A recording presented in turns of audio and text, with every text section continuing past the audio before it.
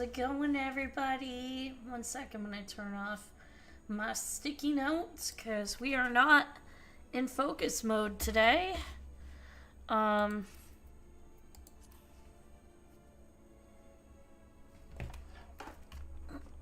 what the fuck?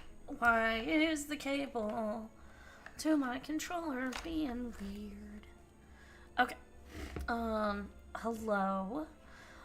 So I'm gonna work through MSQ some more on my alt.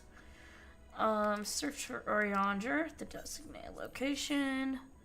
So we're just gonna be goofing around doing that. Okay. So I assume we gotta go up here and over. Hi, small Clive. He's my buddy. My little guy.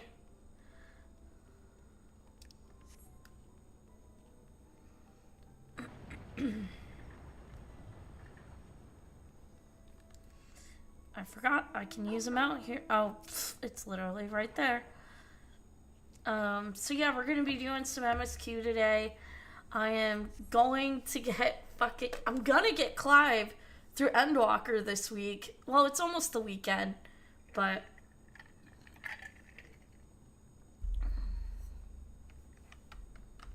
there we go.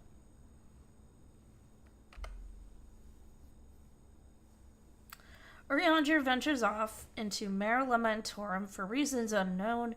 You must tread carefully, else he might sense your presence. Oh, fucking follow quests. Actually, not really. I'm already halfway through Endwalker.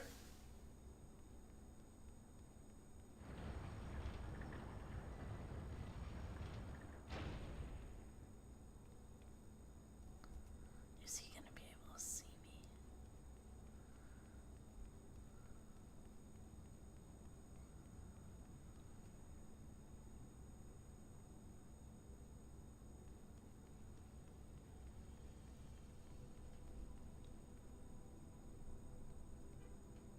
You can't see me, I'm small.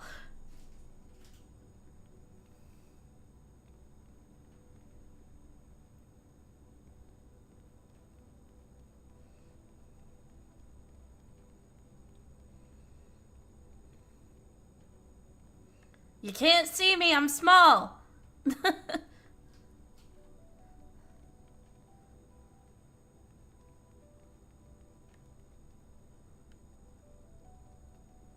I'll wait till he gets past some of the boulders. You can't see me, I'm small.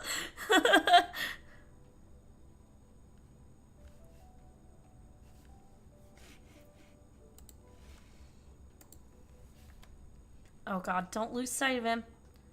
Don't lose sight of him.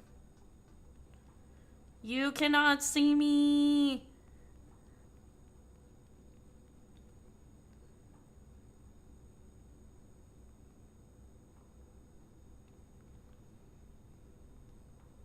I'll wait till he gets past that boulder.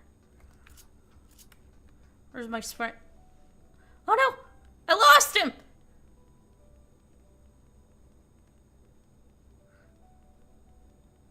Oh! That was so close! Oh god, I thought I lost him!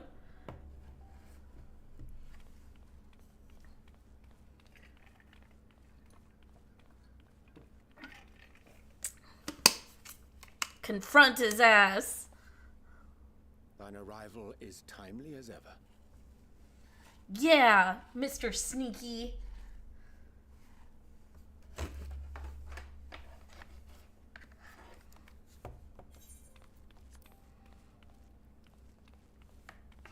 Thou didst chance to overhear my conversation with Living Way, I presume? Yes.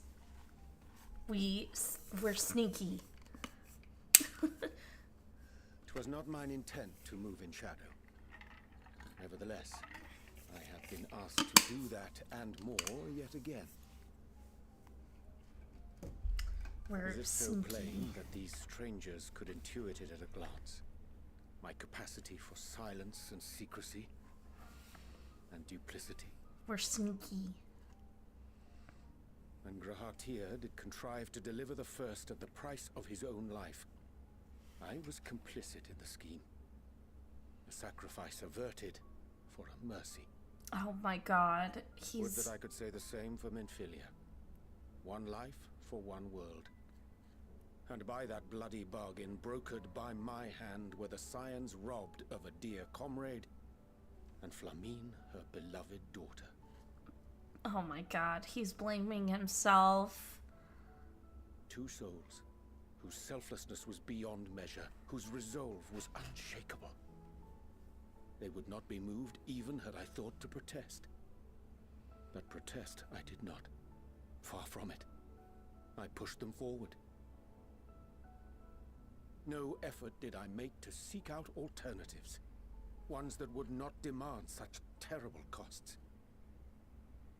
It's not your fault! That resignation weigheth heavy on my mind, as does the memory of another lost to mine inaction. It's not your fault!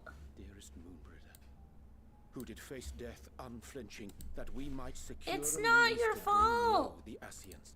Oops, I accidentally clicked back in. In her hour of need, I did naught. Dutiful disciple of Louisoix, ever looking to the greater good. Had I shut mine eyes and bid her live instead, mayhap she would be with us today. It's not your fault. Selfish wants, born of everlasting regrets. Most days I put them from my mind. Think of naught else when asked to swallow the same bitter draught. Subterfuge and sacrifice. Mayhap the right moral choice, but one I regard with great trepidation.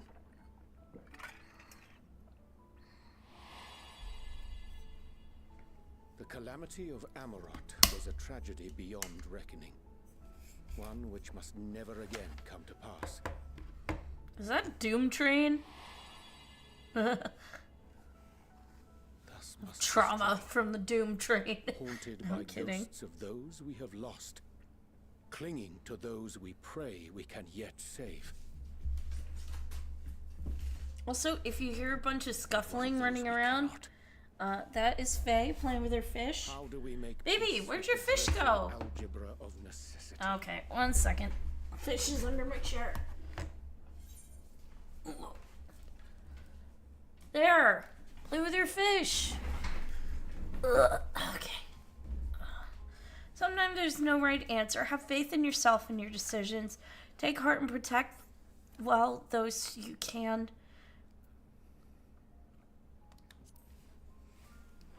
There. Sage counsel indeed. Sure, she wants to play with her fucking fish while she's by my chair. But as soon as I throw it into the kitchen, she just stops playing with it. Curious that he should think thee in need of such encouragement. Baby! Strange. Scarcely can I remember when last we spoke alone, and so candidly.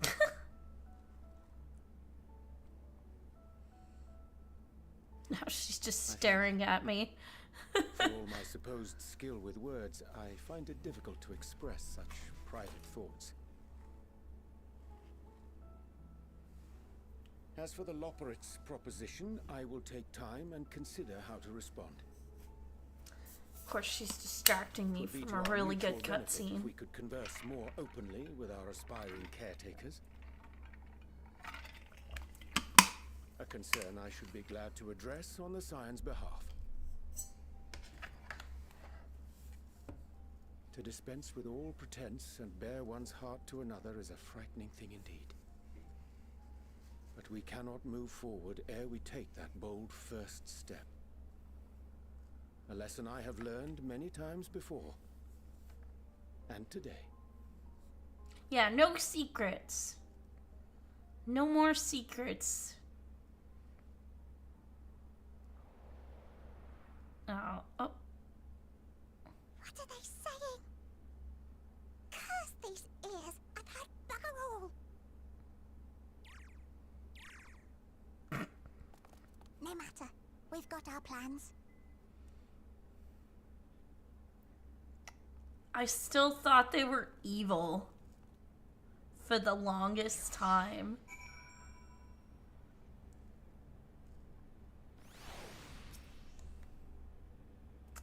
In truth, my reason for traveling hither was to effect a plan of mine own, a plan which may pave the way forward for us all. May, I say, for there is no guarantee of success. 'Tis the reason I set out alone, that failure, should it come, would be mine to bear alone.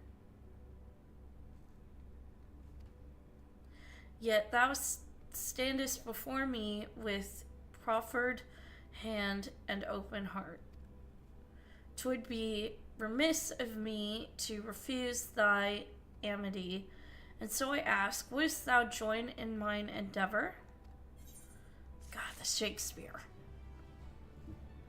I hate the Shakespearean.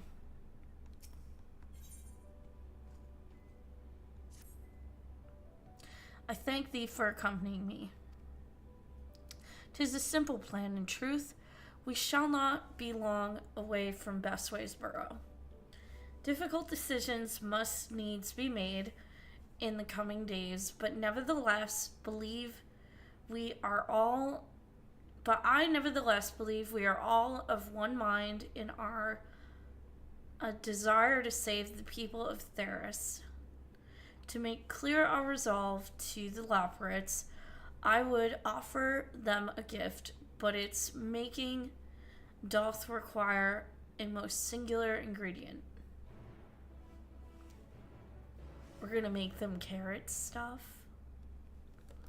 Alright, where is... But yeah, I'm about halfway through Endwalker, so I'm not like super far off. It's just gonna take me a bit of time, because I also gotta get through Dawn Trail, and then I gotta unlock the raids, which means I gotta get through 1 through 4 and then 5 through 8 to get to 9 through 12. An abundance of spongi, excellent. I chanced to spy this aggregation when crossing Zodiark's erstwhile prison. Using a spell taught to me by Numo, I believe these shall suffice for the gift I would fashion.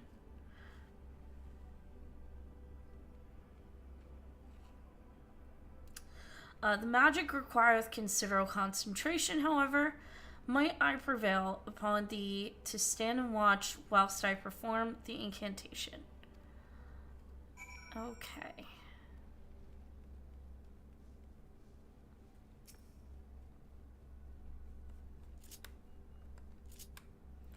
I'm gonna swap to white mage.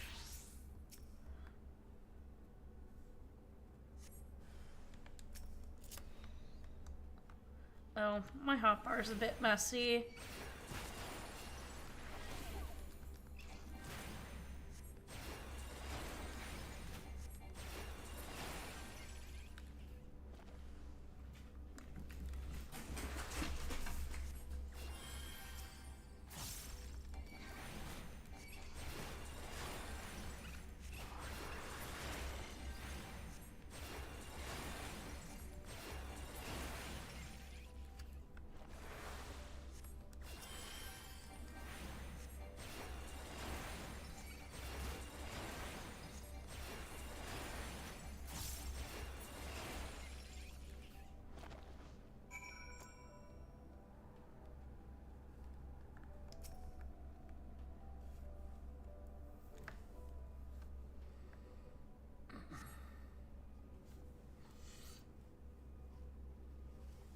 I wonder if I can copy Shiori's hotbar and then just paste it on to Clive. That might be interesting.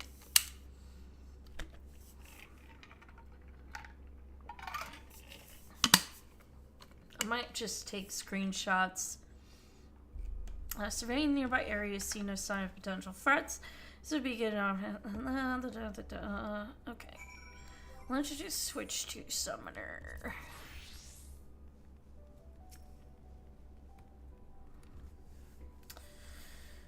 Urianger remains fixated on his work.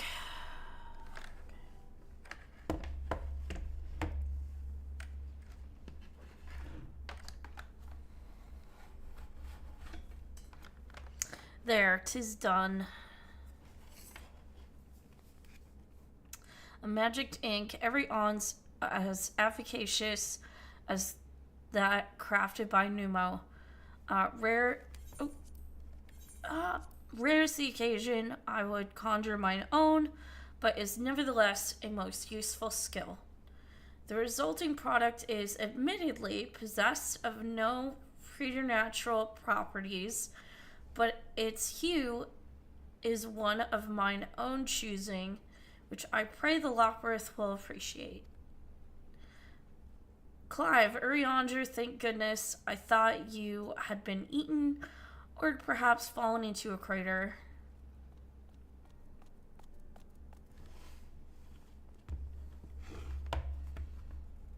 Yustola has been looking all over for you, Clive.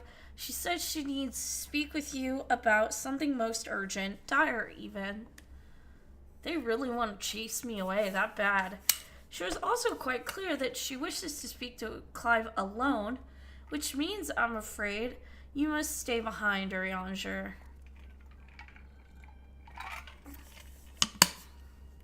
Worry not, it so happens we need your help with an errand, delivering a package from the Watcher's Palace to Bestway's Burrow.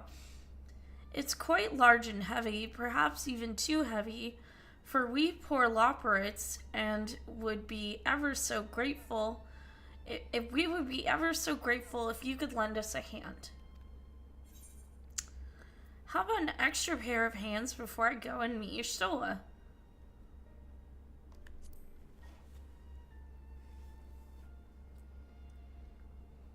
No, wouldn't be necessary. Urianger's help should more than suffice. I'm sure you don't want to risk Yustola's bad side by keeping her waiting. She seems prickly. Worry not, Clive. I shan't be long.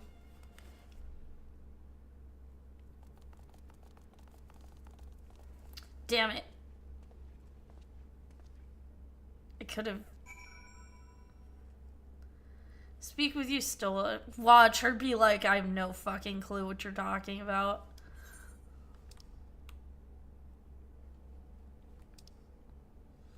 Okay. Oh, I gotta go all the way back in and then all the way over. Fine.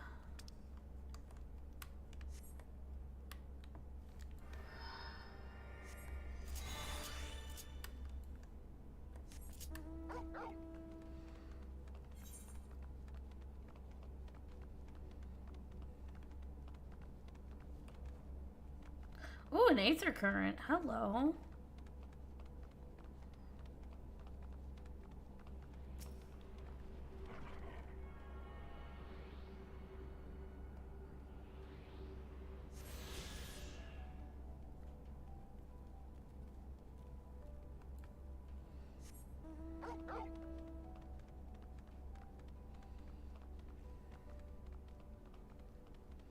Okay, how do I get in?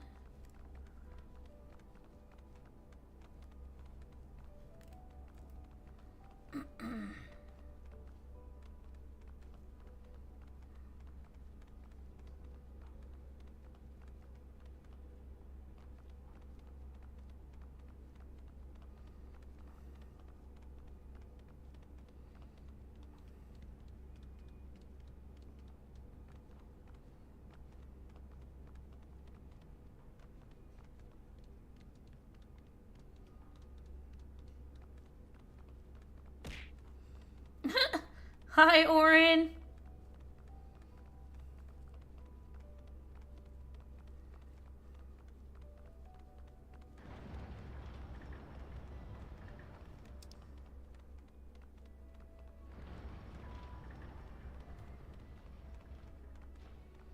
How's it going?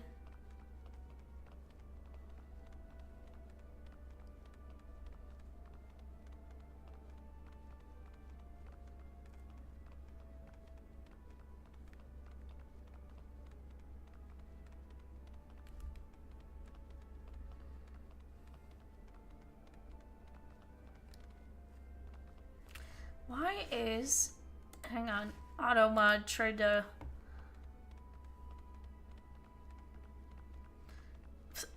Boot is driving me batshit, so I'm doing the same to the wife. Oh, oh my goodness.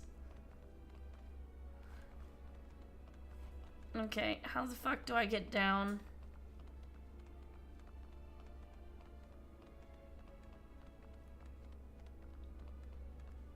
Whee!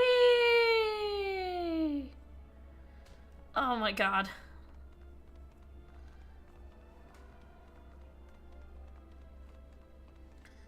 Could be month in this. Yeah,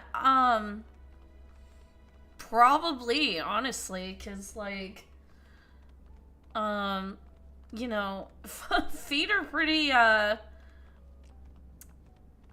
like, sensitive, I guess, is the word.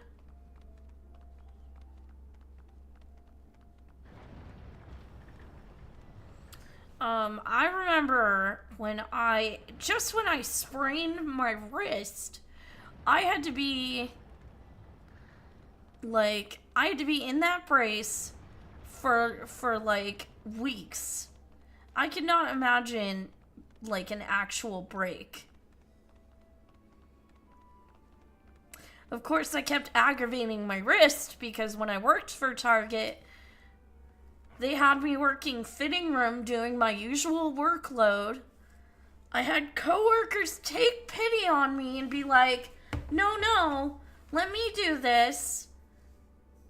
And then it got so bad because I wasn't healing, so work comp kept having to extend my recovery, that they reduced my hours, and then they only had me working self-check.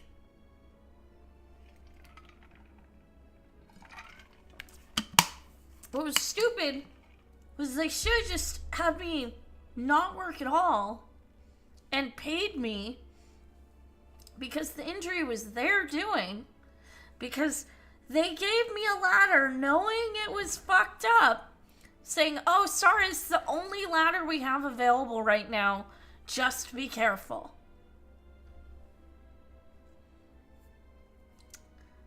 And unfortunately, I don't have that on paper that anyone said that. So, which is why I write everything down now as an adult. Well, I mean, I was an adult then. I was in my 20s. But, like, when you're in your 20s, you're still a baby.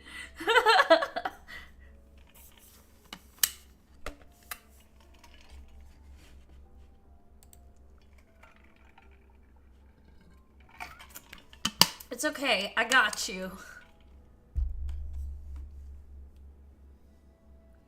But yeah, it was so dumb. I will probably never work for Target again. Or really any retail, if I can help it. Ready for Monday? What's Monday? Oh, yeah! Yeah! What time is that at again?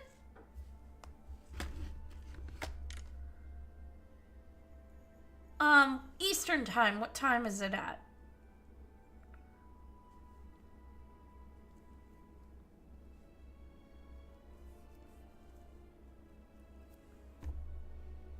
That's Eastern time, or...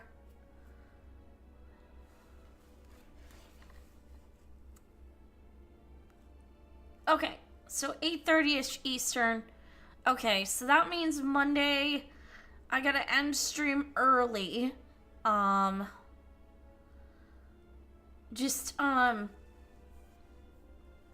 I'm not ending stream around 8:15, just pop in my chat and remind me. And then I'll end stream.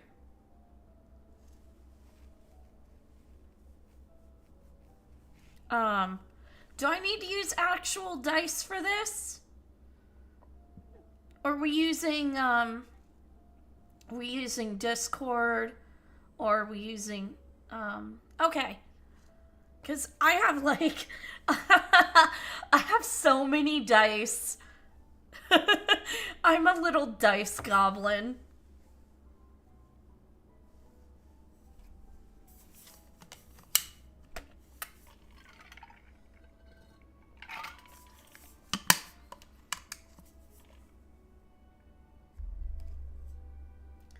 I'll be on virtual tabletop, but I wouldn't invite people I wouldn't trust to tell me their actual roles. Yeah, no worries. Yeah. I'm a little dice goblin, so I'm happy to use my own dice.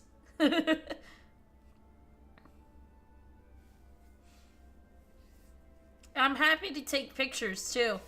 I have this cute little dice tray that I got online. Well, a friend of mine got it for me as a gift. It's like shaped like a little cat. Oh god, percentile dice? No. Oh god. I hate percentile dice. Whenever my DM breaks out the percentile dice, I know I'm in for a bad time. It's almost entirely D100 based. Fun.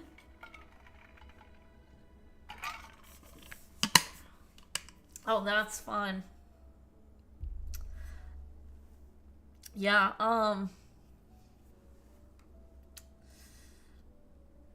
yeah, anytime my DM for Sunday will break out the D100, I know I'm in for a bad time.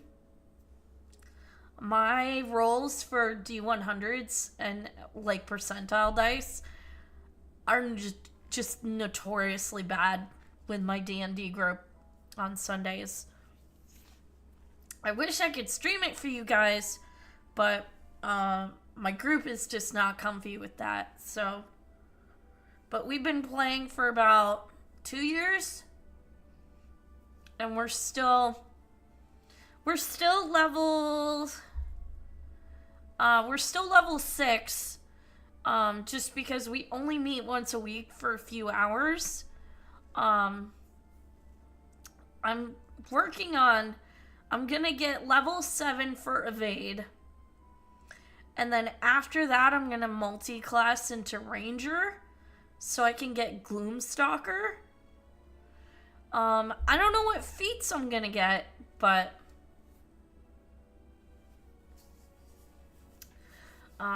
yeah, I'm really excited. I run a thief rogue with some sticky fingers. As one does. And Chris and I will be streaming this one.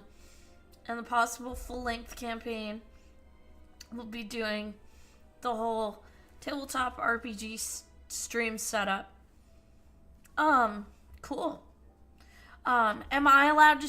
well, no, I'm gonna finish streaming for the day.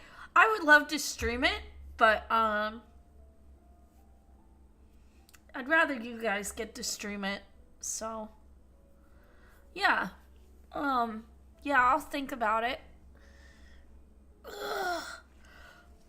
What I would love to do someday is do like a one-shot for like a charity thing. But one, I don't get enough foot traffic for a charity. Two, I don't know. I'm not a DM person, so I would need someone to DM. But it would be 5e, is my preference. Not 2024, because fuck that. I've heard some things.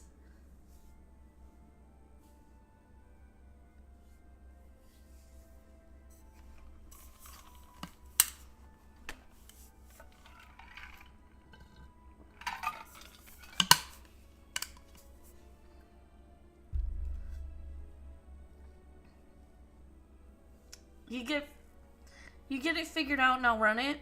Ooh, do you have the books? Like, what books do you have? Like, what options? I don't know how one-shots work, honestly.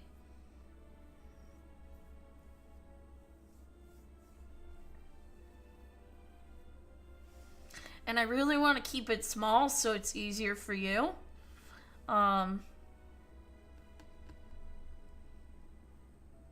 Plenty of easy one-shots online. Okay. So I'm thinking like me, Waves, probably Cressida if she's interested. Maybe Waves' fiance Doc if he's interested. I don't know, just like a small group. We can talk about when you want to really dig into it. Awesome. Yeah, I'll have to sit down with you. It'd be really fun to do a one-shot with people. Alright, right. My ADHD kicked in. Anytime I talk about D&D, I get really excited. So, I try... Oh, come on! Why does Automod keep doing this to you? I'm about to have a lot of free time. Oh, yeah, because of your ankle. Or your foot. Yeah. I would be so fucking bored. I'm bored now because I've been unemployed for the last... Let's see. I only had that job back in November for like a few weeks. So... It was so stupid. I missed one day because I had 102 fever. And they were like, well, you've missed too much training. I was like, I've only missed one day.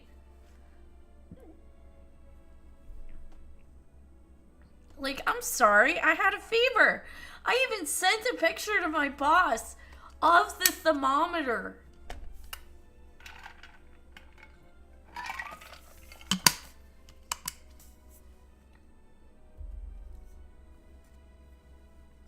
I can't get a steel toe on my boot, so word told me no.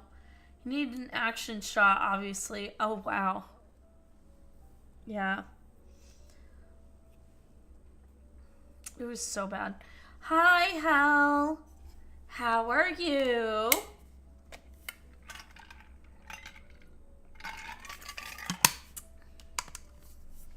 But I'm alert while doing housework. No worries. No. Like I said, I get really excited talking about D&D.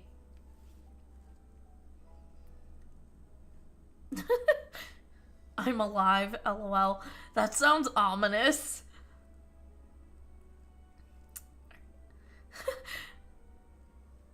A dire emergency? I said no such thing. But as you're here, I could use your assistance with one small matter. Running Way, a companion of Growing Ways, apparently has much to tell us of the final days. The problem, however, is that he is determined to live up to his name, refusing to stay still long enough for us to hold a conversation. Is there anywhere he's likely to stop and rest, or perhaps there's a way to slow him down? What's the rush? I was thinking we should wait here and maybe enjoy a cold mug of carrot juice. And no? Well, if it's really important, you can try using these balls of moose flesh. Not to be confused with the other thing. Running Way's other notable feature is that he is his incessant chatter, so you'll have no trouble finding him in a crowd, and when you do, try lobbing your balls at him. Oh my god. Crude, but if it proves effective, he was here in Greatest Ensville when last I saw him. Let us split up and find him. I really don't like that the Loperids are like splitting us up. It's not cute. It's not cute.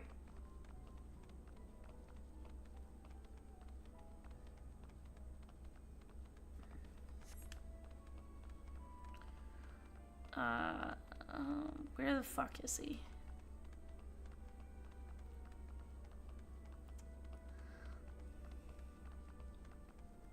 Wait, did I seriously go by him? Oh, pfft. Oh my god. I was like looking for an actual Loporritz. Search your surroundings for running way. You may move the camera as well as zoom in and out, target running way, and throw most balls with R2 or X.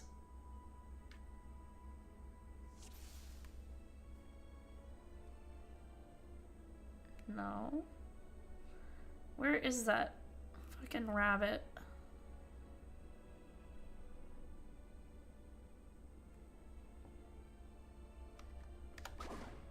No? Okay. Do not hit the unassuming Loporritz. Okay. Oh,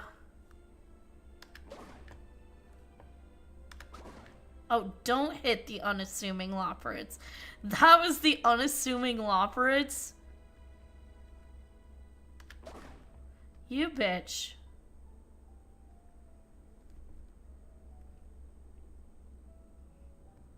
Is that him? No.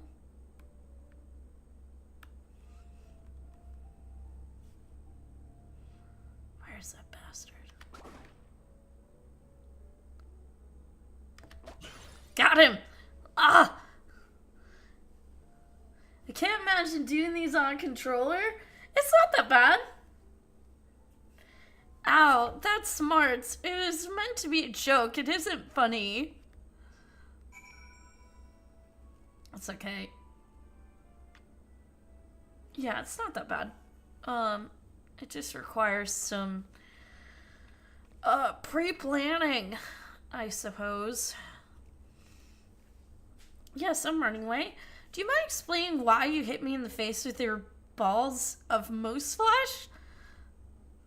I swear to God, Koji Fox. Stop making ball jokes.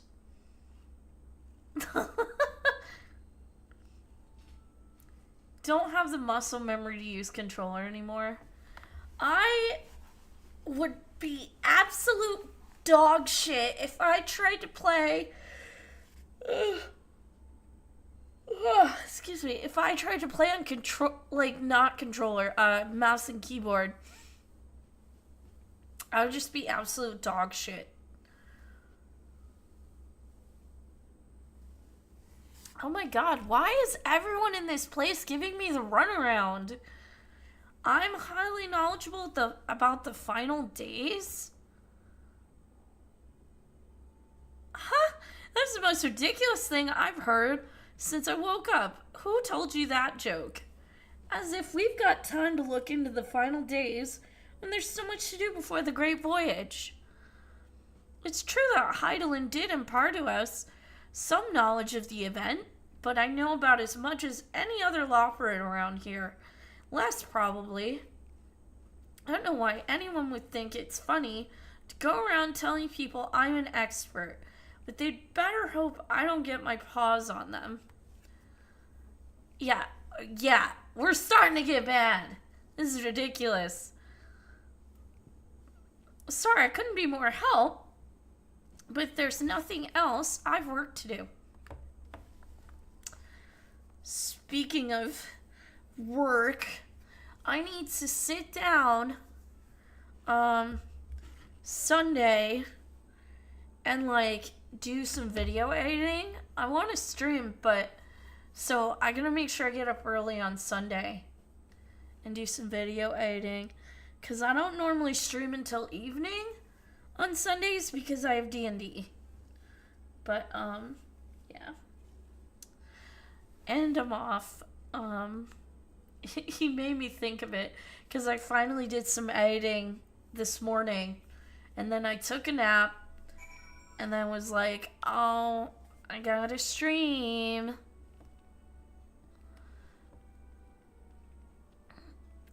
But yes, the goal is to get Clive through Endwalker as much as possible.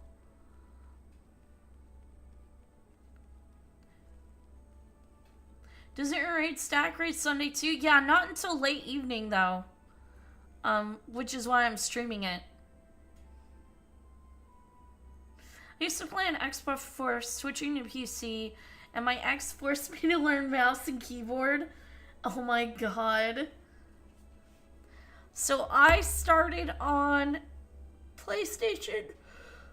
Excuse me. I started on PlayStation 4. I swapped to PC. I had a fancy gaming mouse. And then I sprained my wrist, so I couldn't do mouse and keyboard for weeks because I was in a splint. And then when I was done with that, my wrist still didn't feel quite right because of all the damage work had maybe due to it. I had left Target because I was like, they're gonna fucking kill me if I stay in this job. So I left, got a regular work from home job for a few years working contracted with Apple.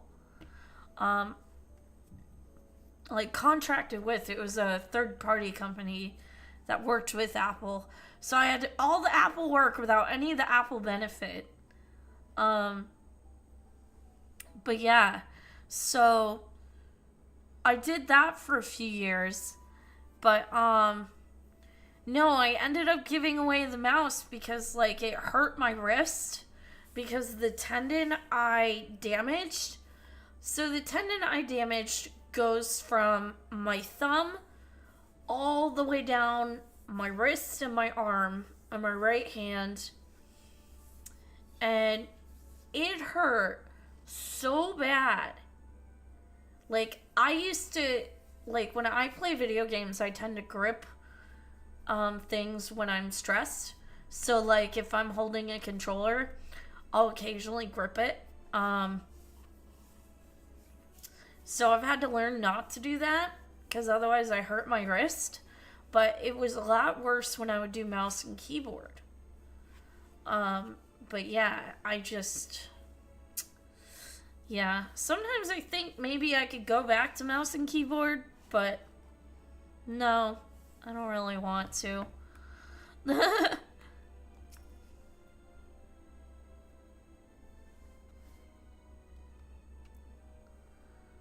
But yeah, my static raids Sunday nights.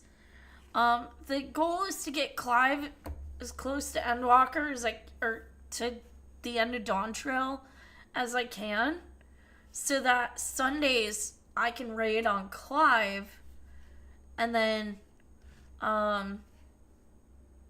throughout the week I can do Party Finder on Shiori.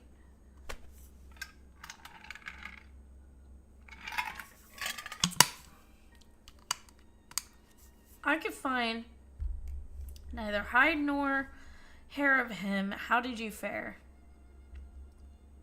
Oh, we look pissed. So he knows no more than the others. Care to explain yourself, Growing Way? Well, you see, I misremembered. Yes, that's it. I misremembered. Terribly sorry about that. Afraid I'm drawing a blank, though. Try as I might, I can't remember who I was thinking of. Thancred should just pick him up. On an unrelated note, what of Urianger? I assume you spoke with him earlier, but did he say when he'd be returning?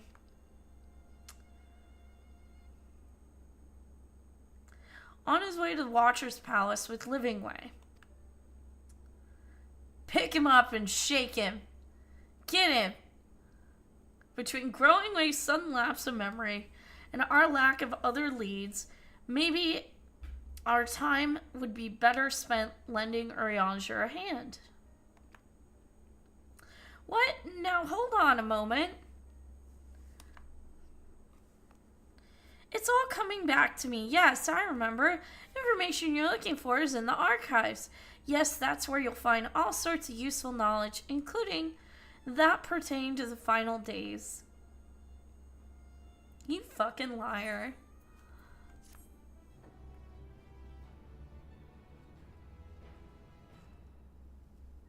You liar. Speaking of rating, my stat got vamped down to 36% on Wednesday. What's the lowest I've gotten her to? 1 second. Please hold.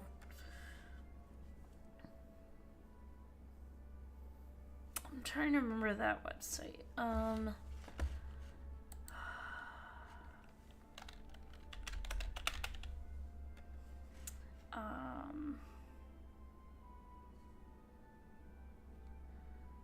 No.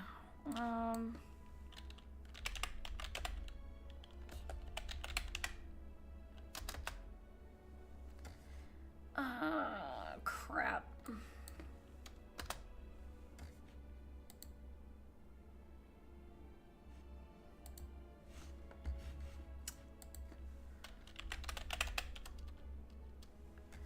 Let me see if I can find it.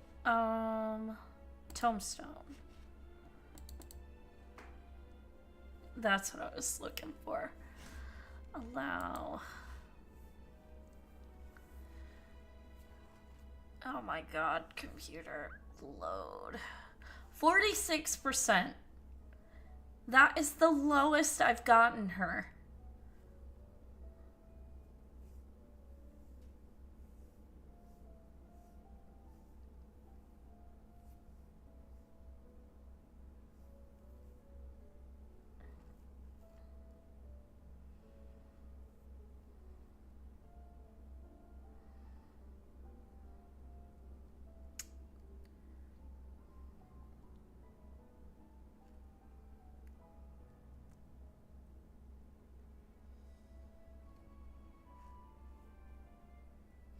And with my static, the lowest we've gotten her is 55%.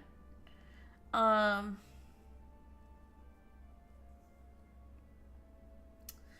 some point, I'm gonna go back in and try and prog some more, but I don't know.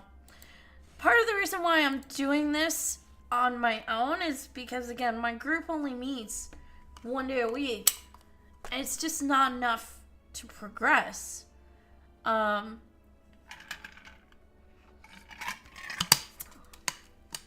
So my plan is to get Shiori as much prog as I can during the week, but Clive is going to be for Sunday. Because I don't super care about Clive.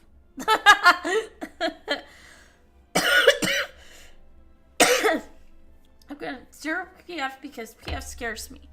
I have no other choice because, again, my group is super casual and only meets for 3 hours a week. So unless I want to get any kind of progress, I have to.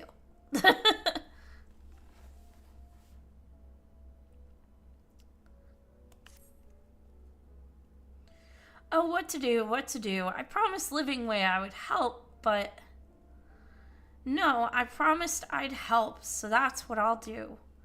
The archives are on the 2nd floor of the main plaza, the eastern wing. Follow me. Why would we follow you? We're gonna go bother Urianger. I suspect the labyrinths are up to something, but if there is aught to be learned of the final days, I think it best we play along for now, at least. But yeah,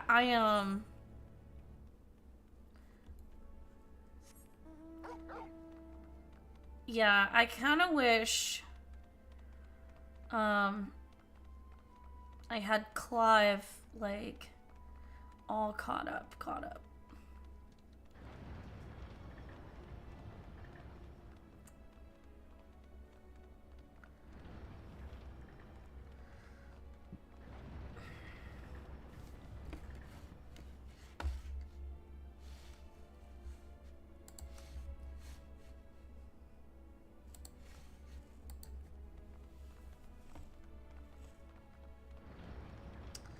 Alright, I'm gonna grab some of these blue quests while I'm here.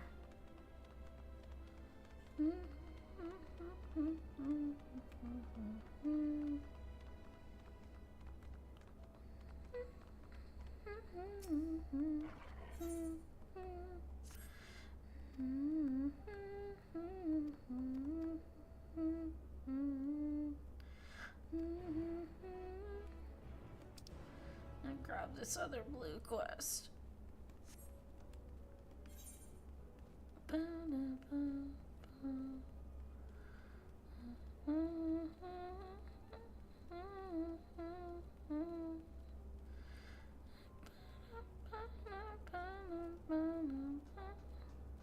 What I'd love to do eventually is get Clive, like, my crafters and gatherers.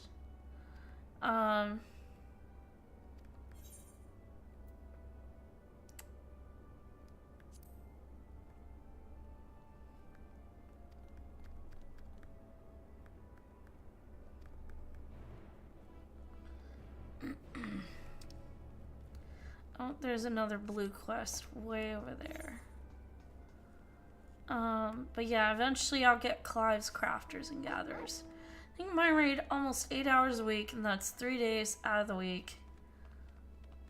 Yeah, I wish we raided more, but like, what can you do? We kind of had to reduce like our raid time because originally we were meeting like 6 hours a week. But because of everybody's schedules, like, it was kind of a hassle. My schedule is still pretty wide open because I am painfully unemployed. I did have that interview on Wednesday.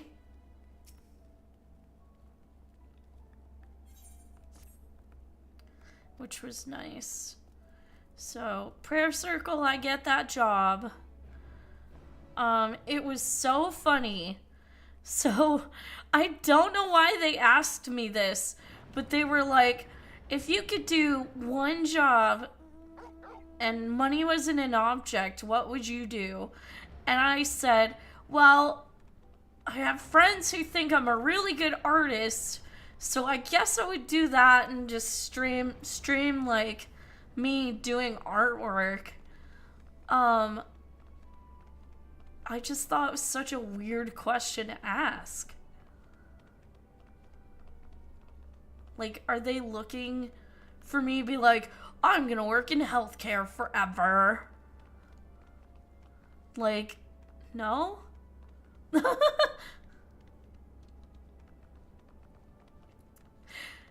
So, excuse me.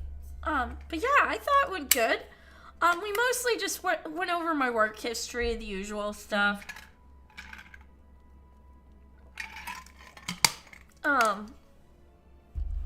I definitely upsold the fact that I'm very tech savvy. Which they seemed excited about. The lady being one of the ladies interviewing me seemed pretty excited about that. She was like, "Oh look, we don't have to call IT as much anymore if we hire her." Like,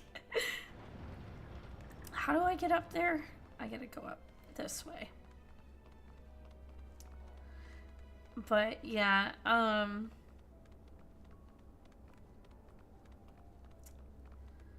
yeah, I hope I get the job. The only thing is my schedule on Thursday. Obviously, I don't stream Thursday, so that's nice. But my Thursday would be a little wonky because they would want... Oh, I went to the wrong way. Jesus Christ, where the hell am I supposed to go?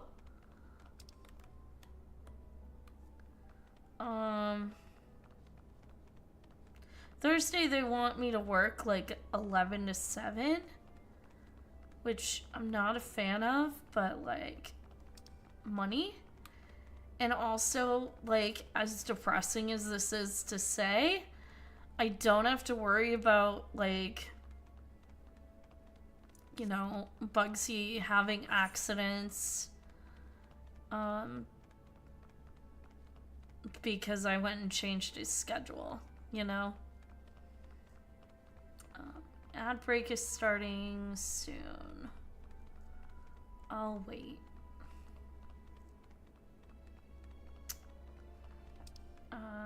Okay, it's this way. That's a long way to go.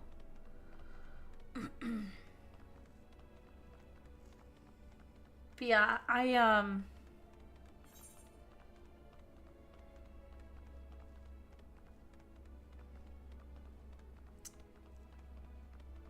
30-second ad break is starting. Thank you for sticking with us through the break. Blah, blah, blah, blah, blah. I'll just wait.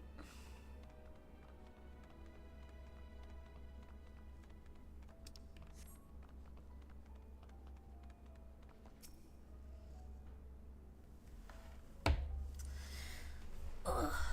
Where did my sweater go? Oh, man. Thought I had a sweater over here. That's okay.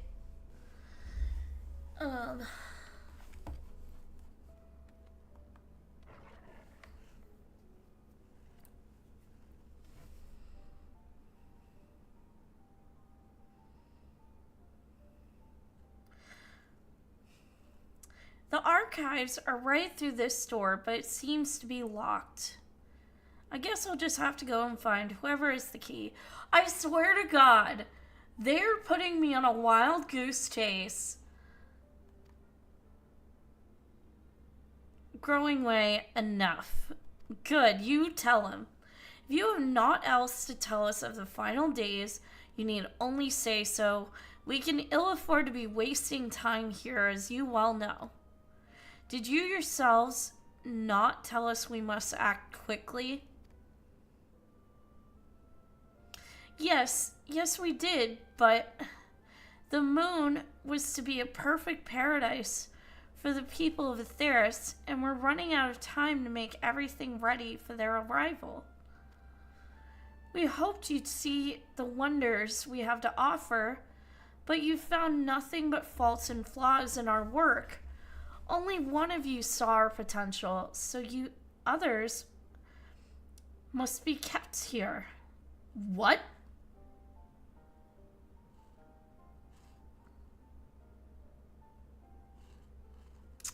That is so shady. So that's Living Way's game. Run us about in circles, and failing that, lock us away so we can't put the plan at risk. Everyone except Urianger. He understands what is at stake, what must be done. I fear you've misjudged us, Growingway. Never have we decried the notion of using the moon as a means of escape. That said, my heart breaks at the thought of abandoning Atheris and her reflections to their doom. If there is a way to avert the final days, I wish to find it. We all do. We may fail, but our efforts would never be at the expense of your plans. But why would you take that risk? There's no room for ifs and maybes now. The people of Atheris will escape here to the moon. They'll be safe, and we'll finally get to see all their happy, smiling faces. I'm sorry, but we can't let you leave. We just can't. Oh my goodness. Do what you must, but try not to hurt them. I'll be back in a moment. Don't do anything rash while I'm gone.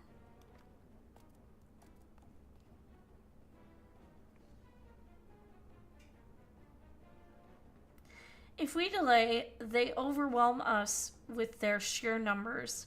I say we knock these ones out, split up, and make our way to the exit. Agreed. Let us reconvene where Argos waits outside.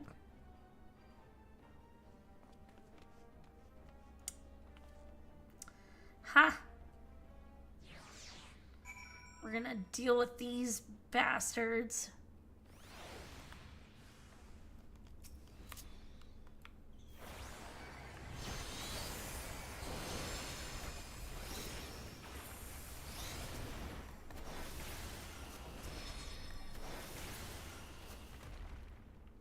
Yeah, get out of my way.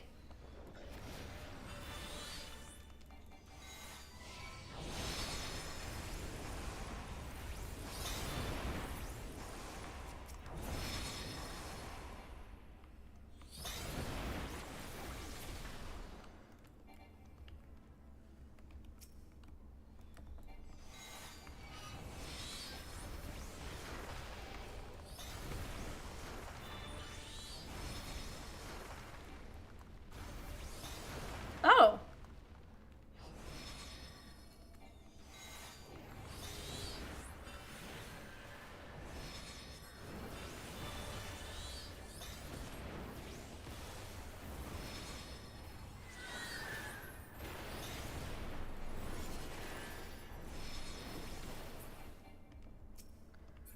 There. Yeah, good. Now get the hell out of my way.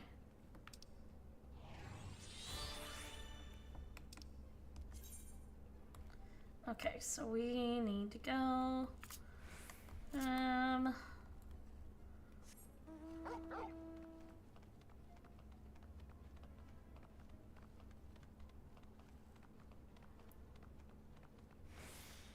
The damn bunnies.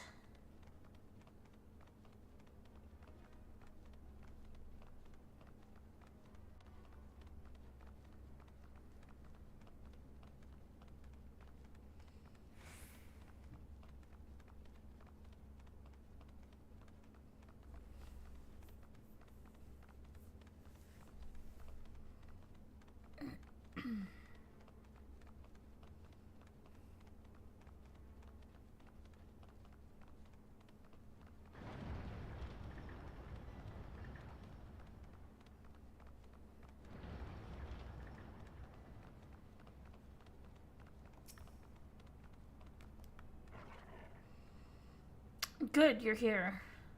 We must hurry to the Watcher's Palace and find Urianger.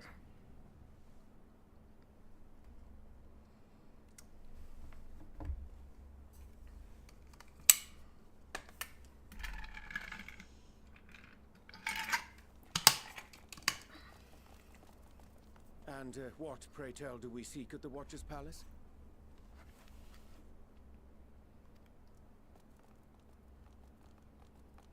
Oh, come off it, friend. You know full well why we're here.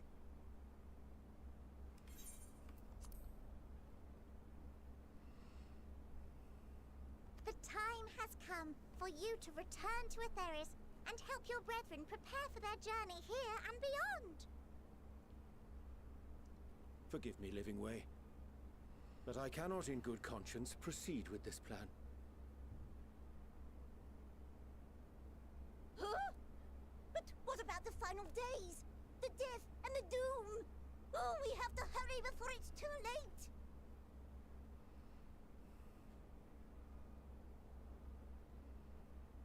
Your unflagging commitment to your duty is endearing, to say the least.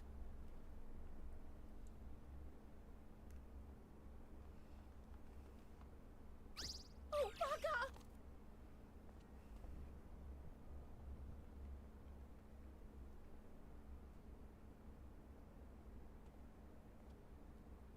Be at ease. They bear you no grudge, nor do I. I don't know about that, To Chief. understand your purpose. For millennia, you and yours worked tirelessly towards the singular purpose of this heavenly vessel's construction. An arduous feat by any measure. 'Tis clear you have spared no effort. Why, your very names are a testament to your dedication.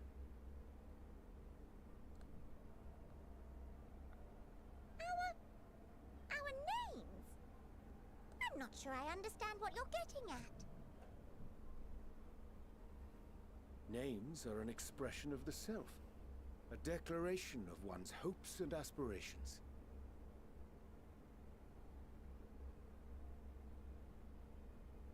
Your use of contemporary, uncomplicated nomenclature doth ensure clarity of purpose.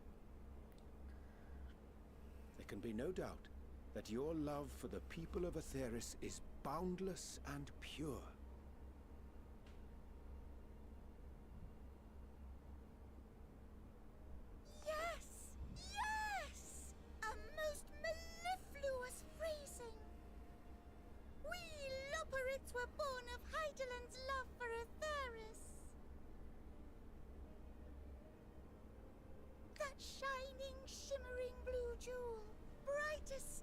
the sky, brimming with life and possibilities.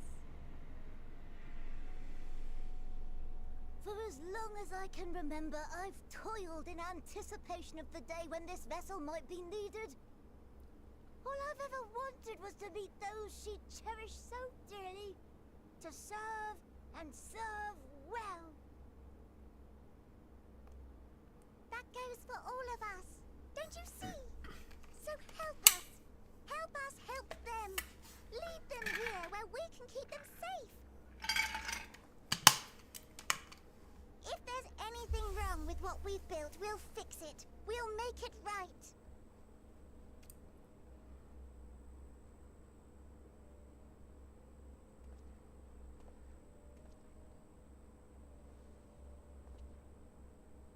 Your works want not for repair. Yet there remaineth much for you to learn of men, and your own kin besides. Singing Way, thy name bespeaketh more than the simple marriage of rhythm and rhyme. The songs of Aetheris are beyond counting, and span the length and breadth of emotion. Maps are monuments to man's pioneering spirit and his devotion to charting the furthest reaches of our star. Many have devoted their lifetimes to exploratory pursuits, to venture unto the highest mountains and the deepest oceans in search of unknown frontiers. And thou, my friend, I do not think we've met. My name is Pudding Way.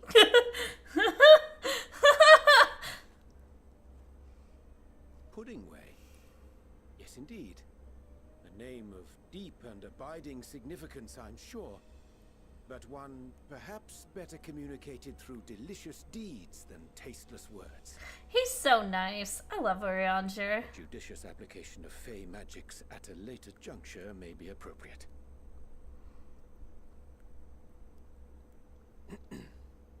And Living Way. 'Tis no easy feat to convey the significance of thy moniker. When I was a bookish boy, a dear friend of mine was fond of peppering me with questions as I read, to my occasional annoyance. One day, I posed to her a question of mine own. What doth it mean to live? After much contemplation, she proffered this answer. The anticipation of a half-read story's conclusion. The hope today's mistake may serve as tomorrow's lesson. The wish that a new acquaintance may one day call thee friend. She believed it to be all these moments and more.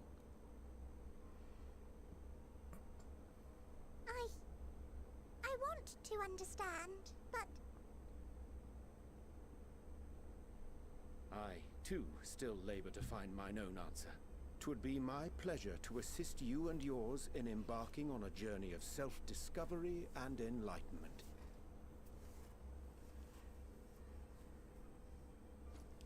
For thee.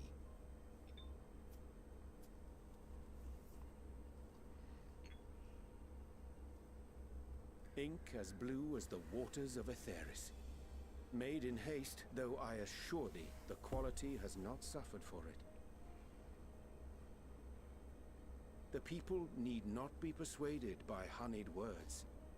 Nay, I have faith they shall do what is right in due course. Until they do, I beg your patience, friends. And with that ink, let us fill the empty pages of Living Way's compendium. Yeah.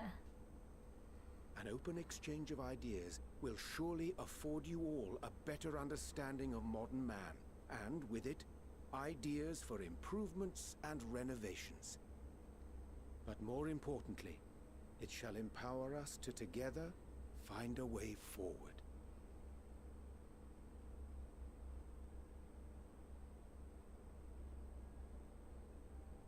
I hope you're right.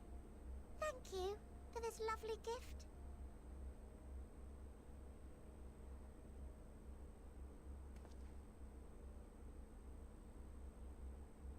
There you have it. I shall remain with the Loporrits to ensure that all is in order. Though we must needs prepare for every eventuality, you would all agree that the evacuation of our star is a last resort. To accept failure is to accept the demise not only of our star, but that of Reen's, of all reflections, and the souls that call them Reen home. mention! Which is why I have every faith that you shall fight to the last, that such drastic measures may prove unnecessary.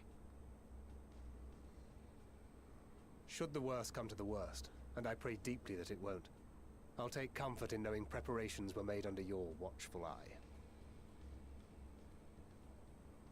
Aye, thou mayest be assured that if calamity cometh, not a soul will be left behind, if being the operative term.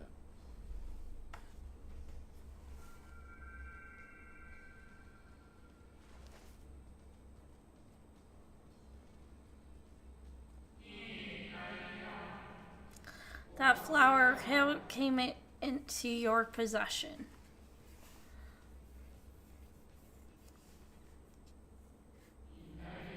How very like her.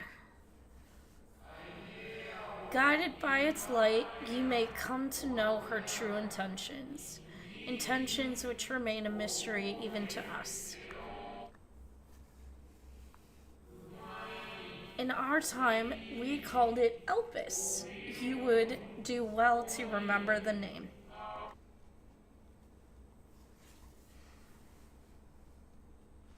So we still have Elpis and Ultima Thule left to unlock, I'm pretty sure. I feel like I need to make amends for all the secrecy. Think nothing of it. We haven't been the most gracious of guests. Do convey our apologies to Growingway and the others. But of course! And when next we welcome more guests from Atheris, we'll have learned to be much more hospitable hosts. Oh, and circling back to the matter of inappropriate secrecy, we ought to discuss our benefactors. Agreed. The Charlayan Forum, yes? What? How did you know? The more I heard, the more obvious it became. The Forum's aims align closely with those of your anonymous patrons. A telling coincidence would be an understatement. Though had we After not this taken it cutscene, upon I'm gonna ourselves to refill my peruse water. certain restricted tones in Labyrinthos, we might still be unaware of their plans. But let us continue this discussion upon our return. I dare say we have kept Alphino and the others waiting long enough.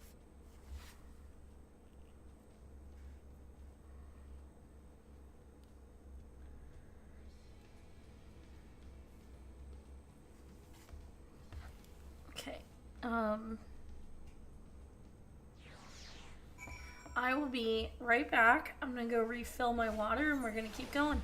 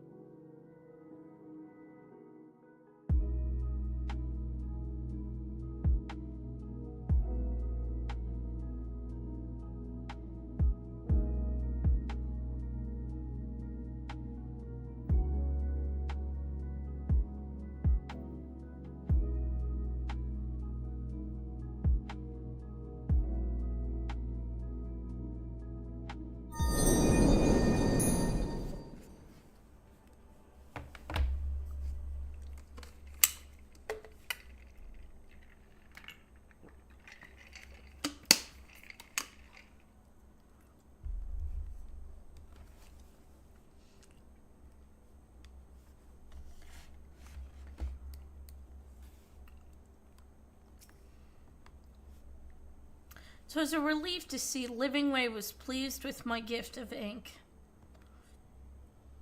To serve and serve well, though their knowledge may be lacking, their boundless love is a blessing without peer. It will be no easy task to prepare them for what must needs be done, but gladly do I embrace this duty, even if it doth necessitate that we part ways for a time. Forgive me my absence, but I have the utmost faith in you, in our fellow scions. When next I return to Atheris, I pray I find you all in good health and good spirits.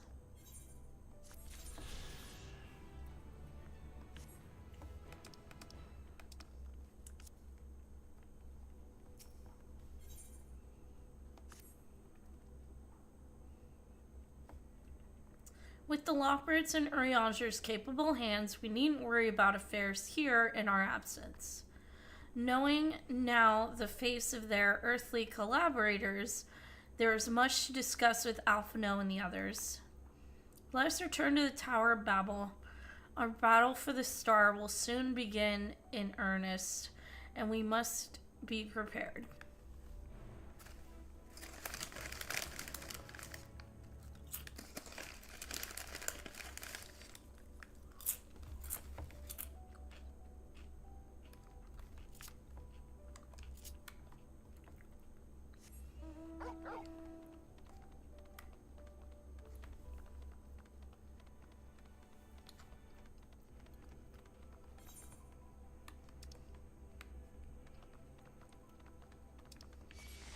Oh, leave me alone.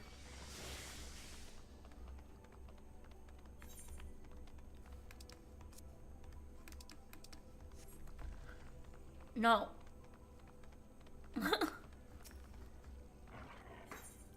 Exit to the Nether Gate. Okay, nice.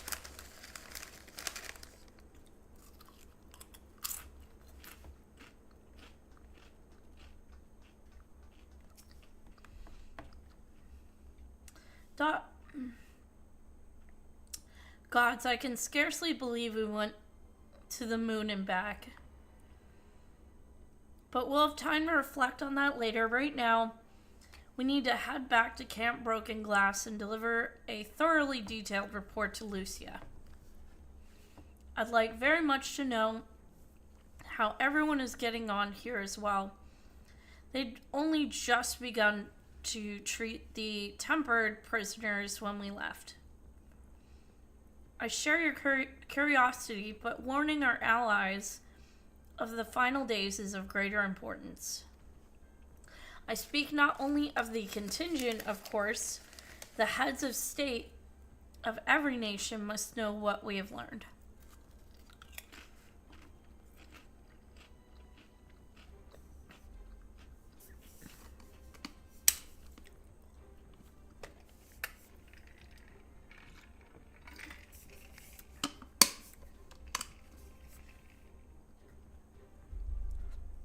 We know not when or where or in what manner the final days will begin to manifest, and so we must see that everyone is prepared. Agreed. Though we may wish to stress the importance of discretion, lest the public be sent into a panic. Not that anyone in a position of responsibility should need to be told as much, but it bears repeating. Anyway, first things first, to Camp Broken Glass.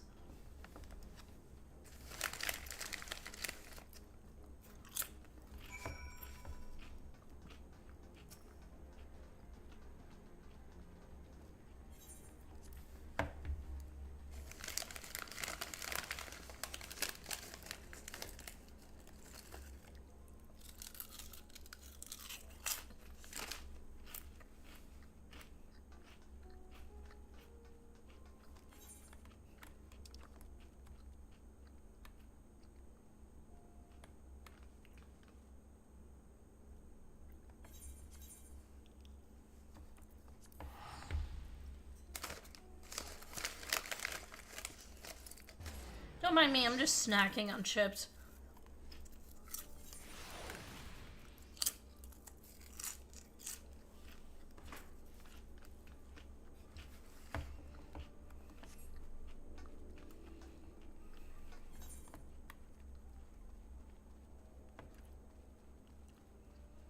Eventually, I need to do all of these Aether Current quests.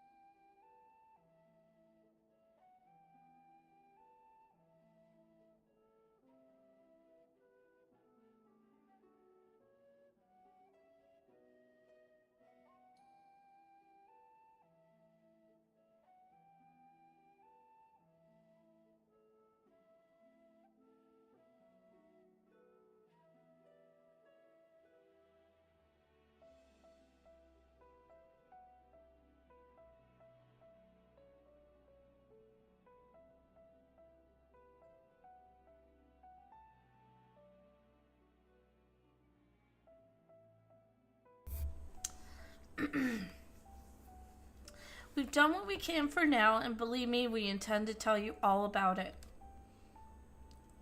But before we do, you might tell us what's become of Garlemald in our absence. We succeed in subduing the Tempered inside the Tower of Babel. We took many alive, but combined with those who were already in our custody, the number requiring care has grown exponentially. The inclement conditions here have made it difficult, if not impossible, to treat them all here, and so we have petitioned the aid of the allied nations. Some are understandably hesitant to proffer assistance, particularly those that were recently subject to imperial occupation. God damn it, Lise. I hate her. I really do. I know it was her. That said, several others have agreed to grant them refuge for treatment. With the assistance of your fellow scions, we endeavor to see them safely transported and subsequently cured of their tempering. Will all the Tempered be relocated?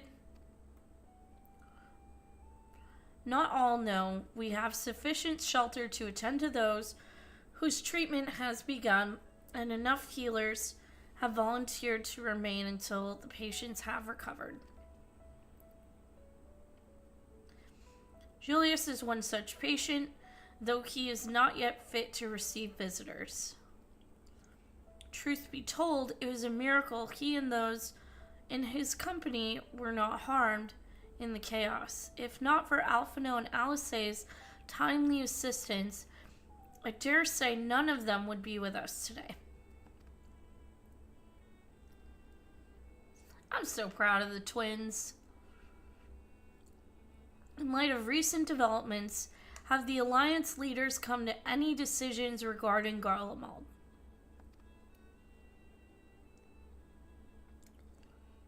Given the tremendous ramifications of what has happened here, it will take time to determine what must be done.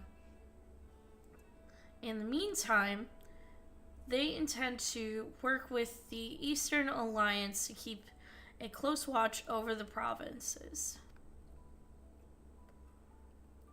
We have other news to share. Shortly after Anima was defeated, we received reports that each and every tower has vanished. For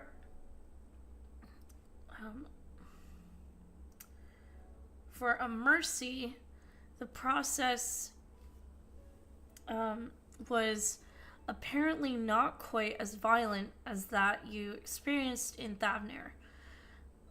Those who were trapped within the tower have been rescued and are receiving treatment. To hasten this endeavor, the beast tribes have received instruction in the magics needed to cure tempering. Master Matoya is no doubt thrilled the mother Porksy affords her so many visitors. Yes, we are grateful for her ongoing efforts, as well of those of our comrades near and far. As for the contingent, several of our members have been granted leave to return to their homelands after the transfer of Tempered has been completed. Lucy and I will remain, along with a small force, to continue offering aid to those here in Garlemald. The Empire may be no more, but there are those who call these lands home. I believe that accounts for recent events here. So, what of the moon and the Telophoroi?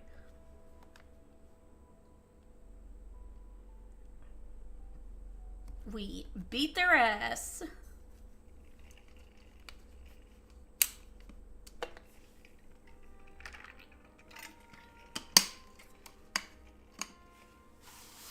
The final days. Gods, I prayed your victory would mark the end of our troubles.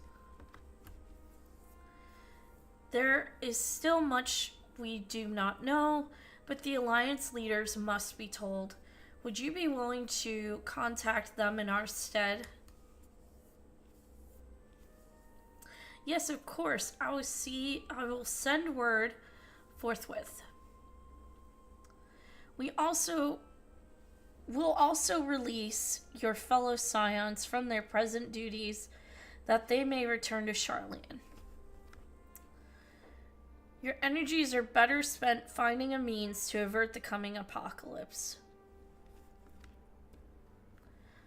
Speaking of your fellow scions, you'll be happy to hear that Mistress Kryle, though still on the mend, has been moved to the Baldessian Annex and given it into Tataro's care. Thank you. I look forward to seeing them both upon our return. Let us be on our way then. One last thing, if I may. After your confrontation with Zodiark, you said Xenos took his leave and in all likelihood has returned here to Garlemald. I have a mind to dispatch scouts to try and ascertain his whereabouts, but first wish to ask if you believe there is a merit in doing so. If they found him, they would not likely live to tell the tale. If you're expecting a trail of destruction to follow, you won't find one. An admirable but futile endeavor.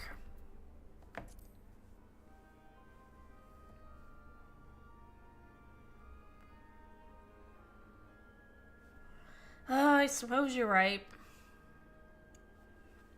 To dispatch good soldiers in pursuit of a beast would be to send them to their deaths. He'll pop up. He usually does. Pray forget I entertain the notion. Well, on the subject of Xenos, the 10th Legion has made an official proclamation. They denounce the Crown Prince and condemn his role in the Empire's downfall. His very title has become the source of shame among his former subjects, and its continued use serves only to hinder relations with foreign nations. For this reason, he has been declared as Xenos Vitar Galvus, outcast, an enemy of Garlemald. Nice. Daniel is no more, and now his own people turn against him. It seems he's not but his bloodlust to keep him company. Better that than an army to see it sated. At any rate, I will not keep you longer. I pray you safe passage back to Charlene.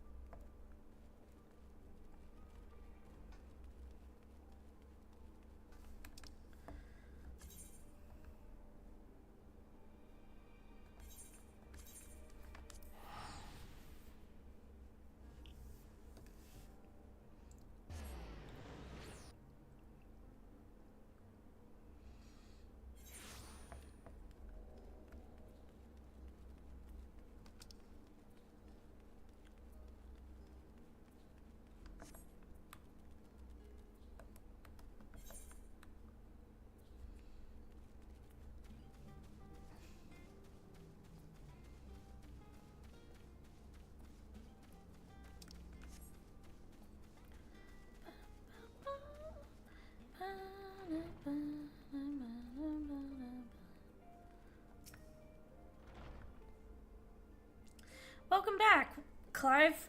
We were so terribly worried about you. Though it is plain I have caused my own fair share of worry, and for that I apologize. Heidelin called to me that day when you entered the Tower of Babel. Her pleas were faint but desperate. I knew at once she required a vessel to carry out her will. What came after feels like a dream barely remembered, my body flowing through the life stream toward Garlemald. When I regained consciousness, I was all aches and frostbite, exhausted of aether, so exhausted, in fact, I could only laugh, for it was in that moment I understood Raha's weariness from the Tower of Zot. Would that I could laugh at a time like this, though. We prevented Zodiark like this. Though we prevented Zodiark from being unleashed upon the world, I am curious to know what else took place there on the moon.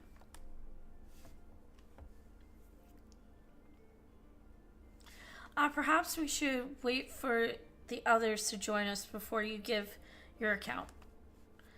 Let us reconvene in the main hall once they've arrived.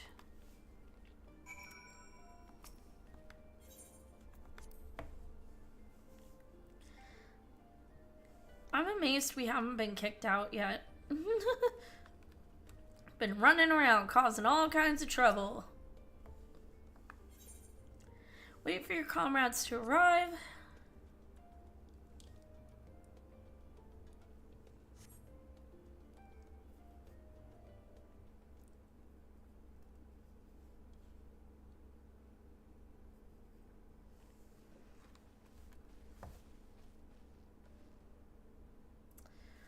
Sorry to have kept you all waiting. Not all. We understand you've been quite busy. Will Ariandra be joining us? Nope. Duty keeps him away, I'm afraid, though Clive can explain why better than I.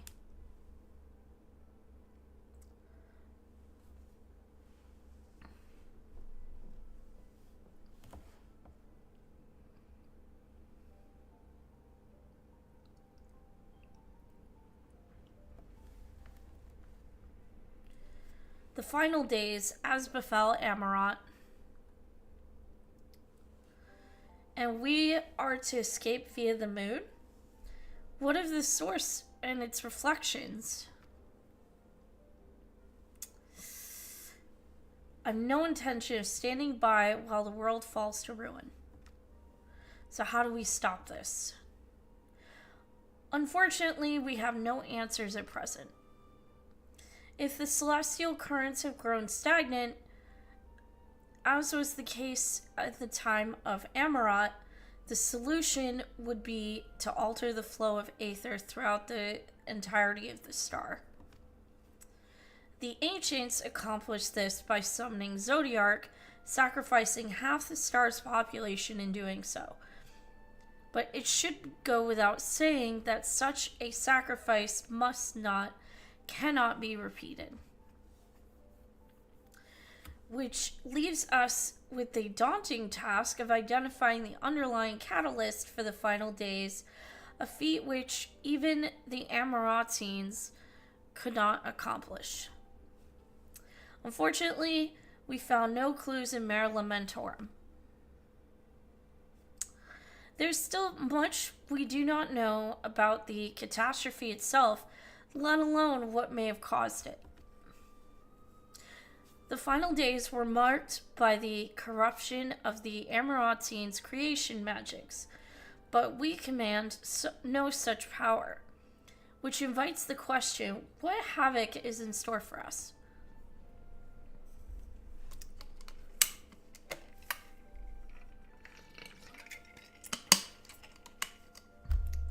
If we knew that much, perhaps we could draw some parallel with the events of the past and thereby form some semblance of a plan. Perhaps we should start with the Forum then. Having worked with the Loperites in secret all this time, there is surely more they can tell us. Forgive the interruption, but I have urgent news. The Forum is holding a public assembly in the plaza outside, some sort of announcement. What is Father up to now? There's only one way to find out.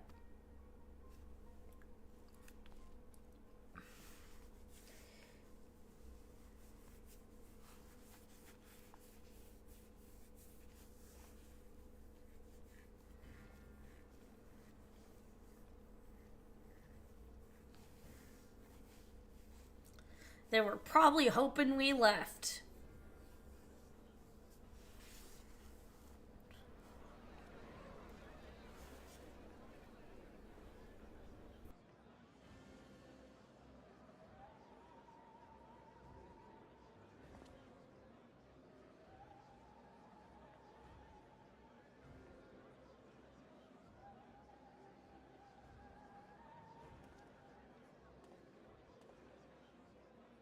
Order! Order, I say!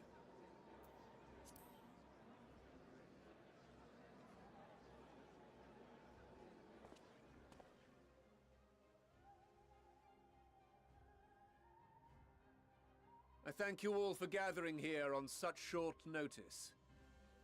This day we must speak of grave affairs and their implications for the future of Sharlayan, nay, of this very star.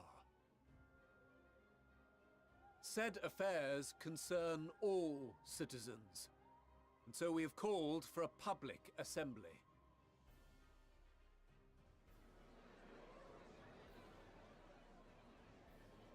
You may have heard rumors of the Telophoroi and the havoc these madmen wreak abroad. Under normal circumstances, we would pay little heed to petty disturbances outside our borders. The final days, however, are another matter altogether. For we dare not ignore these prophetic words of Eld. The End-Bearers will come, ushering chaos and calamity. The final days descend and devour the very star.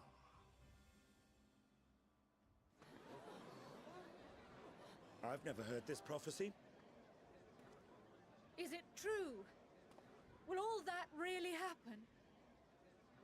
Calm yourselves. The time has come to speak of the Forum's most sacred duties. But first...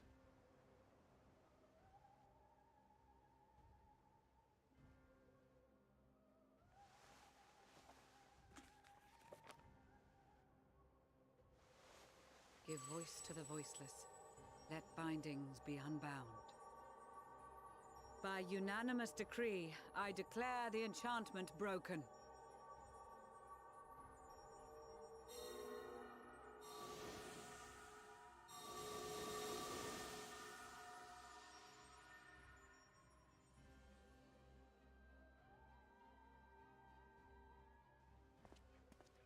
Master Leveilleur, if you would.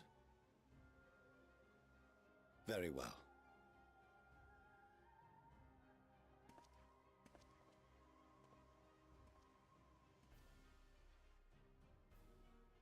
"270 years ago, our forebears began an expedition in the Dravanian hinterlands, in search of a route to access the ethereal sea. This much is public knowledge. Their findings, however, would become the Forum's most closely guarded secret. What those researchers discovered in the hinterlands was not a passage unto the ethereal sea, but the very heart of our star, and Hydaelyn herself.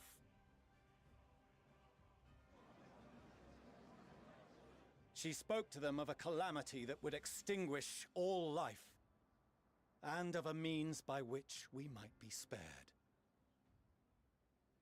The moon.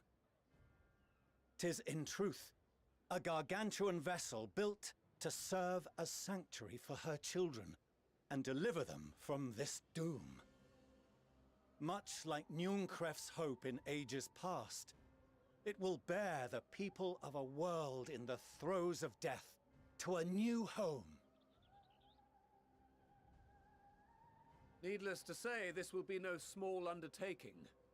To facilitate the great work, the Forum has maintained close contact with the servants of Hydaelyn, who presently reside on the moon. Convinced that the foretold end was all but inevitable, we began amassing a wealth of knowledge, not merely for the betterment of our nation, but in preparation for the journey to come. You reveal this to us now? By the gods, how long do we have?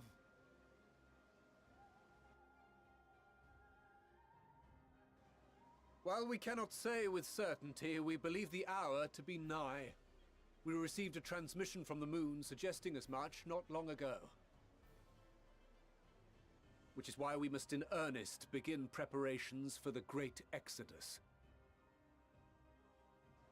For his impressive contributions and the leadership he demonstrated during our withdrawal from Dravania, we have elected Master Leveilleur to oversee this initiative.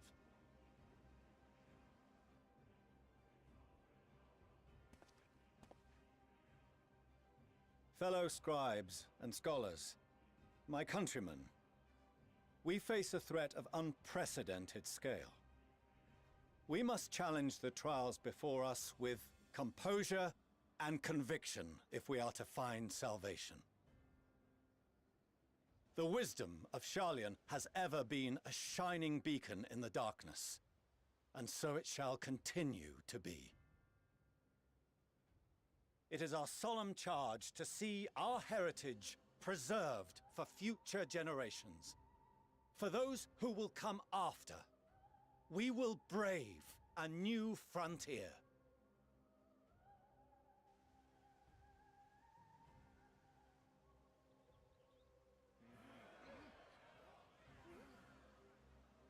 Administrative edicts will be relayed to all major institutions ere long. In the meantime, carry on with your duties. With that, I hereby call this assembly to a close.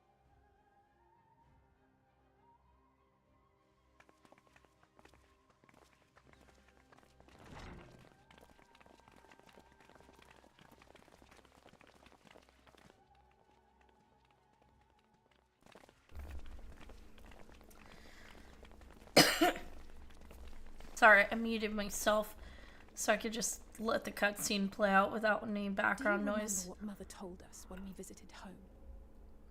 That it wasn't until after we were born that Father seemed to lose himself in his work. If that great work of his was the evacuation of this star, then... Yes. It wasn't for his benefit.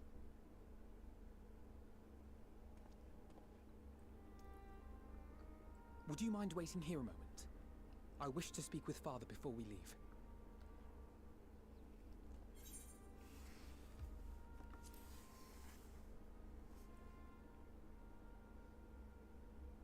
Thank you.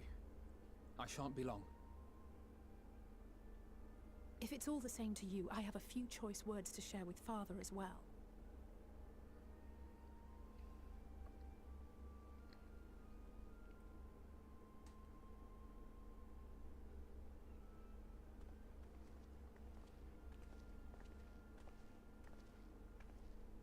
So, come to call us cowards and bid us join your fruitless battle against the inevitable. Oh my god. Why are you being No. such a dick? We do not object to the Forum's proposal. On the contrary, those who wish to flee have every right to do so. Urianger is cooperating with your associates on the moon to ensure that all is ready should evacuation be our only recourse. Then whatever your business, I suggest you be brief. Why are you being such a jerk? Though we cannot boast the boundless wisdom of Charlian, we have first-hand knowledge of foreign cultures, and have conversed with no small number of peoples. These experiences have taught us fundamental truths that cannot be recorded in any tome, nor charted on any map. The beating heart of this planet is its people, many of whom would give anything, even their lives, to protect the lands they love. Many may choose to join you in the end. But what of those unwilling or unable, for whom escape will never be an option? What would you have them do? To ignore the plight of those one might conceivably save is not wisdom, Father. It is indolence. This is why we choose to fight. We'll not ask for your understanding, Father. Only that you don't turn a blind eye to the good we have done. That we can still do. We're not children in need of protection. Hold fast to your principles and let the world burn if it please. But we believe there is still another way. And if there is, we will find it. You see if we don't.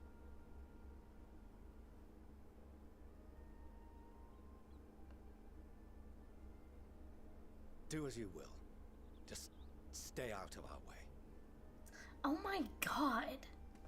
This man. Just shut up and hug your children. Good lord.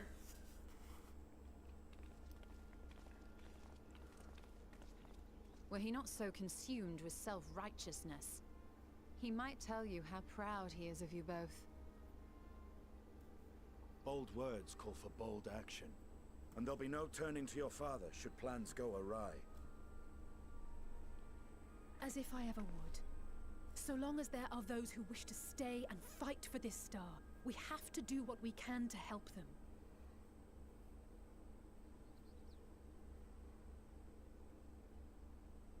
And if we're to do that, we'll need to be well rested.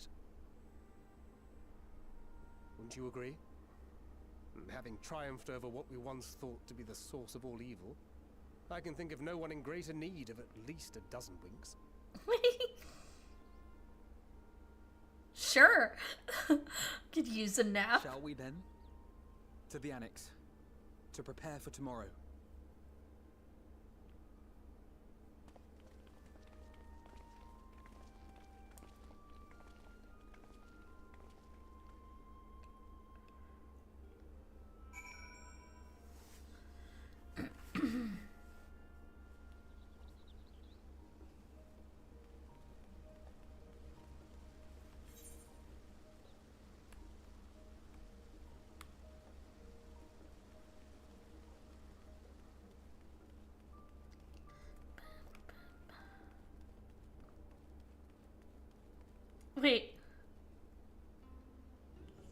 know. I was like, I saw wind up and I got so confused.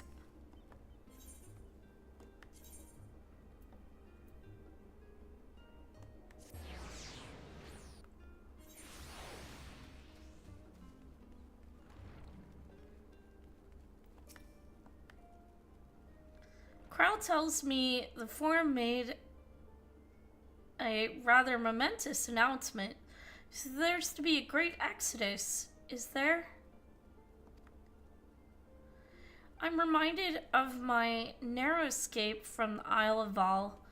Realization, the running, the mixture of relief and regret after.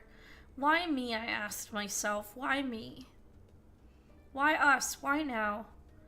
Why wonder? There's no use fretting over the cosmic morality or lack thereof. We're here and we'll get through this together. And who knows, maybe my luck will rub off and grant everyone a narrow escape. There's no harm in praying for as much. Oh, but enough of my rambling. I'm sure you're exhausted. Your chamber awaits.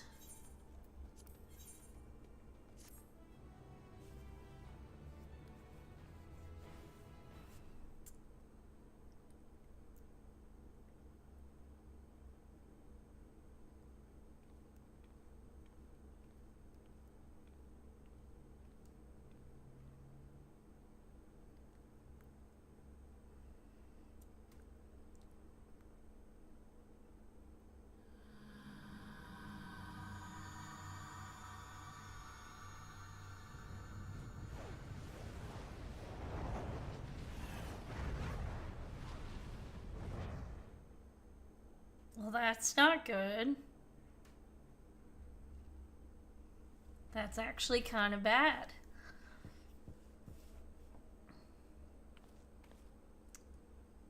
Visitors come knocking. Whoever could it be? My boy.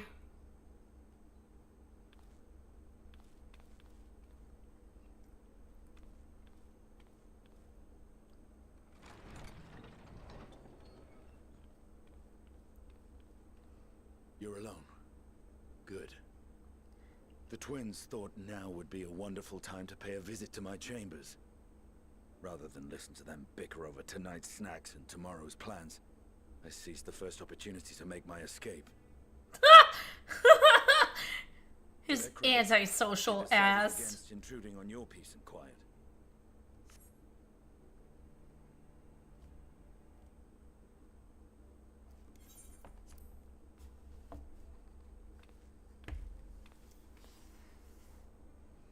Can all be a bit exhausting at times, can't it? Okay, I'm just waiting for the ad. Okay.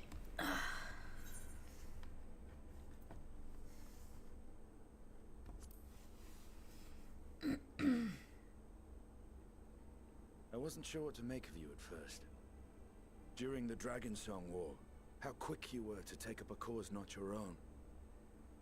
But I came to see that is simply the way of you and yours. I will not pretend to understand this talk of ancient primals and the final days. But I trust in your judgment and choose to believe in your cause. You and Alphino have my lance, now and always. You'll need it. Rack and ruin looming on the horizon. Calamity bearing down upon us. There's no place I'd rather be than here. Standing shoulder to shoulder with friends on the front line. So do not hesitate to send me against your enemies. I'll make them rue the day they met me. Why is... No, Now, okay. if you'll excuse me, I could do with a little air. If Alphino asks, I was never here.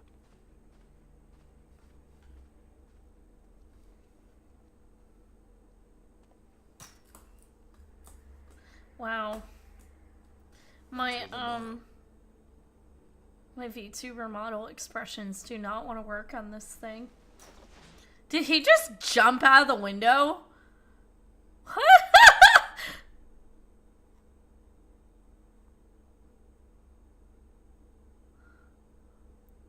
watch the twins show up. Where'd he go? He just jumped out of the fucking window.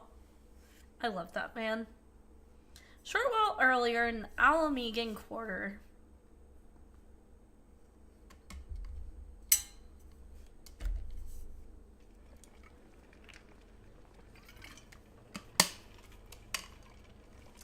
I just genuinely love Estinian. Thank the gods that tower is gone. The sight of it was enough to make me sick. Thank the Ilsebar contingent, more like. Word is, they fought their way into Garlemald and toppled the bloody thing themselves. Not just the one, neither. All the towers have up and vanished. Aye, I heard the same. Commander Aldin and his troops helped keep casualties to a minimum, too.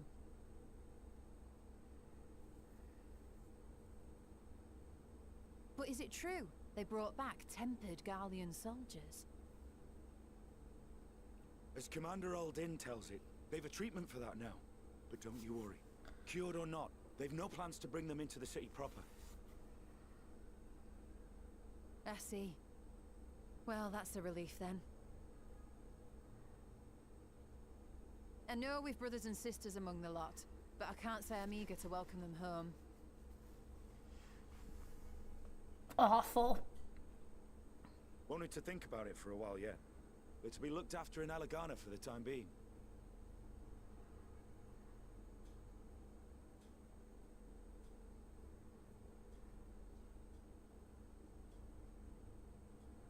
Is that Julius?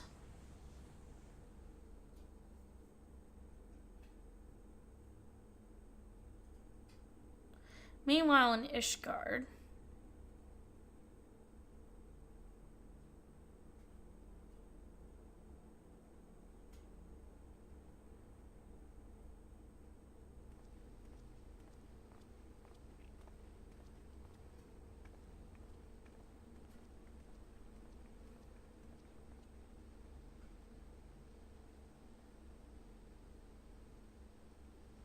Another day, another commission of paramount importance.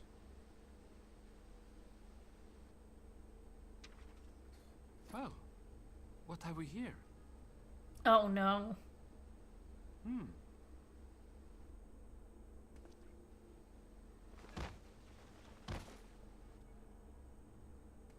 Hey, are you all right?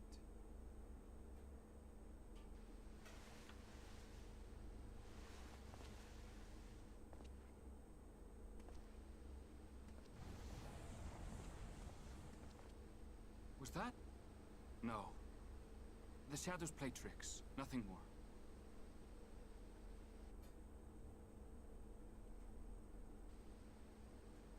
The towers are gone, and the Garlean threat is abated. And yet, why does it feel as though it's about to get much, much worse? Because plot. Because plot reasons. We're only halfway through the expansion. Okay.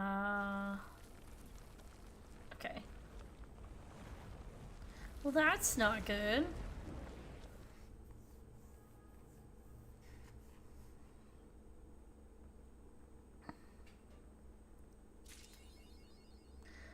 Okay.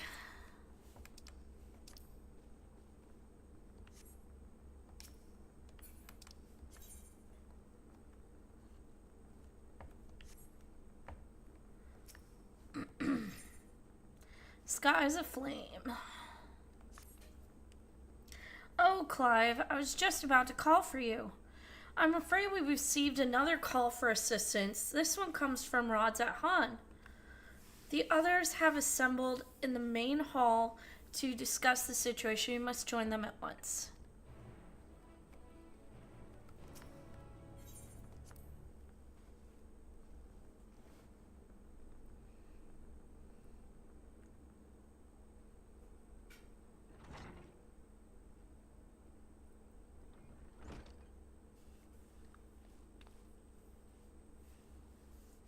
Ah, there you are.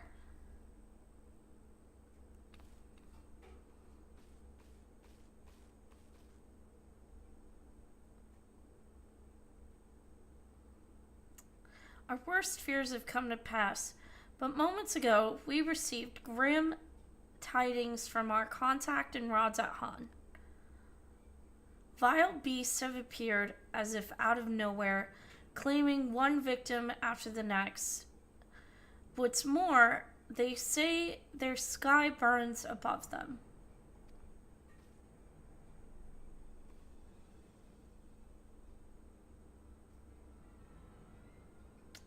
Good God, so the final day is already upon us?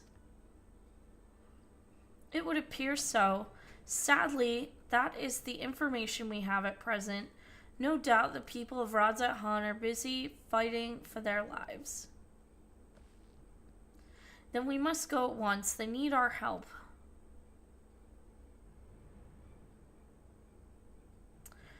Agreed. Kryl, you'd best remain here with Tataru and gather what knowledge you can.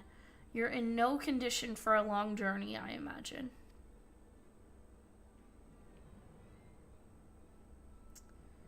Very well. Similar phenomena may have been observed elsewhere, and if so, we must know about it at once.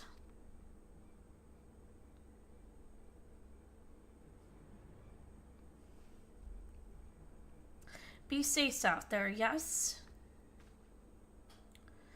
Let us make first for Yelamad. We must prepare ourselves to what may lie ahead.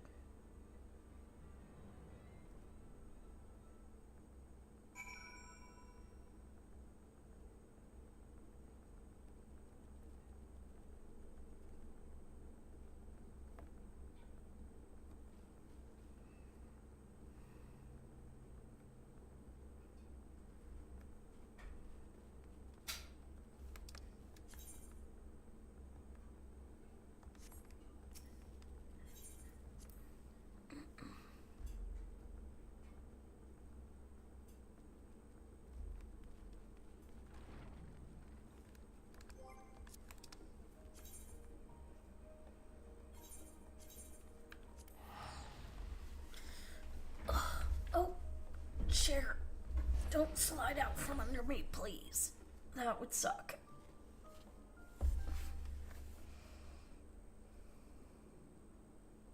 And lo, vile beasts did rise.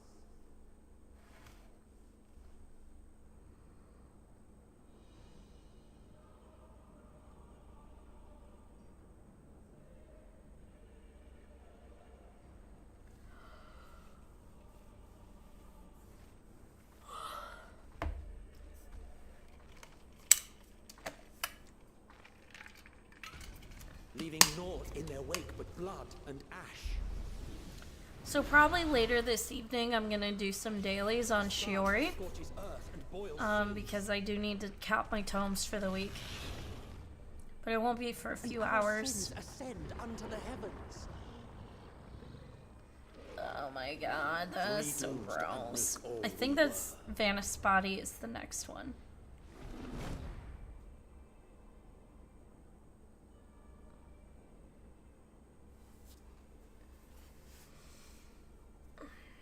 The sky burns. The final days are truly upon us. We'll be fine.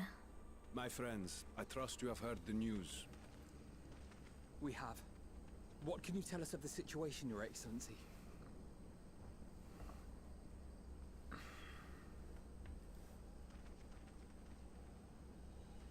Last night, the isle was rocked by tremors, and the earth itself cried out.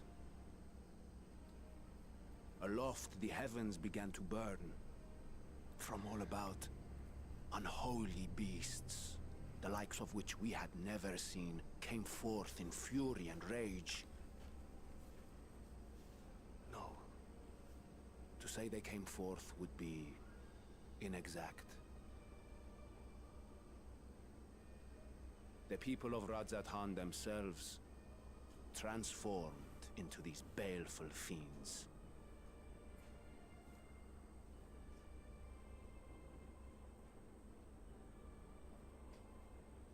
Though the phenomenon was observed throughout our lands, the first creature, the largest and most dreadful of the lot, wrought havoc upon us here in our fair city.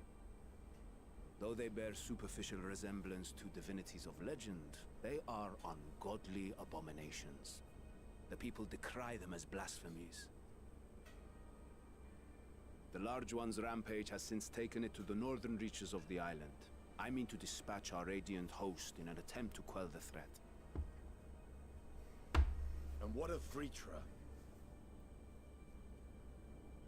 Vitra too makes for the north of his own accord, and yet he knows the blasphemy and its minions were but yesterday his beloved people. I pray his boundless compassion and mercy does not deter him from taking unenviable but necessary action.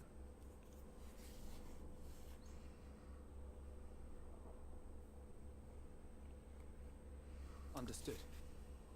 I ask that you allow us to aid you in quelling this threat. You would risk your lives to help us yet again? I have no words to express my gratitude. Our regiments approach the north from several directions, with a number of units set to depart from the docks of Yedlimad. They will make landfall in an area of dense jungle, where one can expect to encounter dangers even beyond the fell beasts we hunt. I leave you to your preparation. You will find me at the docks when you are ready to depart.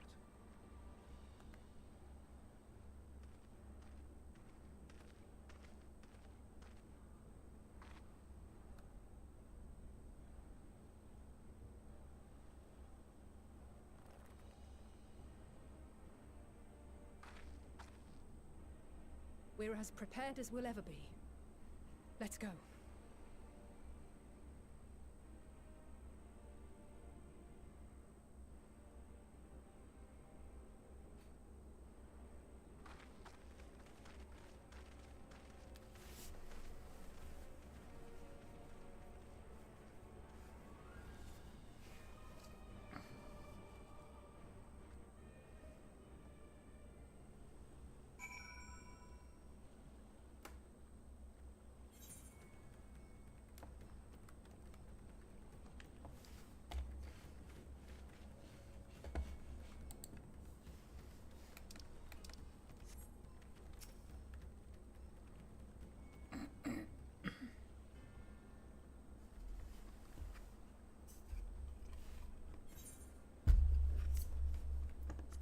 Everyone is assembled, yes? I thank you for lending us your aid in our battle against the blasphemy. Let us review our plan of attack. I would have you board this boat and circle around to the north side of the island. There you will find a dense jungle called Vanaspati. It is a sacred wood, home to many temples and a number of villages. Vitra and Radiant Host have gone there ahead of us. I ask that you join them and do so in your do all in your power to destroy this blasphemy.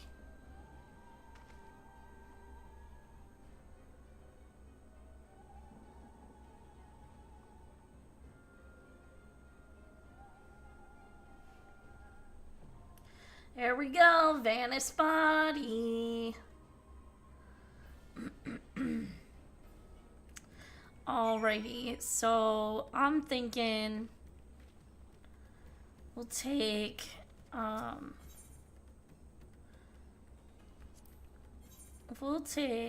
Alphino Estinian. Right then. Okay. And we'll take Alphino Estinian and Thancred.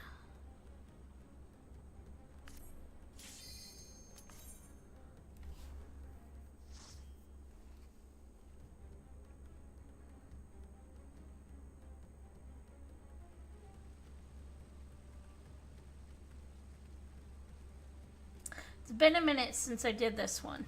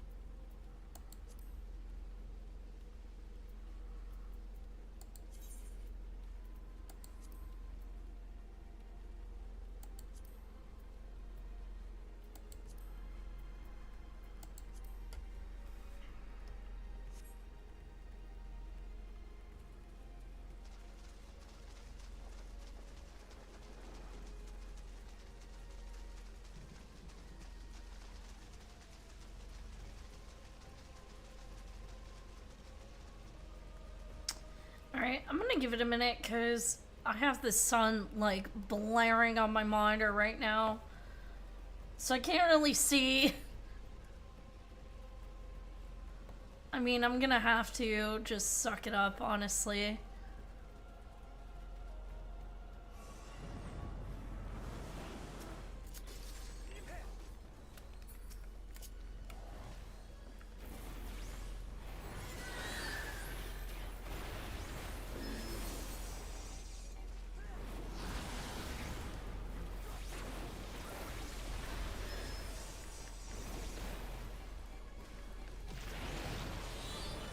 Oh no, not this one.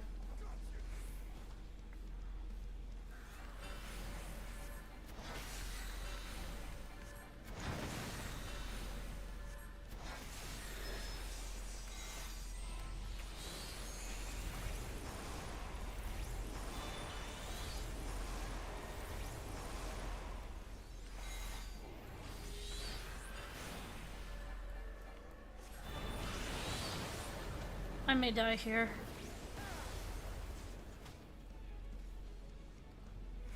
Oh. Okay.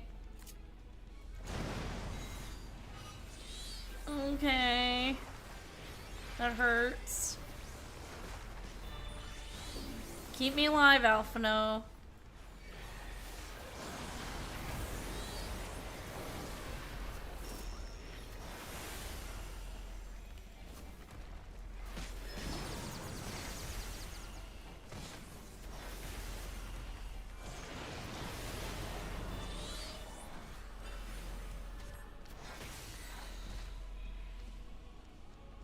Nope. I'm fucking screwed. Ah!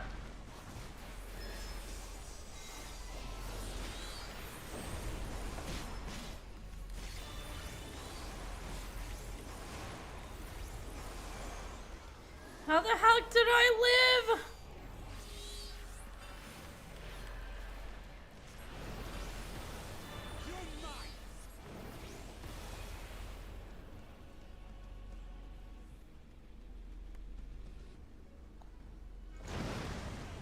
Oh!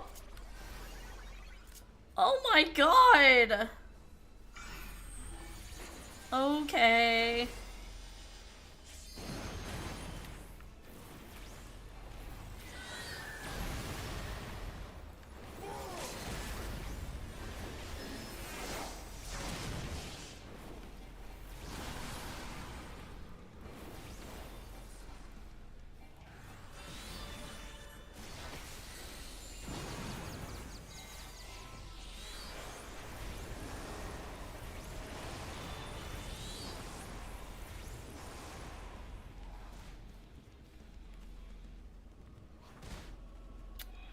Oh boy.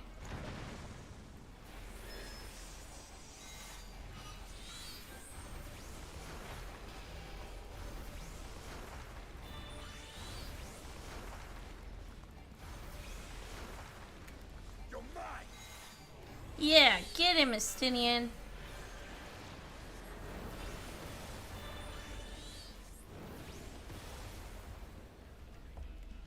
Oh, ow. Ah! No! No, I have to do it over!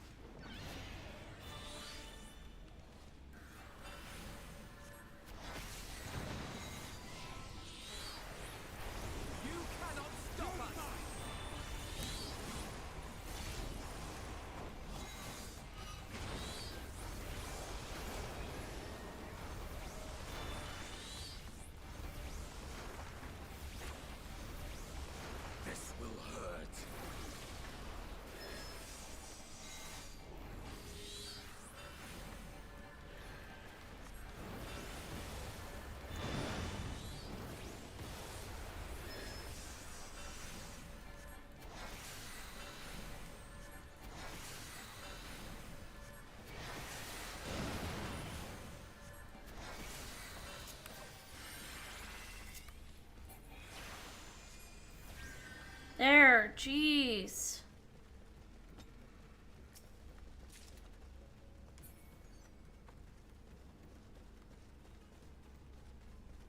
What is this vile presence I sense? And I can't see a thing because I got the sun beating on my monitor.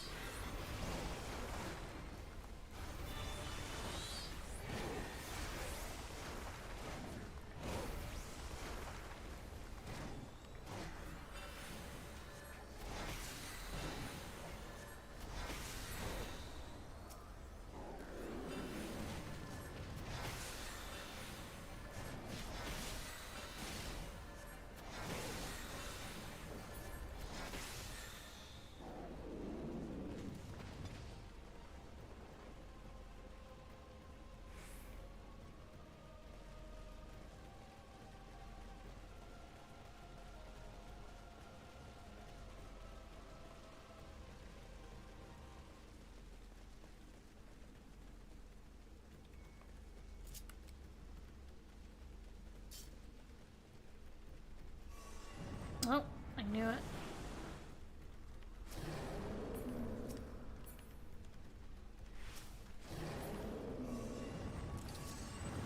Oh boy.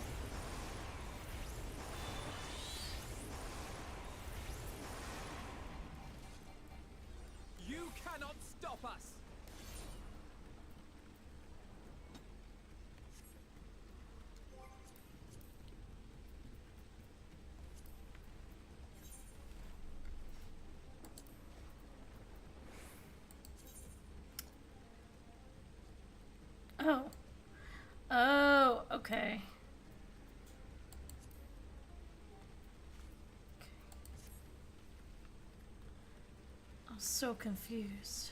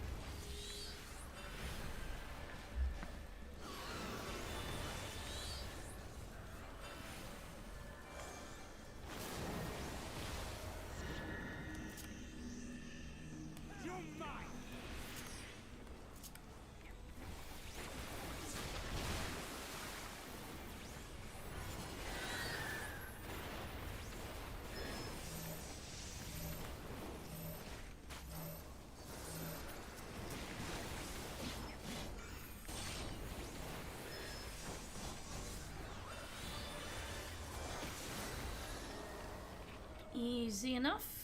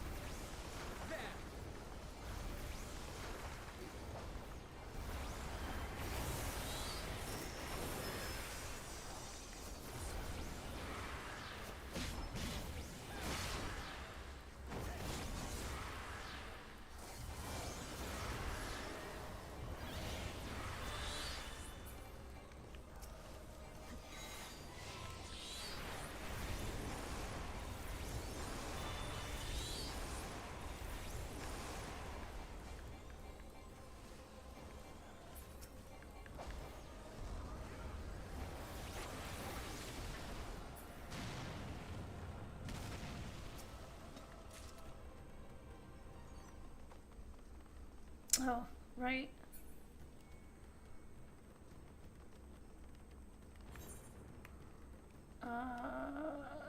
This way?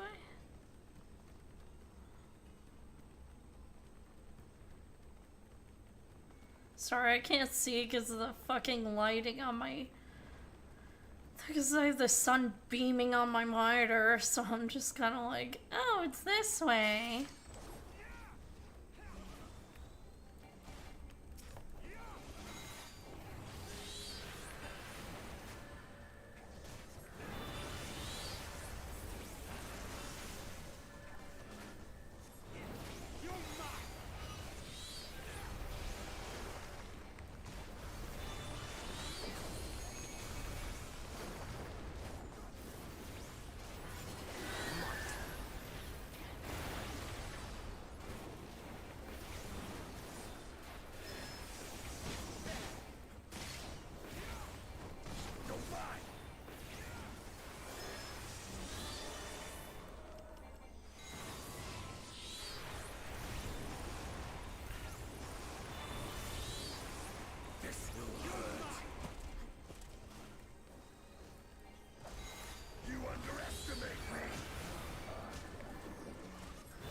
Yeah, I don't like getting hit by stuff. Thank you, Thancred.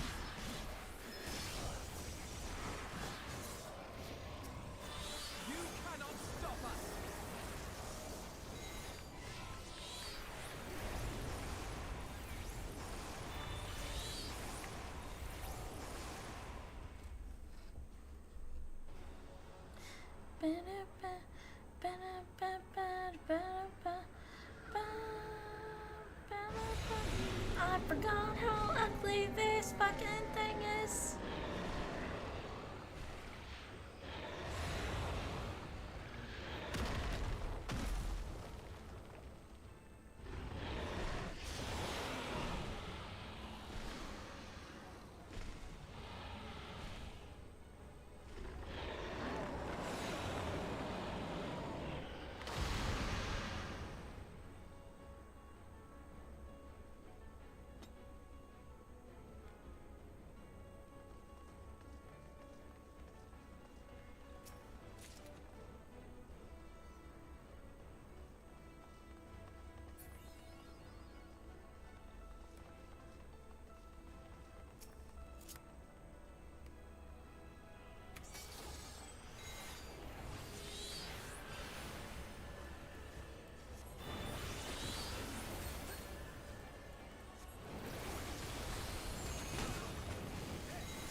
Ow.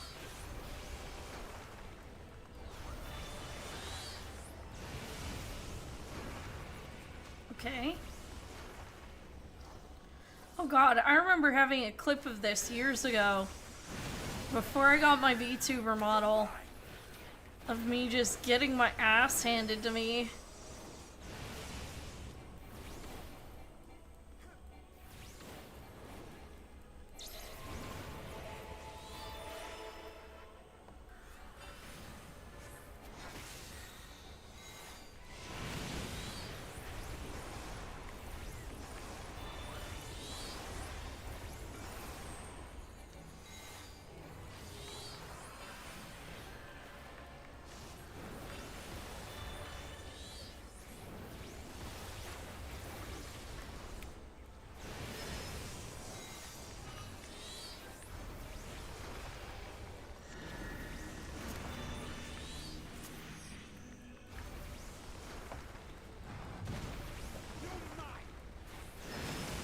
Thank God for Surecast, man.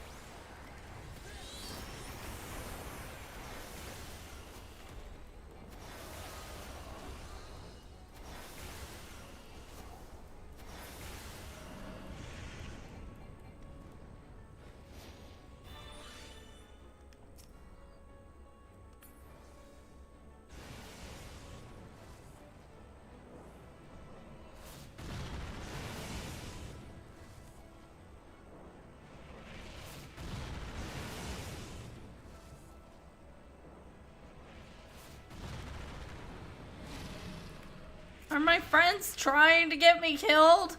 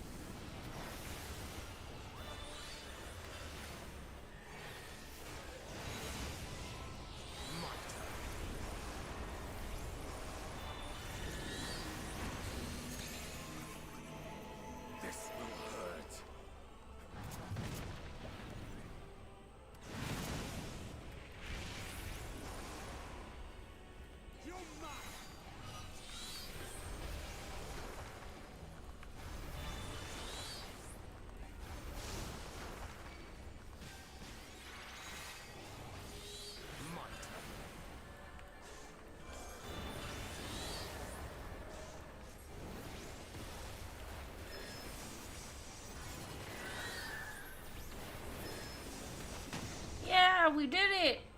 I think I only died once.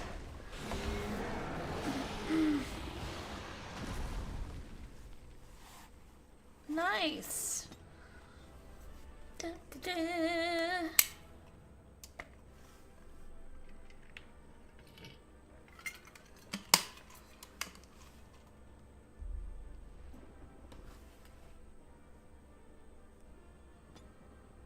Oh, we leveled up. Look at that.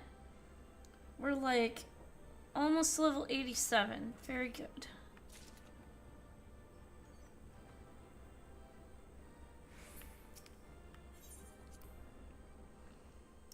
I'm trying to remember. You can turn in gear to your grand company, right?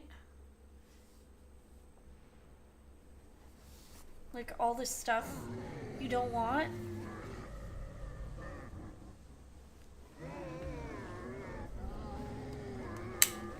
Oh, you poor guy.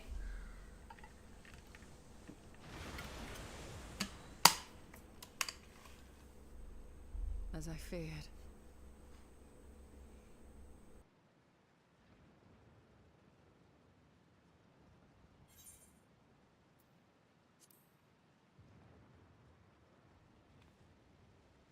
What is it? The beast was there, and now it is no more. Yes? Indeed. We saw it plain. But you didn't, did you? I saw nothing. Not the blasphemy that perished here, nor the other men turned beasts. And because of this, I now see all too well. There is no ether. Where the creatures should be, I saw naught but emptiness. emptiness. But that would mean... Recall the words of the Watcher. 'Twas a stagnancy of ether, a cessation of flow, leading to decay and absence, that led the ancients to conclude their star was dying. This is the same phenomenon. The instant these people are seized by the transformation, their ether begins to rot and crumble away like dried mud. Until, from their corporeal forms to their very souls, naught remains. But the beast spoke with its dying breath. Surely at least a sliver of the man it was endured.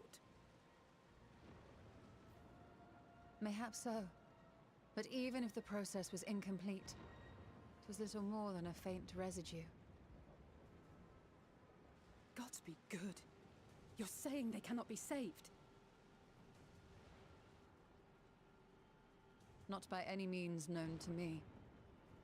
Or by any means at all, like as not. For there is naught left to save.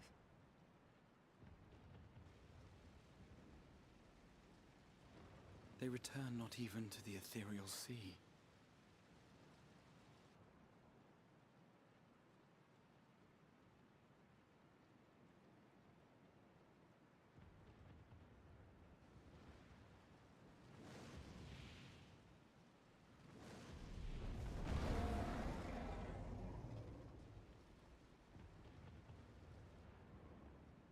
The beasts rage on, their hunger insatiable. Even deprived of their master, they perpetuate his legacy of hate.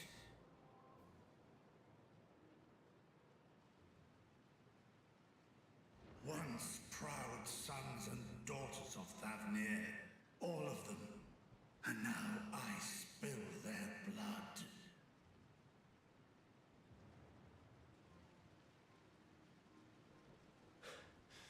Vitra, my friends, I am heartened to see you safe.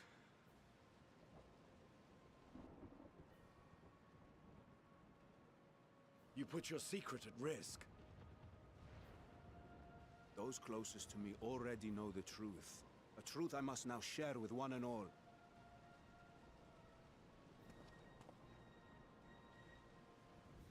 Vitra, calamity has come to Radzatan. Our fair nation is rent by screams of pain and despair.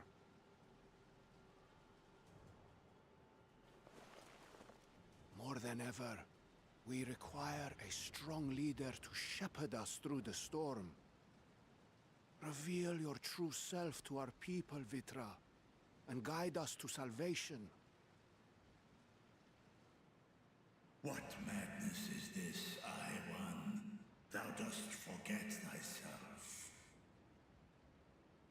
Were we to reveal our duplicity, it would do naught but foster confusion and chaos.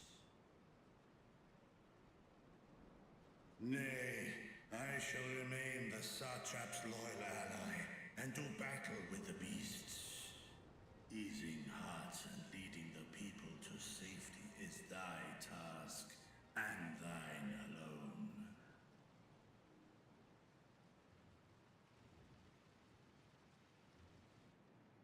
I ask that you remain at Ahewan's side, and render unto him what aid you may.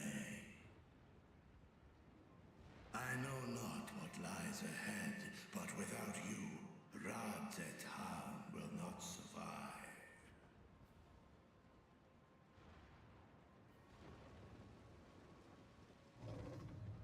Take me with you. I am as at home fighting in the air as I am on land. Take me with you. Were my words unclear? I require no assistance. Thy place is at Ahewan's side. Estinian, here.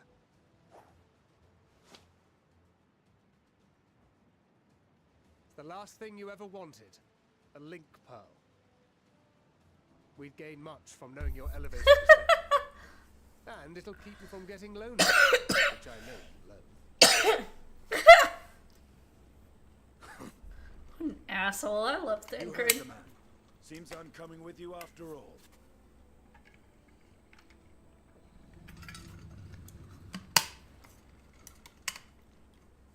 Then I pray thy grip is iron. Be it on thy head if thou dost chance to fall. Ah, he's got this. Fair enough. Now, shall we?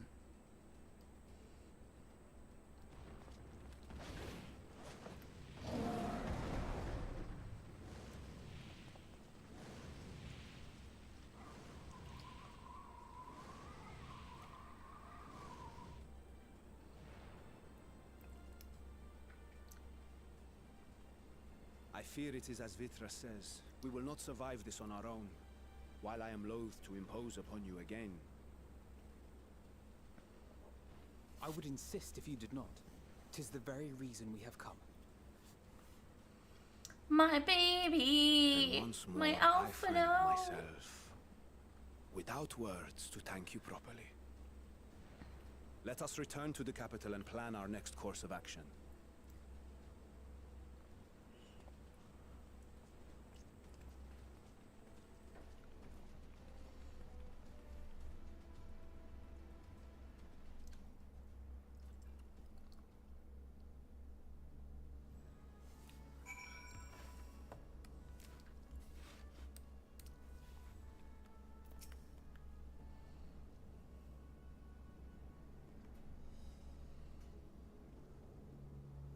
Our radiant host has eliminated the immediate threat to the city, though it pains me to know that those beasts were once my own people. There is no telling when or where the next transformation might occur. We must remain vigilant and steel ourselves for whatever is yet to come.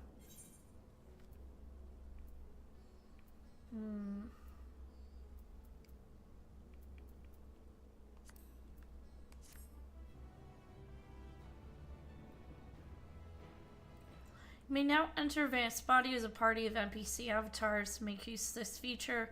Open the trust interface located in duty in the main menu. Okay.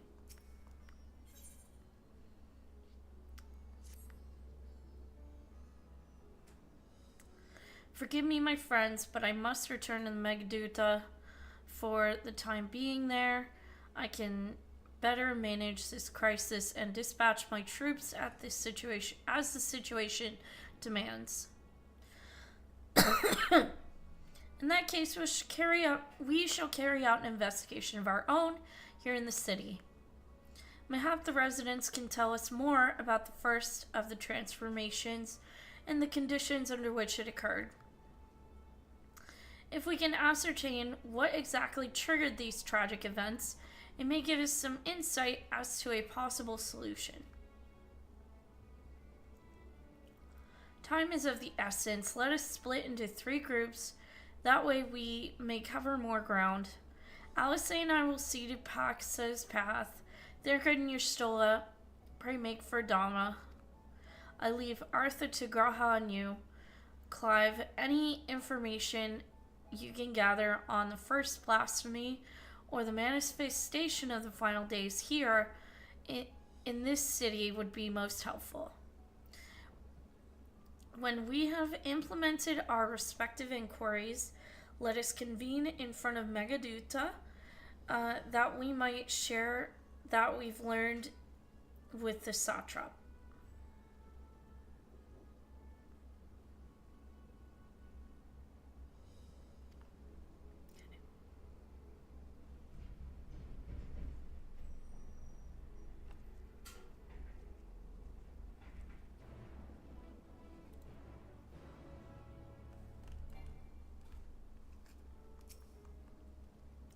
Shall we be off then? Artha is home to the High Crucible of Alchemia, whose alchemists forged many of our warding skills. That seems a good place as any to begin our investigation, don't you think? I spoke briefly with the Nuhadin, the chief alchemist here, or there, on our last visit. He should be happy to answer our queries. This quest objective is escorting. Okay.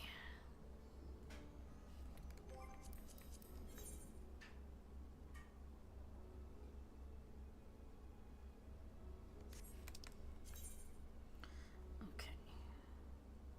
So then where are we? So we're over here. So we can just go.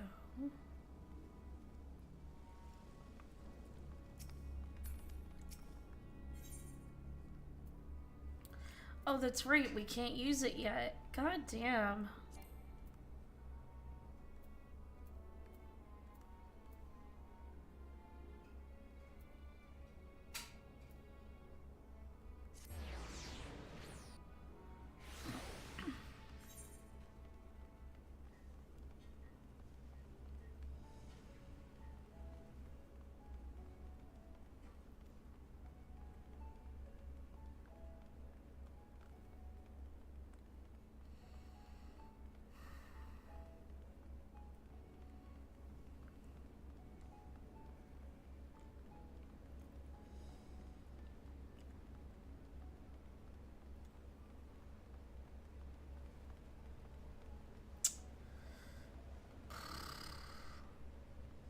Sorry, I'm still running around.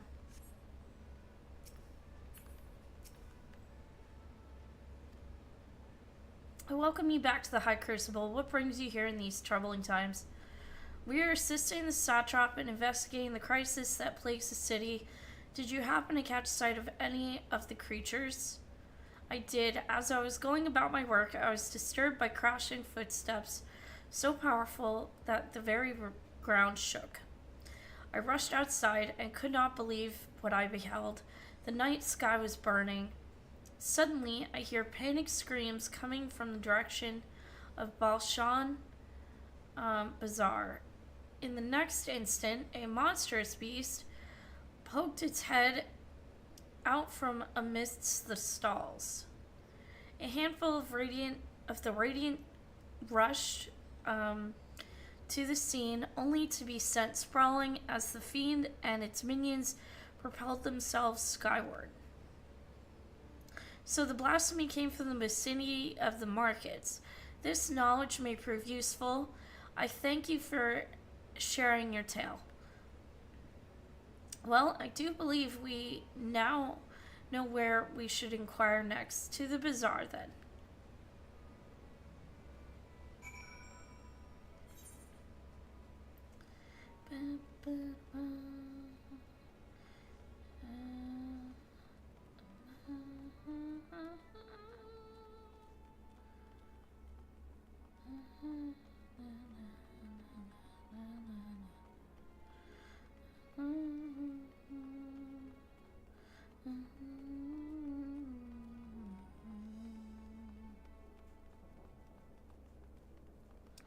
Let's see if we can.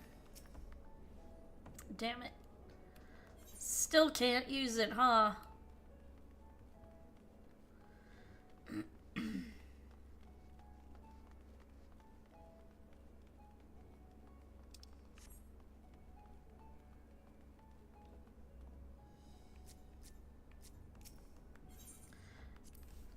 So this is Thabnarian weave. I must say, it bears a resemblance to the traditional fabrics of Corvos. Small wonder, really, given that it's just across the water. Not that I am much of an expert in Corvosi culture, of course. I've not had the occasion to visit my ancestral home since coming to Charlian, and like as not, I will never reside there again. That said, in recent days, I felt more acutely aware of my heritage and grateful for it.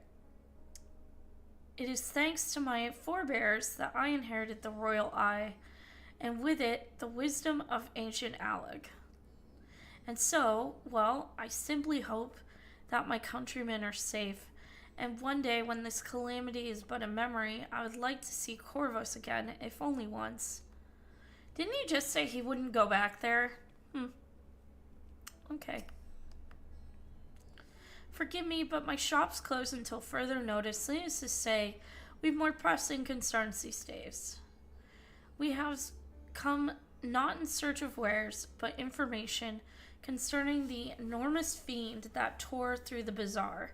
Did you perchance witness anything? Afraid not, my friend.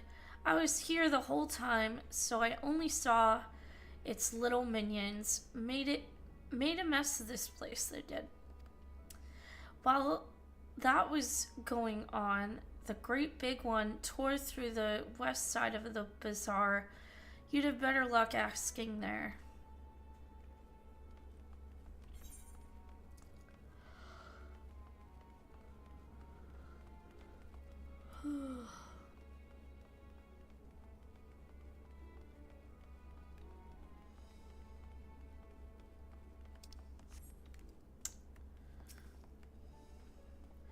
Is something the matter, traveler? If you are lost, perhaps I could be of assistance. Your offer is most appreciated. We are not lost, but we are in need of information. Might you know anything about the gargantuan beast that rampaged through the bazaar? I saw it all, though I wish I had not. I was going about my work when all of a sudden a piercing scream cut through the air. I turned around, and there was the fiend, its massive body bursting through the entryway with the force of a tidal wave, and then it was gone as quickly as it came.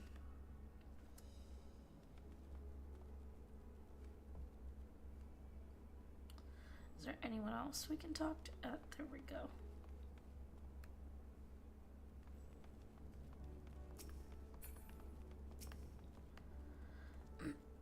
Sisters, have mercy. What is happening to the world? What am I to do? Is nowhere safe? Settle down, friend. The danger is past, at least for now. If it's not too painful to remember, could you tell us what you saw?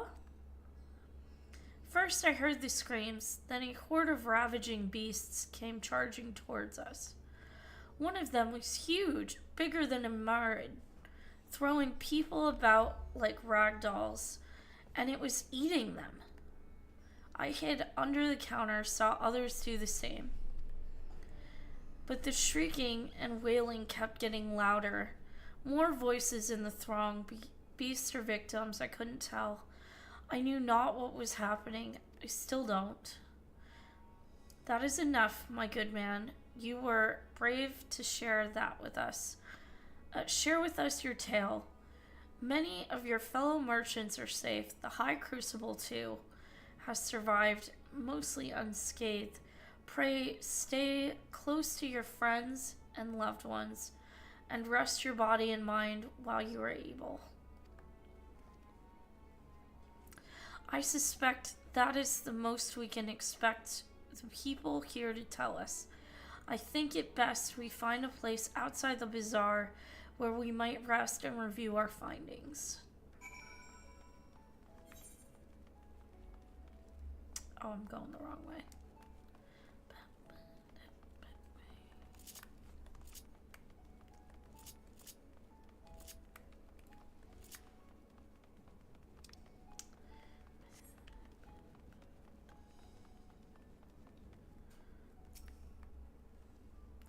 Judging by their accounts, the transformation had already occurred by the time the beast reached the bazaar.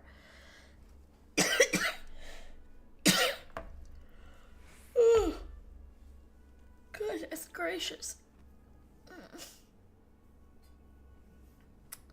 Tore through the west side of the bazaar and headed towards the Aetherite Plaza.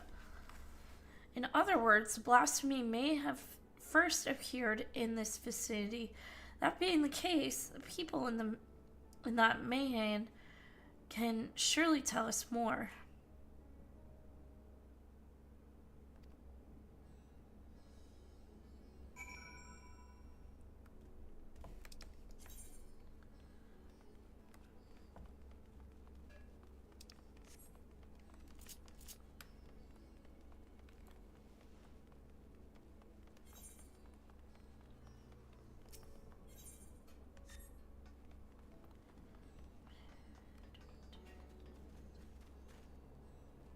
A fearful hearer. Going after that enormous beast, are you? I saw it, including the very instant the poor bastard transformed. Damn the gods for putting me there. Started over there by the window, a few men, merchants probably, talking and drinking. Conversation must have taken a turn for the worse. Next thing I know, their leader, I suppose he was, buries his head in his hands, and black mist was swirling about him. Then his whole body bursts apart, and there stands a hideous, slavering beast, massive and foul, all gaping maws and bulging eyes. His friends start shrieking, then the black mist comes again until the change takes them too. The stuff of nightmares, I tell you. Nightmarish indeed. Incidentally, do you perchance know who those merchants were?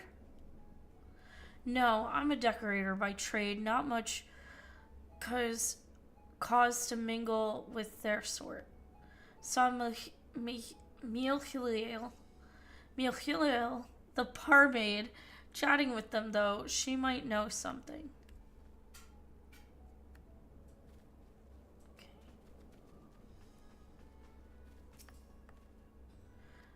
Huh? Oh, pardon me. Anyway, take a seat wherever you like. We're open for business as per usual. Okay.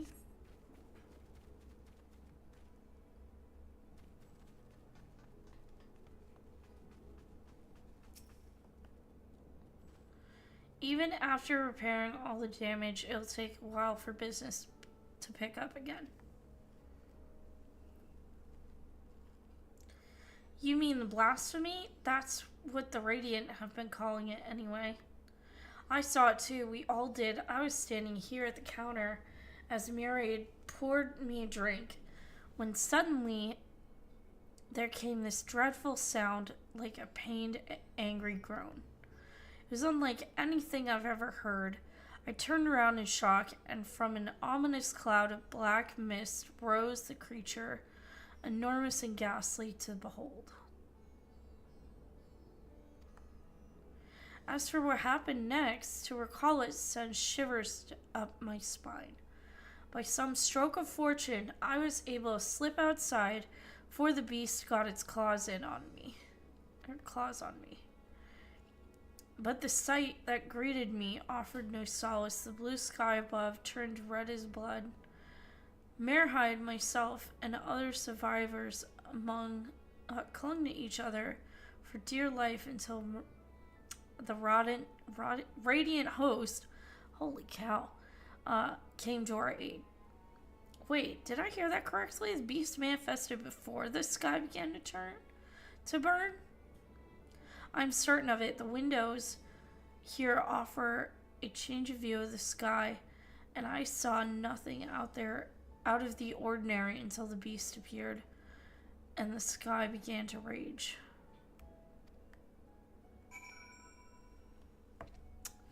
Alright, I will be right back. I'm going to take a quick stretch break and then we'll keep going.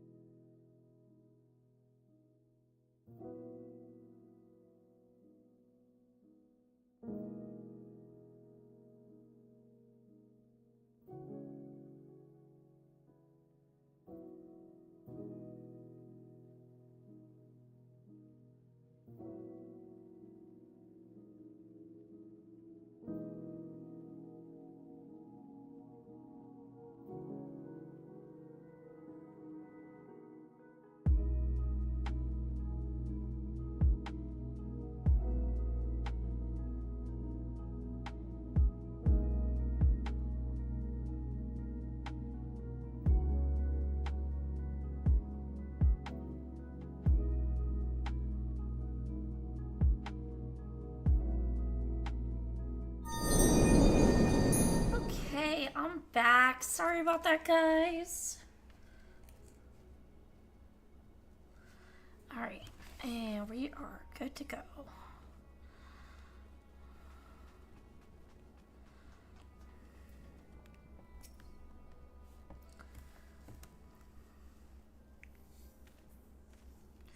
Oh, hello there. Welcome to Mirror's Mahane. What can I get you? We have come not for libations, but rather information. You are Mihlil, yes? We are investigating the so-called blasphemy on the satrap's behalf. We hear it was one of your customers, a merchant, that first underwent the transformation. What can you tell us about him? He was something of a regular here, especially of late. Khazal was his name. He ran his own consortium dealing primarily in the exports of Thundering especially. Wait a minute!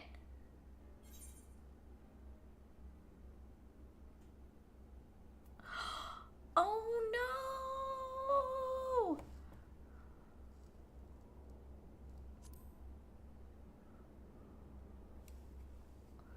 That's the guy we met, Natsya! Yes, the names ring a bell. Didn't you meet them both on your first trip to Thavnir? Oh, shit. Yes, that's the name Khazal, no doubt. A rather successful man from what I gather. That said, it was clear that he had been fallen on hard times of late. Those ghastly towers popping up everywhere cannot have been good for business. Even now, with the towers gone, the collapse of the Empire has led to all sorts of problems elsewhere. The market for luxuries is surely not what it once was. Trying times for the head of a trading consortium indeed. Khazal was a compassionate man. Even as his own business suffered, he did what he could to provide for all the artisans, fishermen, and many others who counted on him to sell their wares. Indeed, that was the very topic of yesterday's meeting as far as I could hear. Yet as they discussed matters further, Khazal's tone grew grave and grim. It was then that... Forgive me, I would not have you recall a memory if it brings you pain. If I could, I would ask just one more thing. Did you notice anything unusual about Khazal in particular? Please, anything at all. Sorry, nothing springs to mind. Perhaps someone else can help you. Khazal lived for his work and had no family that I know of. His employees and associates knew him best, but they too are lost to us.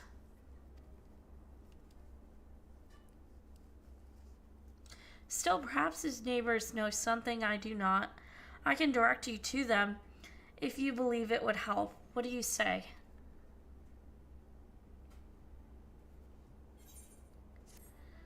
Let's do it.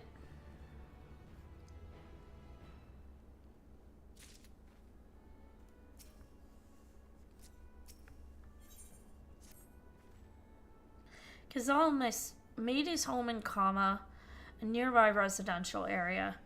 From what I gather, Khazal lived there since childhood and was known throughout the neighborhood. Kama, that name is new to me. How do we get there? I'll write down some directions. I cannot promise you that you will find what you seek there, but if nothing else, it is a start.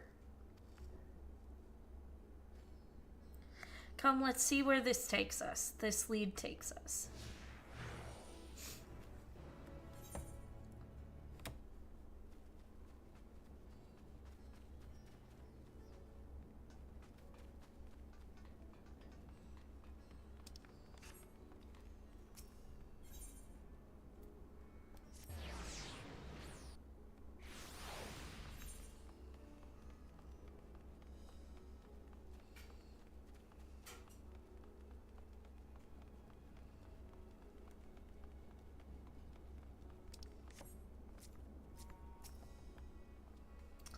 And this must be comma. We've arrived at last.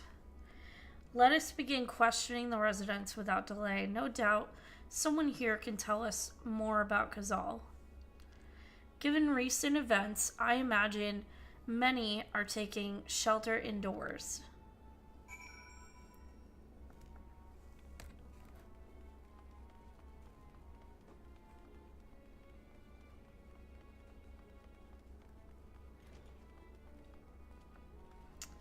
Let's see, Mati. Kazal, you say? Yes, I've known him since he was a boy. If there was ever a man who was born to be a merchant, it was him. Always early to depart and late to return. He spent his days procuring the finest wares and seeking out willing customers. You could say it came to him as easily as breathing. Sadly, business was flagging of late. No surprise, really, what with how dangerous travel has become. He was cooped up in his house from dawn till dusk the other day, no doubt racking his brain for a way to turn his fortunes around. Then, at night, I heard the door open. I looked out to see Kazal sitting on a bench, his head hung low, a man with the weight of the world on his shoulders. I see this situation must have been quite dire indeed. Did you notice anything else out of the ordinary? Nothing to speak of other than the troubles with his consortium. He was the same old Kazal, cordial and honest like always. These questions you're asking, has something happened to him? He wasn't caught up in that terrible incident in the bazaar, was he? I don't travel much these days, but my daughters told me not to venture outside. Stuck here as I am, I've heard little about these bizarre going-ons. Rest assured, the city is safe for now, but the situation might change without warning. I urge you, stay close to your daughter and be prepared to take refuge should the satrap order it.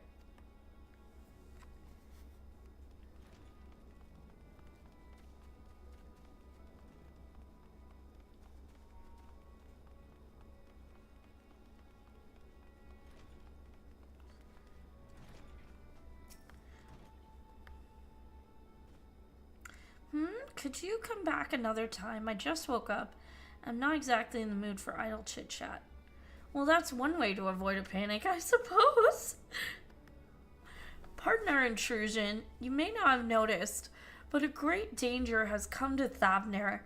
I encourage you to stay alert and prepare to flee the city should the situation turn dire. But before you leave in peace, pray allow us to ask a question or two. Did you know a local merchant by the named Kazal? If so, did you notice anything unusual about him recently? Kazal, I knew him. In fact, we spoke just the other day. Like many others, his business was doing poorly. Still, it seemed as though he's managed to turn things around, thanks to a generous order from Rudvea Fibers. Why, he was practically dancing in the streets. I haven't spoken with him since, but I assume all went well. Dinjabaya might be able to tell you more, though. As I recall, he was the one who brokered the arrangement. Dinjabaya Rudvea Fibers, that sounds promising. Okay.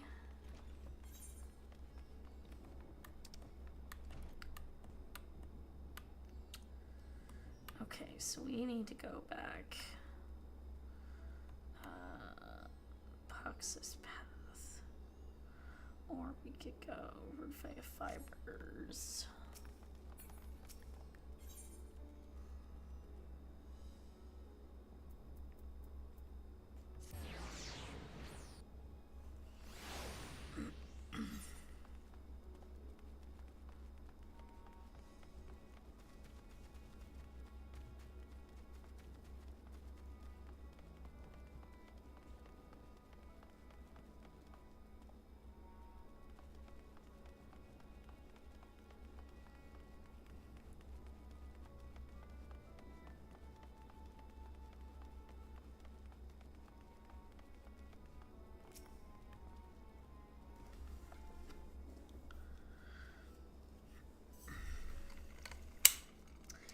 Hurry, I say. There's no time to waste.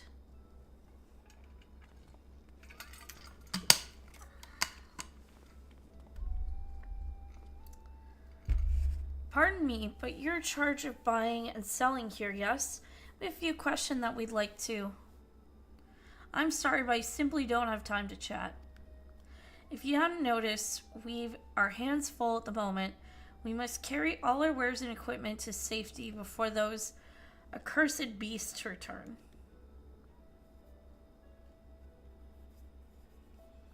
In that case, might we be of assistance? Perhaps we could speak when the job is done.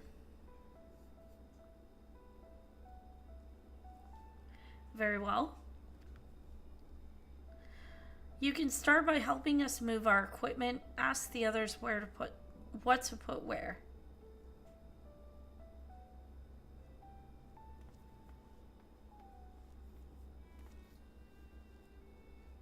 And you can carry our fabrics.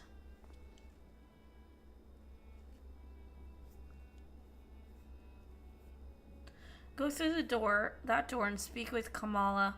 She'll tell you the rest.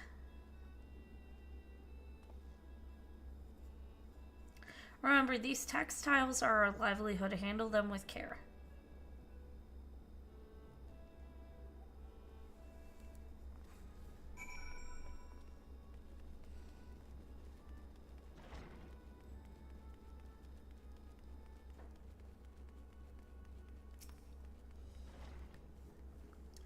This area is for employees only. Out, out.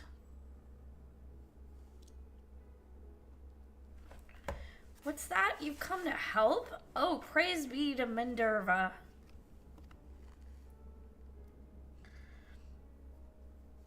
Kind stranger, I welcome your assistance. On your way here, you pass 3 storehouses, yes? I'd like you to carry that small crate to Nobfral by the storehouse near the hatchery. The crate of clothing for Manuda and that massive crate there goes by Samaria by the middle storehouse. Watch your back with that one. Those are the crates we have ready. Once they've been delivered, consider your work here complete.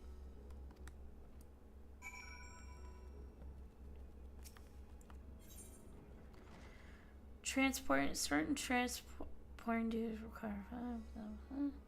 Here's such a task. These actions are restricted. And bigger and transporting status effect.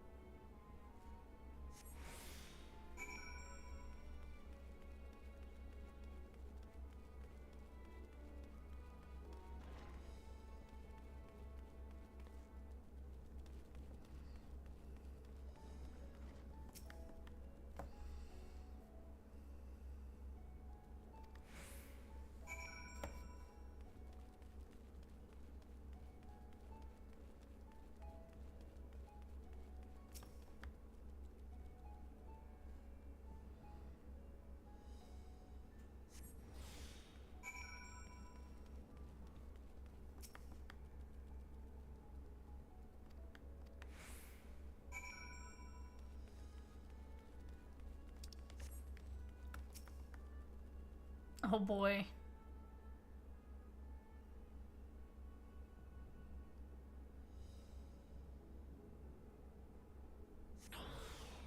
Oh.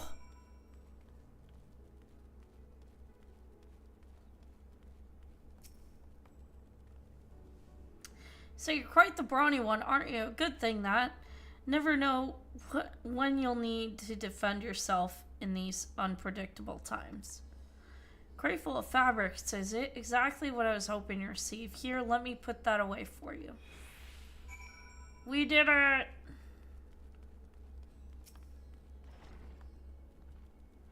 Why, you carried all the crates to the storehouses, you say? And so quickly, too.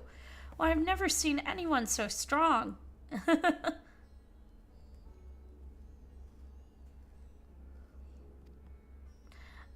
I and my associates will see to the rest, so please return to Dinjva Ba and assure him our work is proceeding apace. Tell the truth, we're grateful for this distraction. Too many terrible happenings of late, but generous souls like yourself give me hope that we may emerge from this trial even stronger. I pray we meet again in more peaceful times.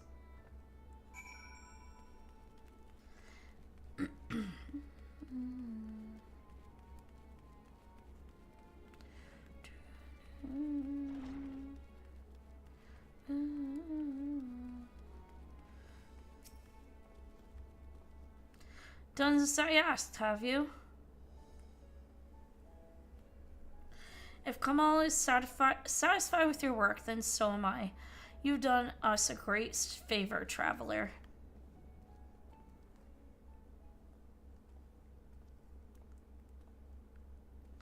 I too delivered the instruments and apparatus trusted to me. You both have my thanks. With our wares safely stored away, we'll not lose any more to those fiends. I take it that your establishment did not escape the attack unscathed? We did not. Thankfully, most of our workers had already left for the day, but those of us still here saw it all. We looked to the burning skies in confusion, and then, before we could even begin to make sense of it, a hideous creature burst through the doors, shrieking. We ran for our lives, but one of my colleagues was not so fortunate. He cried out a scream of such agony, such terror, and in the next instant, he too sprouted fearsome claws. The sight of it caused another fellow to panic, and then, so it was like a domino effect. He too transformed. I'm just gonna wait on the ad break.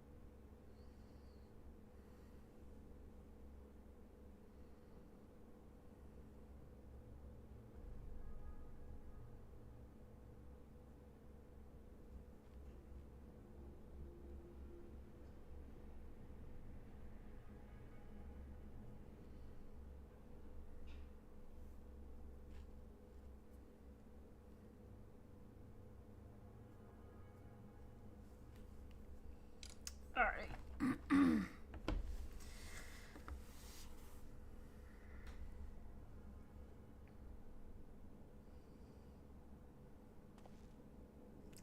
I'm sorry, there was something you wanted to ask. Indeed, you knew the merchant Kazal, did you not?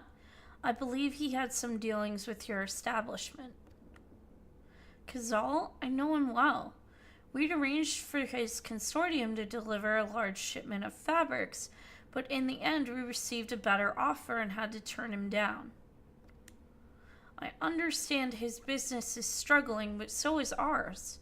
Another of our most reliable trading partners agreed to transport the goods for a much smaller commission, and we'd have been fools to refuse. I felt terrible for withdrawing the offer, but you must understand we simply had no choice. He tried to put on a brave face when I delivered the news, but his dejection and despair were plain as day. He said he'd discuss it with his associates, but I could tell he'd all but given up hope. Oh, so it was your fault. Cool. Dejection and despair.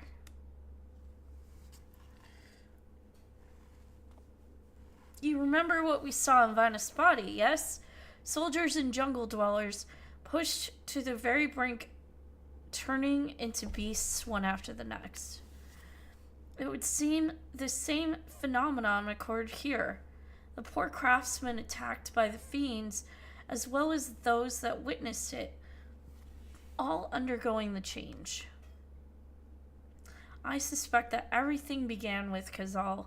By all accounts, it was he who suffered from the most profound and piercing despair. Wait, could that be it? That much intense emotions were what triggered his transformation?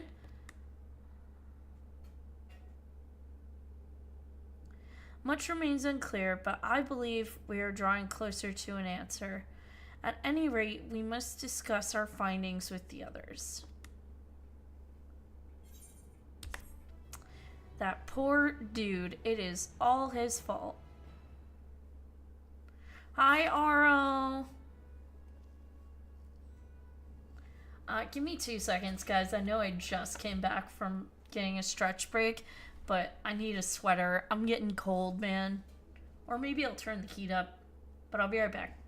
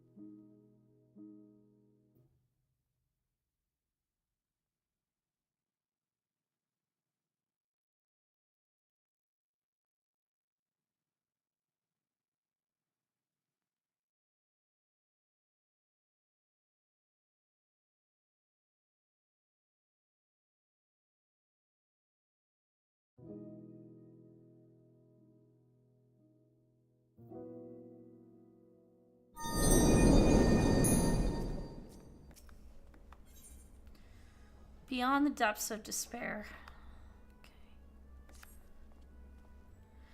We were to reconvene with the others in front of Megaduta, were we not? That should be just outside. With any luck, they will have already returned from their investigations. My friend, we must take our leave. I pray that your establishment is spared further tragedy, but remember, Your lives are far more precious than any wares. If you are ordered to flee, do so without hesitation. Indeed, I thank you for your concern and pray you to take care as well.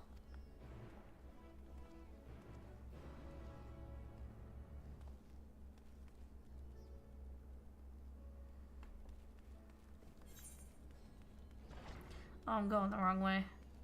I go upstairs.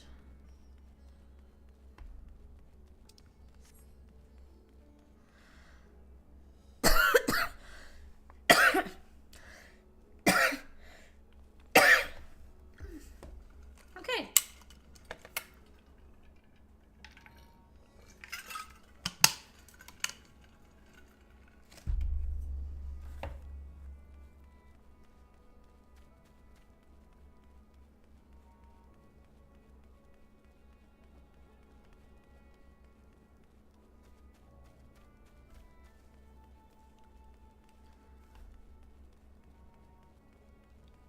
Oh.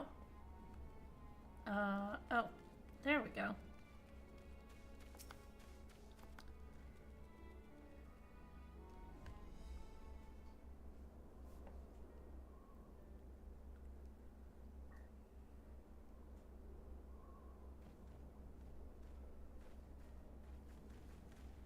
There you are. You've spoken with the survivors.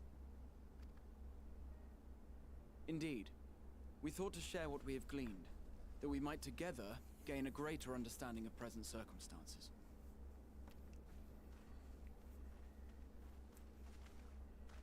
Fortuitous timing. Alize and I completed our own investigations not long ago. Then we should take a moment to compare notes. Shall we begin with the two of you?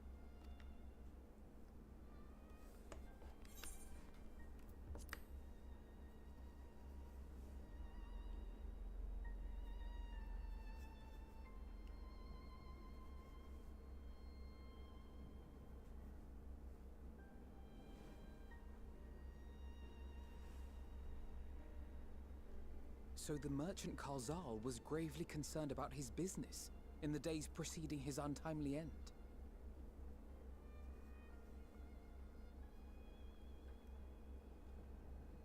The tales we heard were much the same. The first victims to be changed into blasphemies were all overcome with anguish of one manner or another. Then those who saw their loved ones stolen before their eyes succumbed to a similar panic, setting in motion a chain of transformations. Fear, unease, despair. These negative feelings serve as a catalyst. If so, then it is not unlike the calamity that befell the ancients. With their creation magics, they unwittingly gave form to untold horrors. Had they simply lost control, surely it would have manifested in many forms, not all of them monstrous. Yet somehow, this phenomenon is triggered solely by the darkness in their hearts, a common thread with what we now witness. Common, but not identical. While the beasts the ancients faced were forged with magic alone, those of today are born of sentient beings. Why remains to be seen, but there is one fundamental difference between us and our predecessors.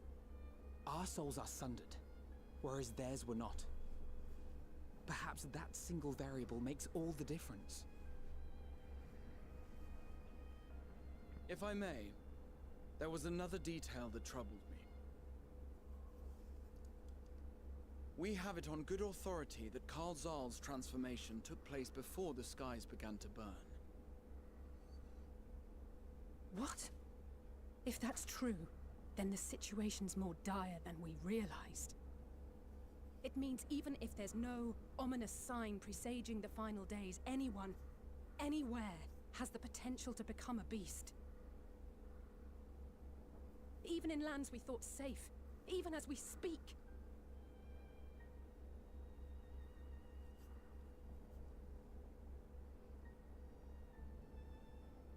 Look! It's the satrap!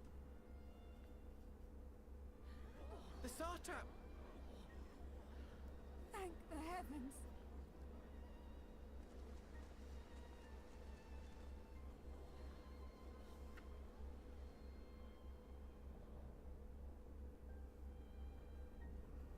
My countrymen, I am relieved and heartened to see you strong and safe. While the danger has not yet passed, far from it, allow me to assure you that the beasts that raged within the city walls have been exterminated to the last. Outside this sanctuary, the brave men and women of the Radiant Host and our dragon ally continue to battle our unholy foes. I pray these tidings put your minds at ease and help you calm your hearts. Have faith that we shall soon conquer this terrible trial. Your Excellency, is there any word from Palaka's stand? My grandson was bound for there yesterday, and I worry for his life. We are still awaiting a report, but I promise you, as soon as I have aught to share...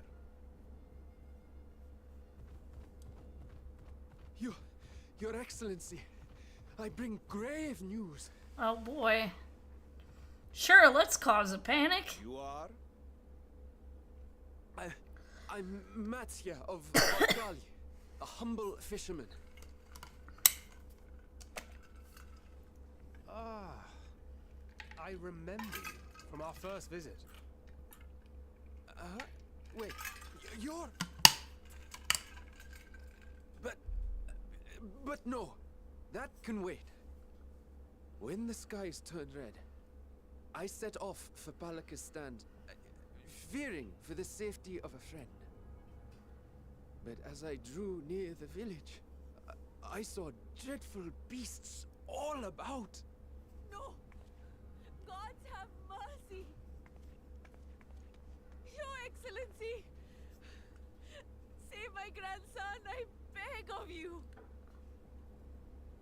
We will spare no effort to save all we can, but you must remain calm. Calm? You tell me to be calm? You saw those beasts? They tore our bravest warriors limb from limb. Oh no. What if we are too late, huh? They catch him, sink their fangs into him? The fangs! Oh, the screams! Get away from her, now!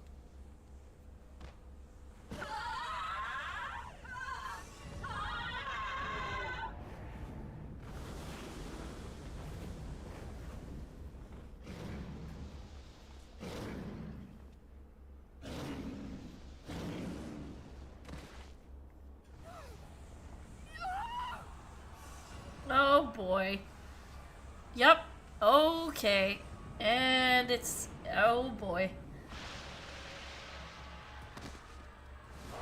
Oh my god, all these people. Damn it! We've got to kill them before it spreads. We'll handle this. See the townspeople to safety.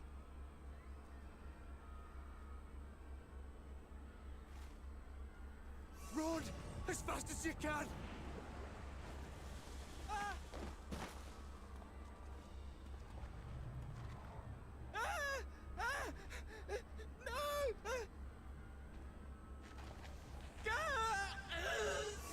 Oh god. Okay.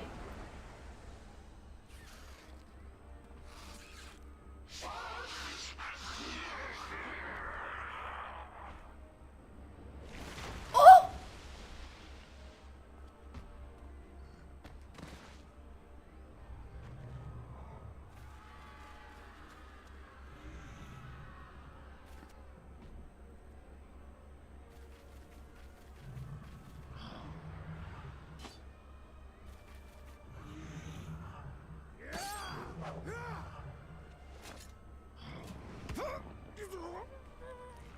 Oh no.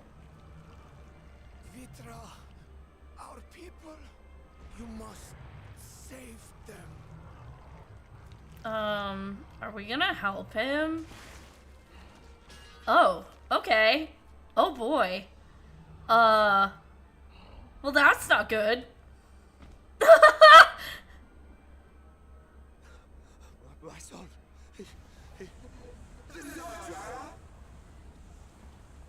Enough. You must run. For their sake and your own.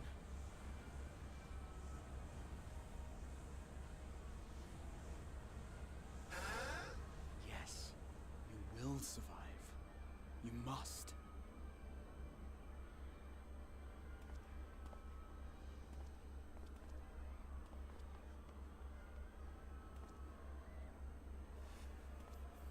Well, okay.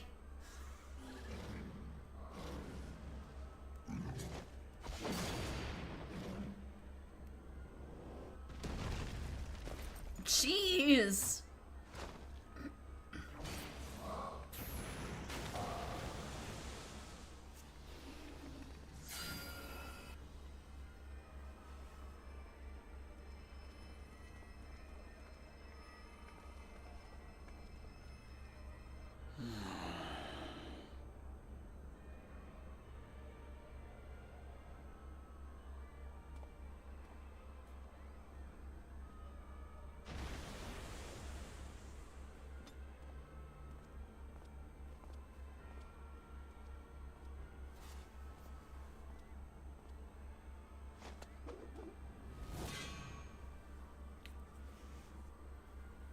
Be strong, my friends.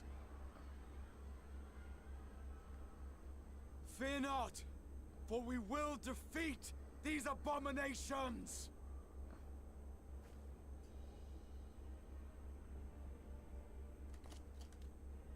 Brave men and women of the Radiant Host, lend your Stola and Thancred your aid. Let not a single beast escape.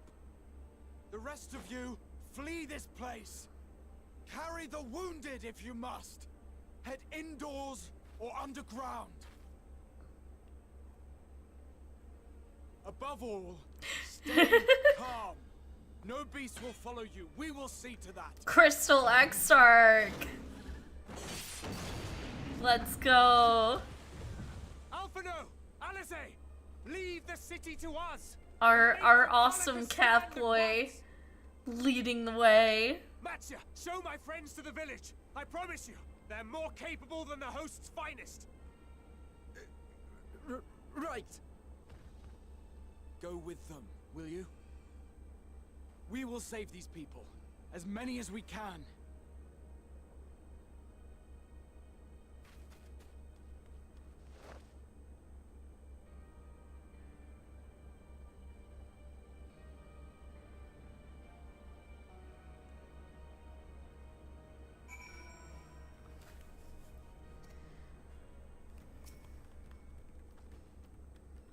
We'll save Palikistan, whatever it takes. Matsu, it pains me to put you in harm's way, but I would ask your aid as well. Of course, Palikistan is not far, just down the hill. But as I told His Excellency before, the path is blocked by terrible creatures. I had no choice but to turn back. In that case, this is what we shall do. Clive, I ask you take the lead and dispatch any beasts you encounter. Alice and I will keep Matsuya hidden amidst the trees. How? He's so big! And follow when the path is clear.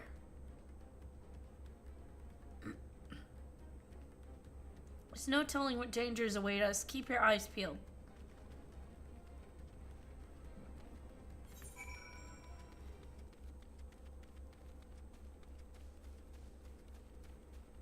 Oh, I can't go this way. Okay.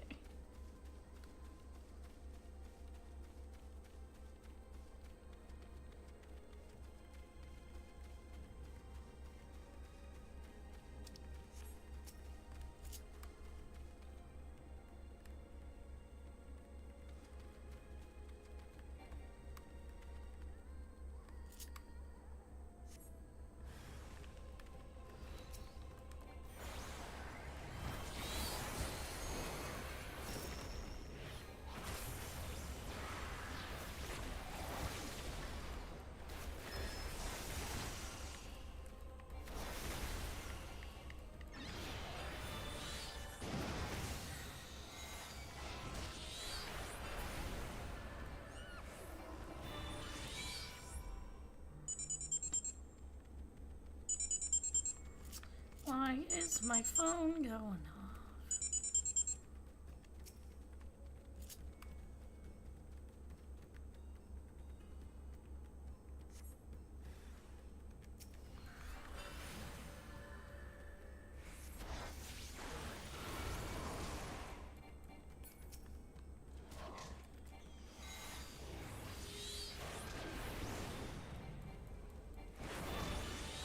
Oh good, I finally got my Ifrit dash.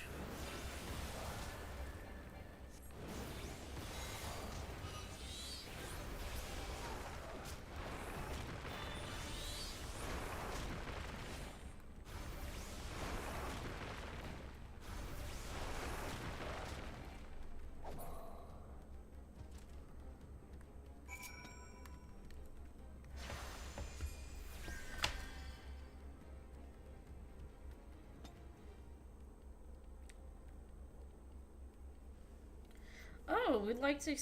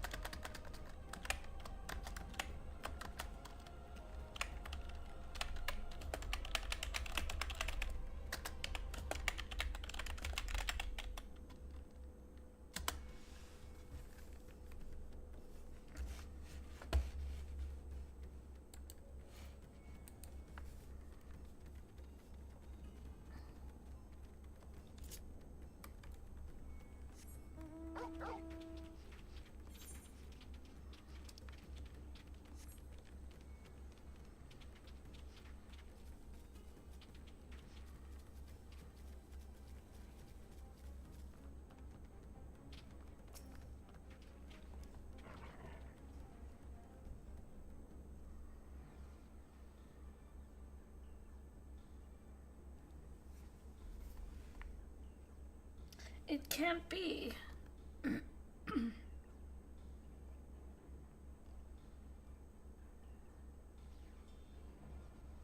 Oh my god, all these people.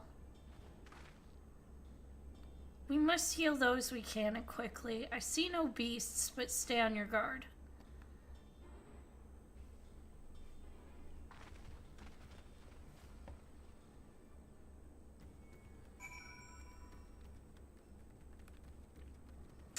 Let's see if we can attune to this bad boy.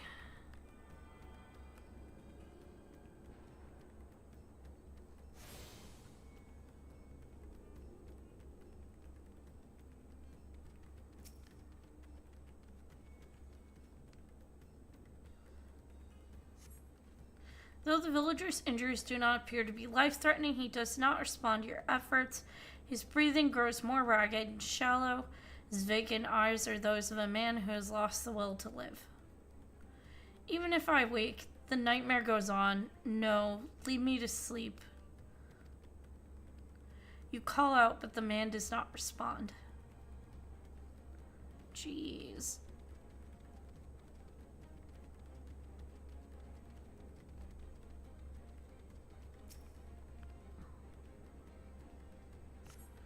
The cooling body has already begun to stiffen. Oh my god! The massive wound suggests the villager was gored by a terrible beast.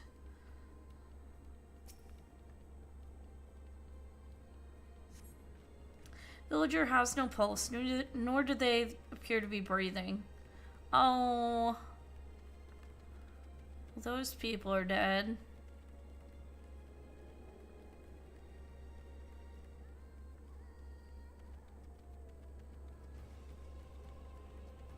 Are they in here? Are they in the back of the building? Yep. Frightened Aura. Have you come to help us? Too late, too late. My family, my friends. This poor dude.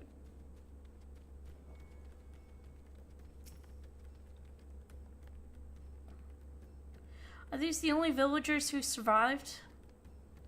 I can only hope the others have managed to flee, but if the rest have been turned into beasts by the 12, let us do what we can to see that the damage spreads no further, and no matter what comes, we must keep our spirits high, lest we ourselves suffer a similar fate.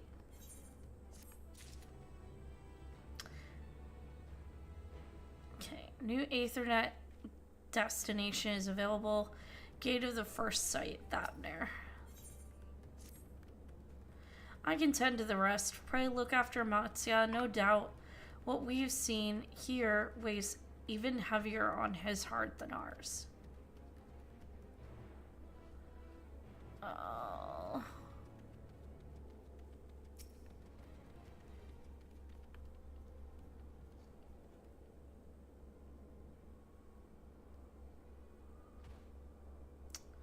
Oh, Clive! This is your vet, the elder here. He is hurt, but praise be to the sisters, he still lives. Young Matsu here has told me everything. I have not the words to express my gratitude to your aid, for your aid. When the heavens began to burn, we were afraid, but did our best to carry on as we always have done. Until today, when those unholy beasts came pouring into our village, a flood of midnight and death.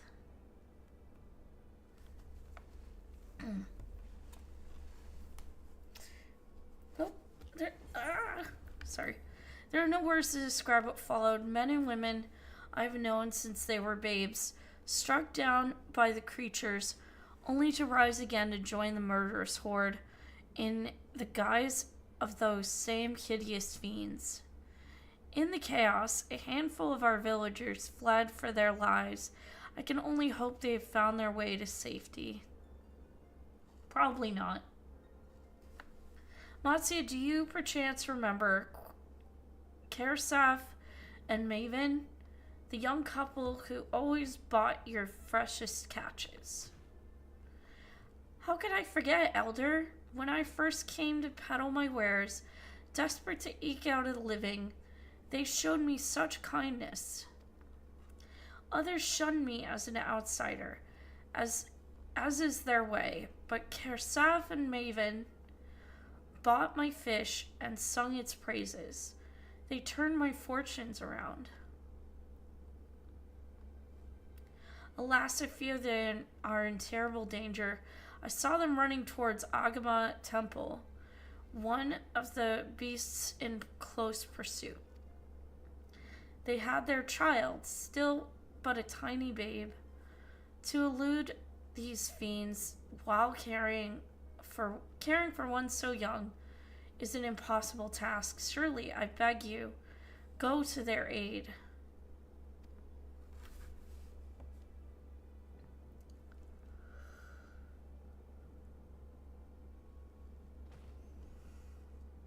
I want to help them, yet I am but a fisherman. I cannot face beasts on my own. Will you come with me?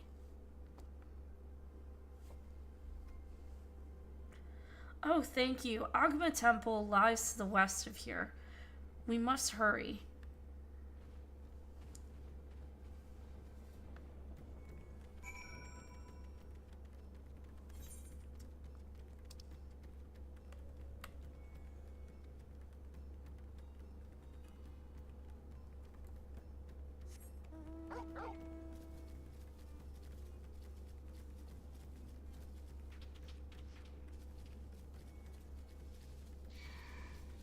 Oh, leave me be.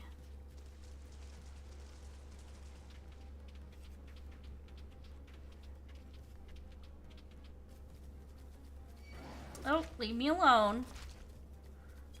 I'm just a potato.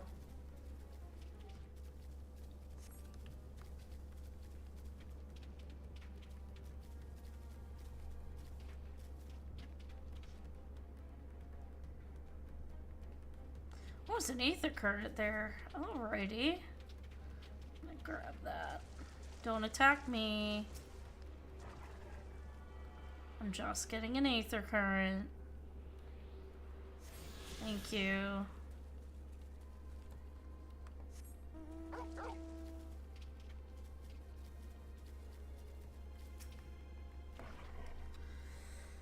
The temple is just ahead.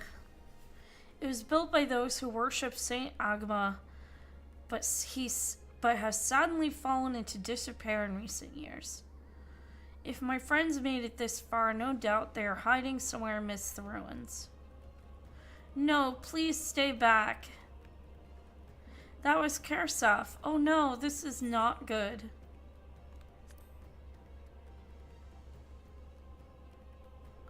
Please do. The cry came from the ruins. You must hurry.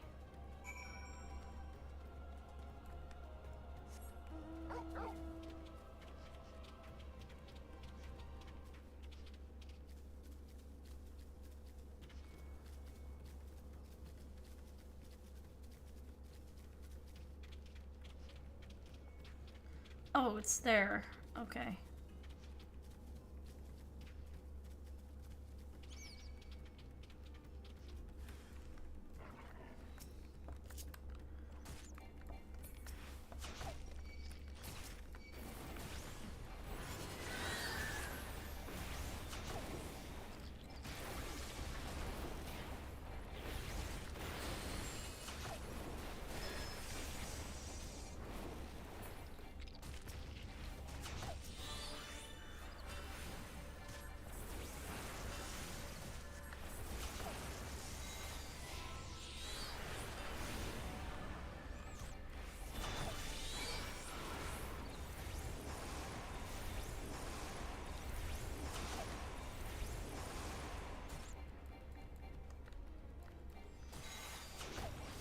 Oh god, I'm gonna die. Ah!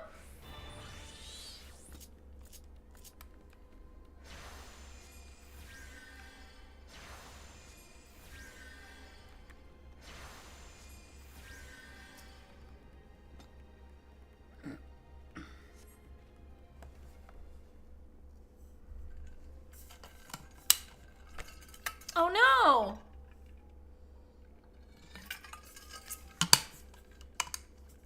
Man lies motionless on the ground, bearing a grievous wound. Can't we just heal him? I'm sorry, Clive. I tried to stay behind, but I couldn't.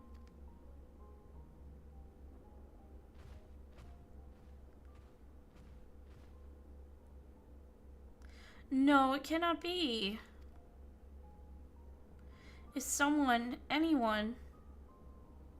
Wonder if this cutscene changes if you're a healer.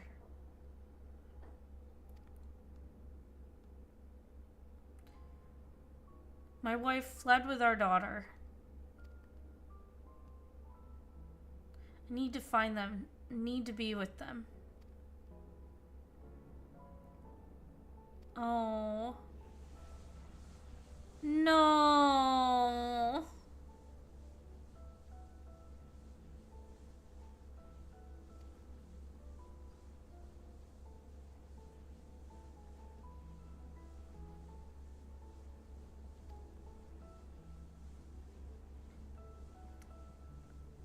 So be, you know, fighting. Fight, you dummy. I don't want to die, he says.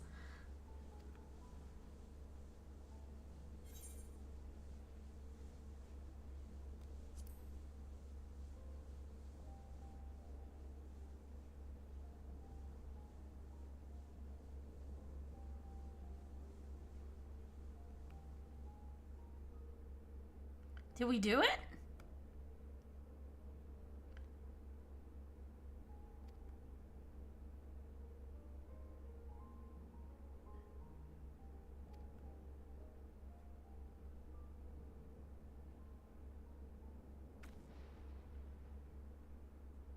Mavon still lives, and she has their child.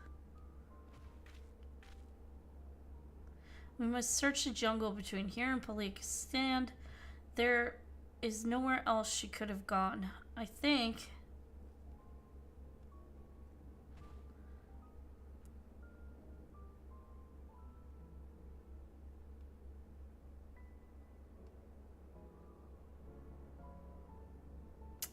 Forgive me, Kirsaf. Once we have saved your wife and child, we will return and lay you to rest. Poor dude.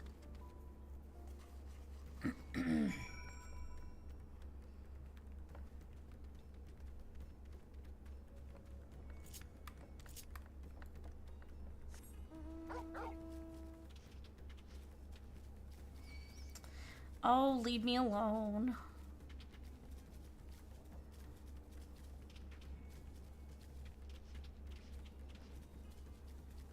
Okay, is there a way to get up there?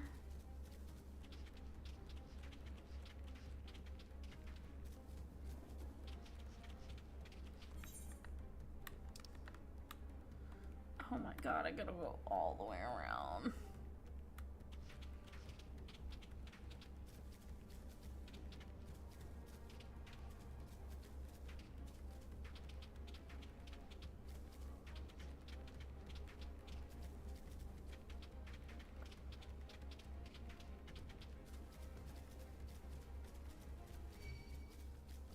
Oh my god, leave me be.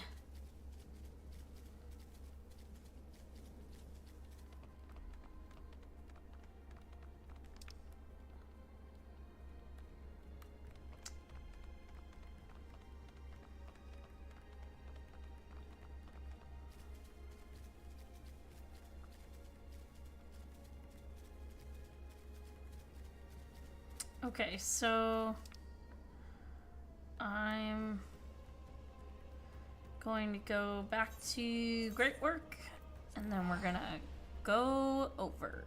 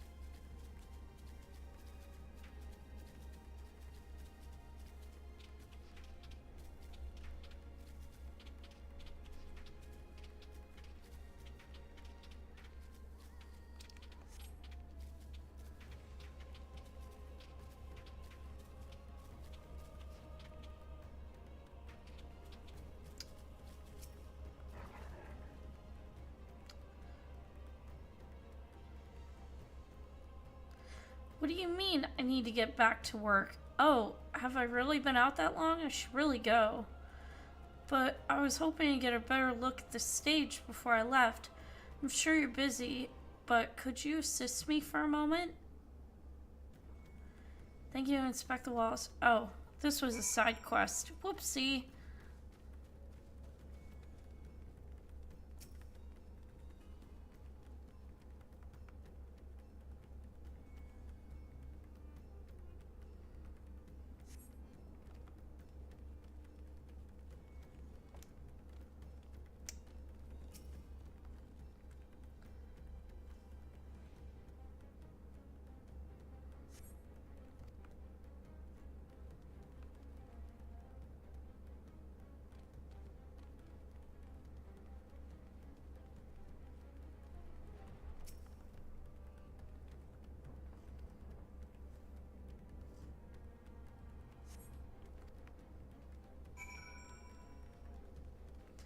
Didn't realize this was a side quest.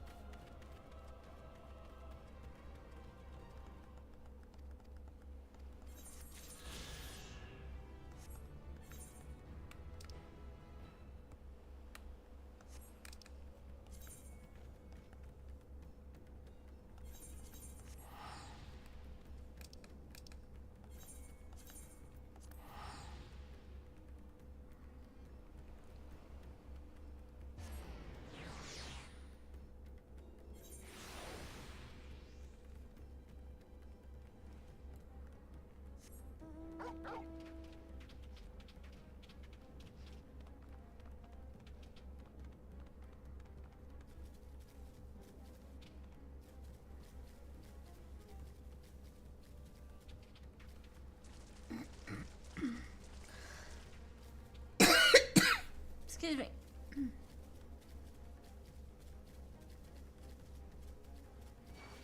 Oh, leave me alone.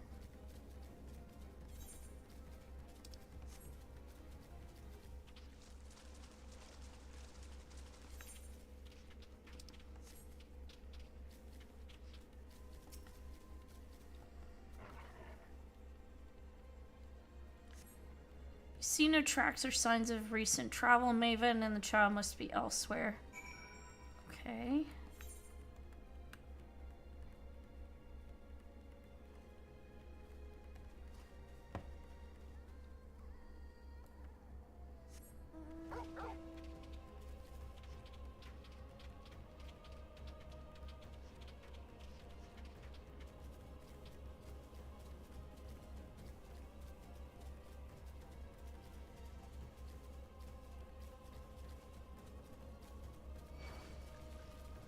Leave me alone.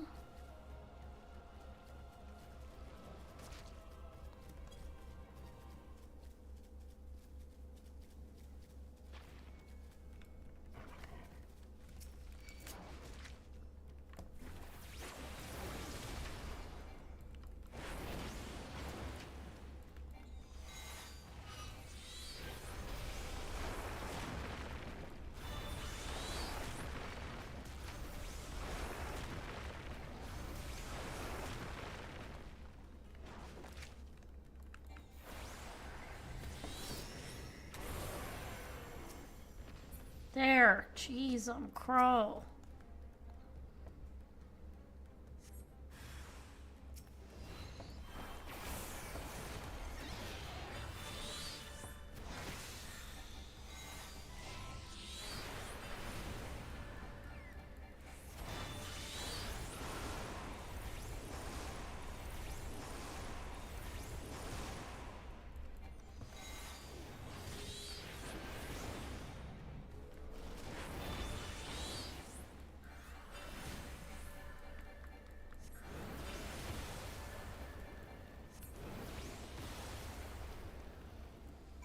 Oof, my health.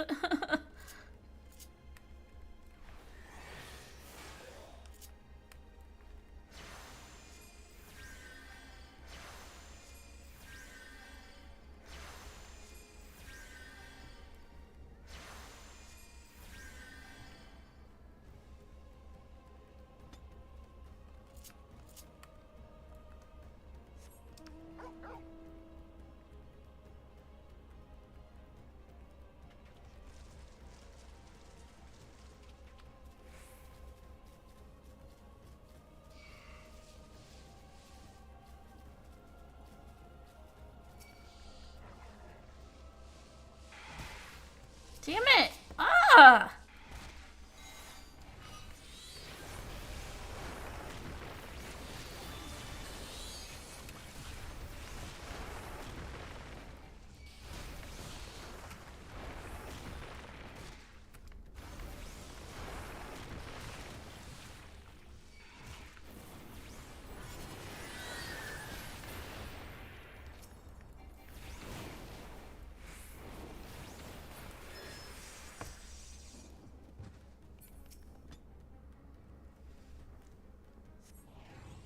Even her daughter came through the area recently, see no evidence of their passage. Ugh.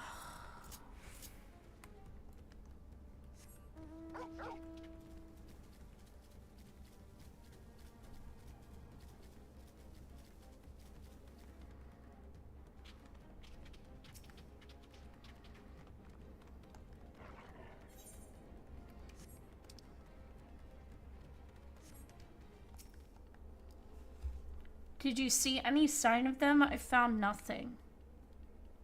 Nope. Perhaps the beasts have chased them farther from the village. O gods above, I beseech you, pray, deliver Maven and her little one to safety.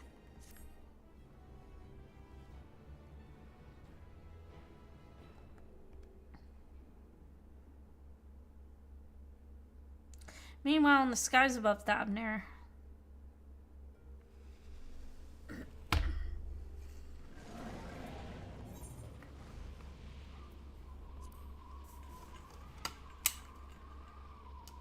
No more enemies to trouble us here.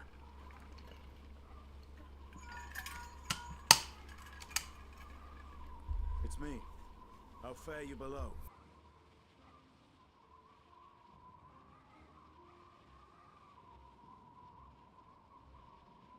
Understood. I will inform Vritra. Chaos and panic sweep Razat Han, and many more have succumbed to the transformations.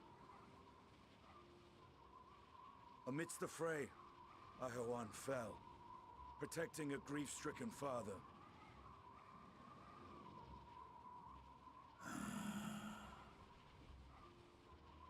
My friends fight alongside your Radiant host to secure the capital.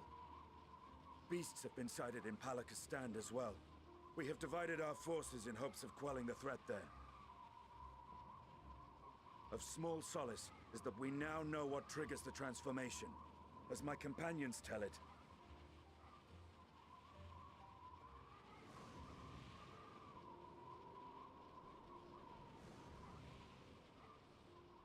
so it is the very fear and despair in their hearts which inflict this abhorrent punishment upon them. A nightmare from which my children will never awake. O capricious and cruel fate, they are undeserving of such condemnation. will you wallow in sorrow or rise to the occasion? Razat Han is leaderless. Before he passed, Ahawan sought to reveal the truth to his people. Honor his wishes. To what end? To breed a new conflict between dragon and man? These claws could reduce thee to shreds with a touch. These jaws crush thy bones to dust. Only through my proxy could I walk with my children. Without him, I am a bringer of fear, no different from the beasts which beleaguer them.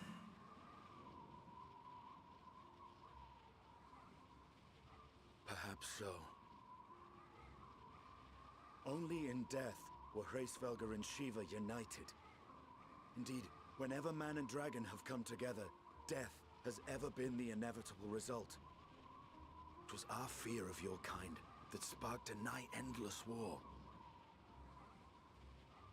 Fear and hate of which Nidhogg drank deep as he laid waste to my homeland. And in turn, I took my revenge on his brood. Blood for blood, pain for pain. I thought nothing of theirs, only of mine.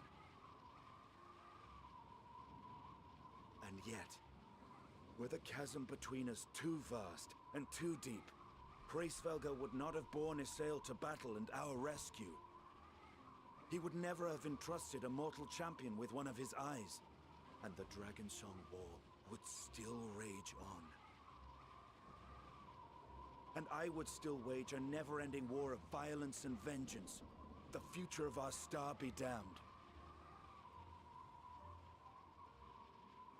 I cannot speak for Ahawan's greater goals, yet I know that he served you, served your people, long and true. In this time of unprecedented crisis, he turned to you. You could do worse than to place your trust in him. It will not be easy, but the future of Radzidhan hangs in the balance.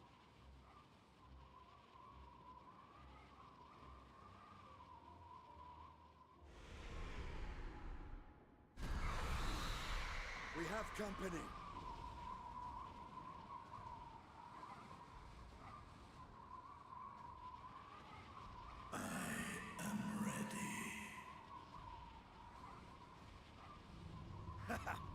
The hour has come, Vritra.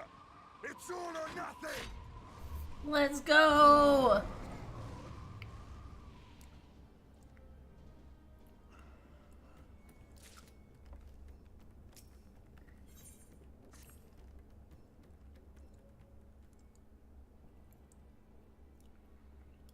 If Maven fled deeper into the jungle, she and her child are in grave danger. Whatever are we to do? Gods have mercy. You must stay calm.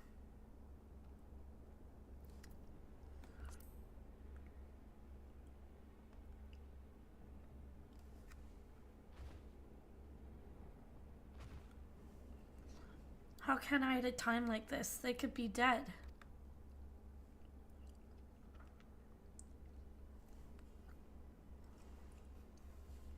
So if I allow myself to be overcome by this fear, I too might become a beast. I'm not sure I understand, but I will do my best.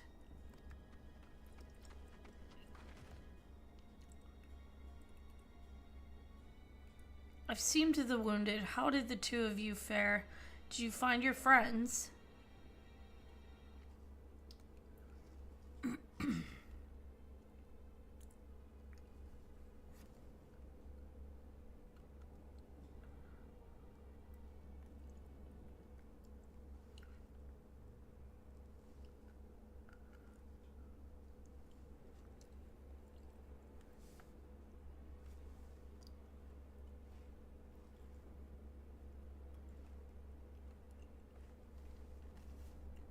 Before we leave, we must ensure the village will be safe in our absence.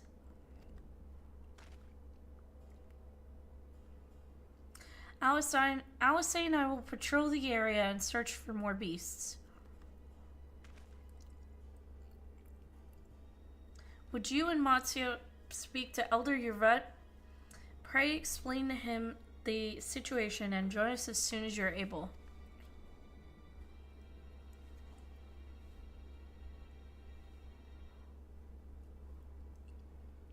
We will save Mevin and her child. We can do that much for Kaseth.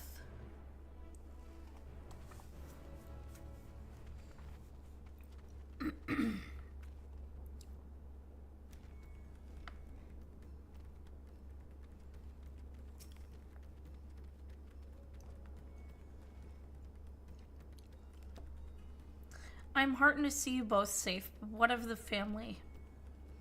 We found Kaseth, but he...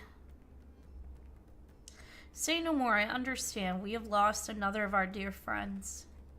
Hi, Crypty! Kaseth may be gone, but there is still hope. For Mevin and their child, please help find them. I beg of you. And if, in your search, you come across anyone else who escaped the slaughter, pray tell them what has happened. I will do my best to keep the villagers safe and their spirits high. Come, let us rejoin your friends at once. How are you, Crypty?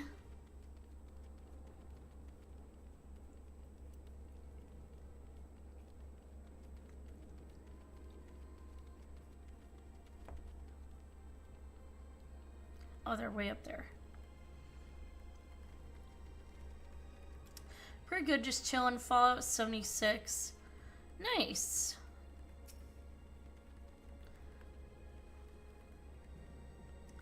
I am working my way through MSQ. Pleased to report the vicinity appears to be beast-free, no doubt thanks to your earlier efforts. And with that, let us resume our search for your friend and her child. Where should we begin, Matsuya? If we follow sort of south, we will arrive in Prusa, a temple. It is a sacred place where people go to commune with the divinities. It's possible that Mevin sought shelter there, and perhaps other villagers as well. Then it's settled. Matsuya, stay close to me, alright? You two take the lead. Keep an eye out for beasts and anyone in need of help. Very well, we make for Prusa as quickly as we're able with me. Well, it looks like I've got an ad break.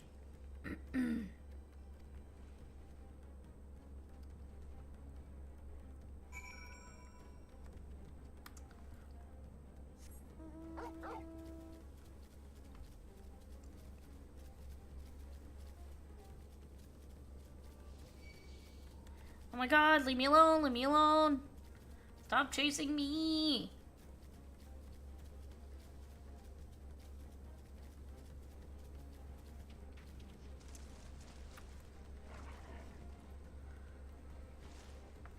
Oh, oh boy, that's a nasty one.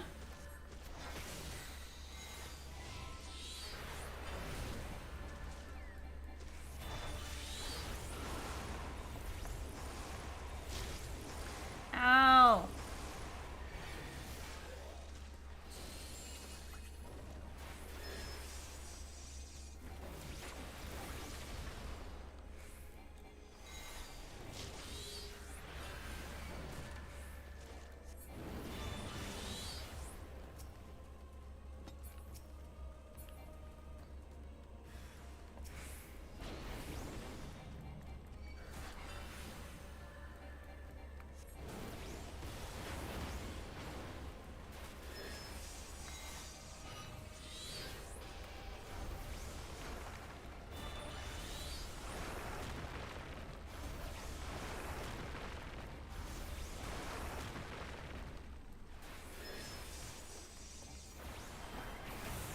Oh my god, I'm dying.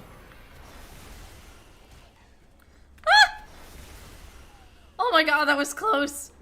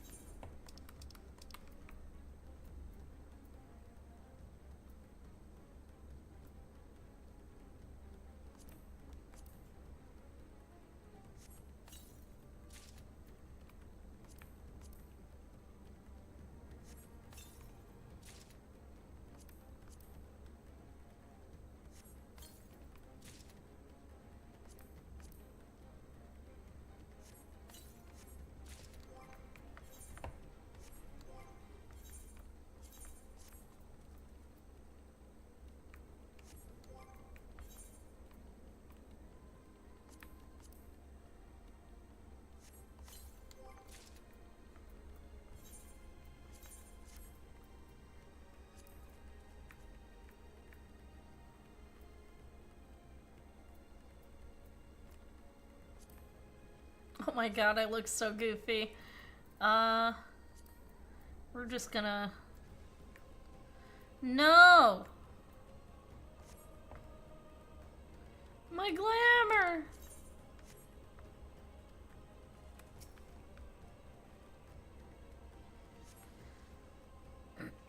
Thank you. I thought I was done for. Maven? She was a friend of mine too, but I have not seen her.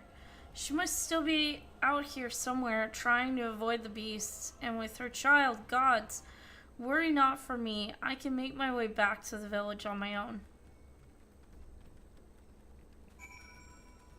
Okay, but can I fix my glamour if I go back to the village? Leave me alone.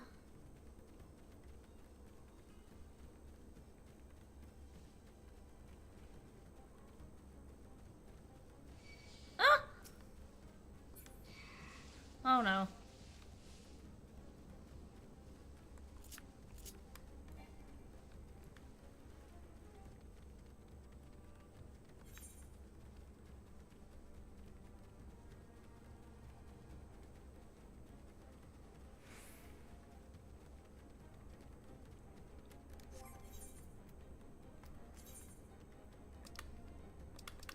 I've sworn.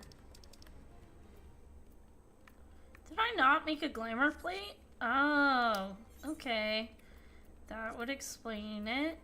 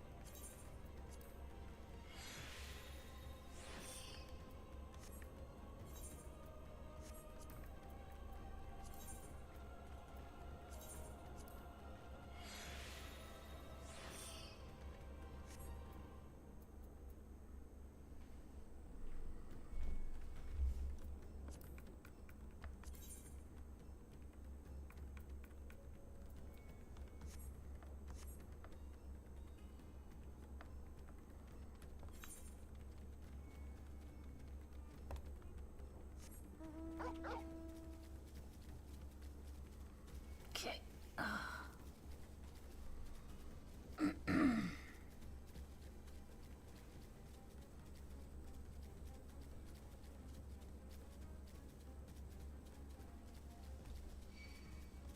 Damn it, I thought I made it past it.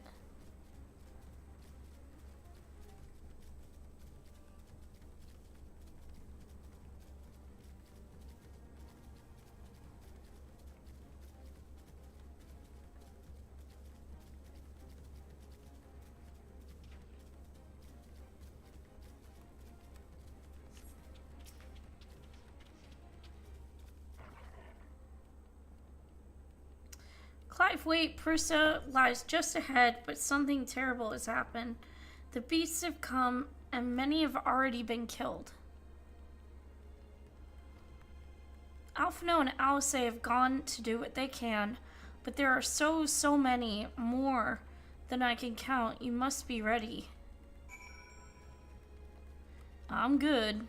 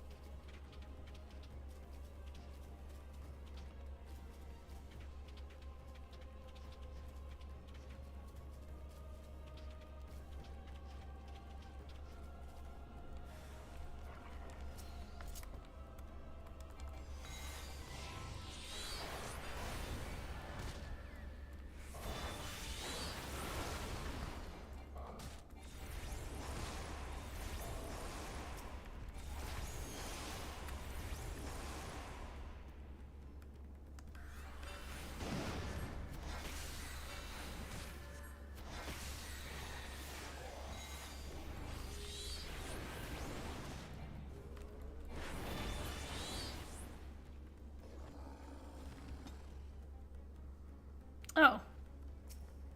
Okay. Well. That's a bummer.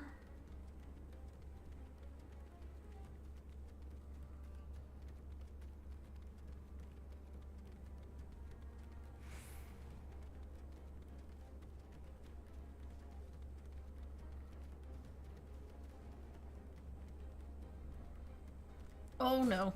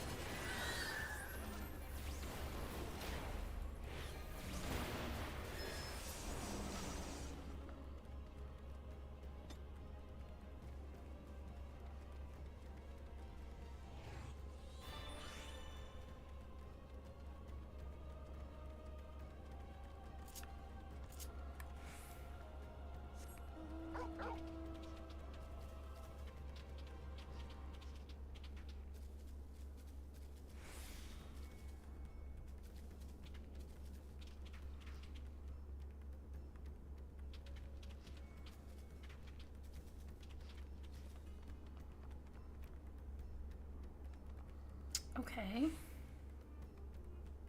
I don't see anything. Oh.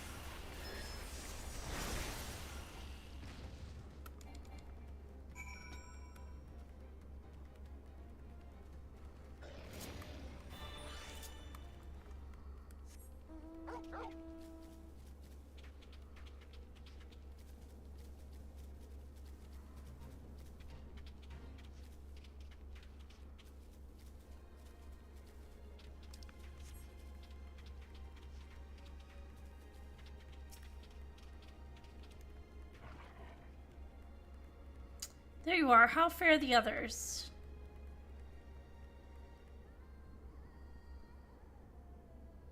I see you've seen all the beasts in sight. In that case, let's have everyone gather in front of the temple.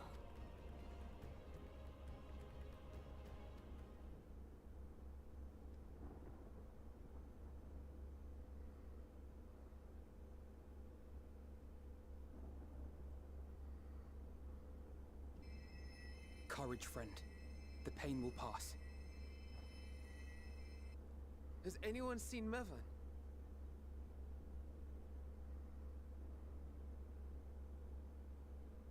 Where could she be? She might have been one of the monsters. Who knows?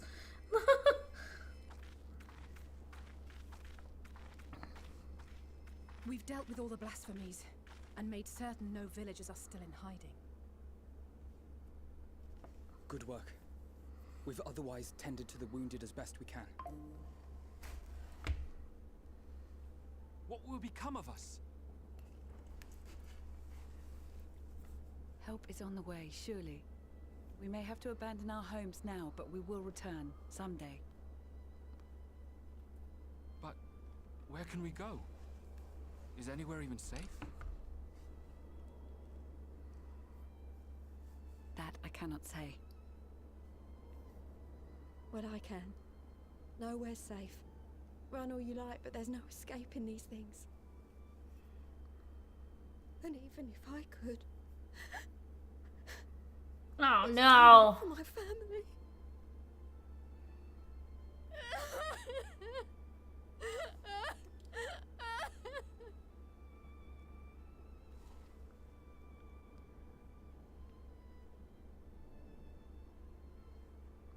This isn't good. The more they dwell on the tragedy, the more likely we are to lose them too.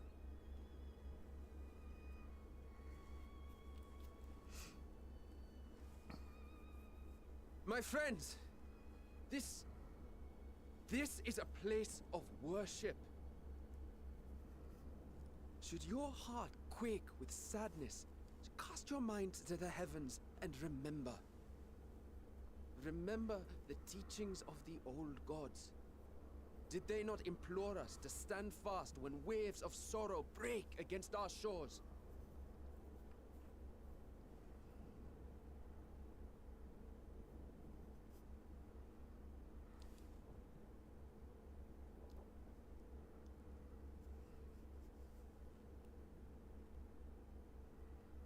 Know this, my children.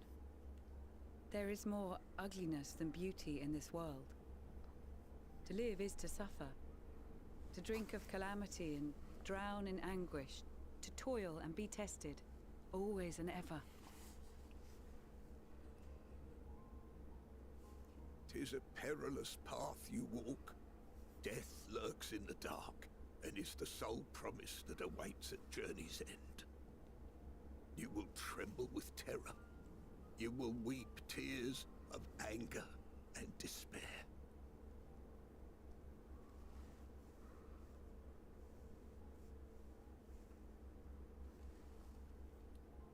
But do not avert your eyes. See your life for what it is. Then will you see how the hardships make you strong.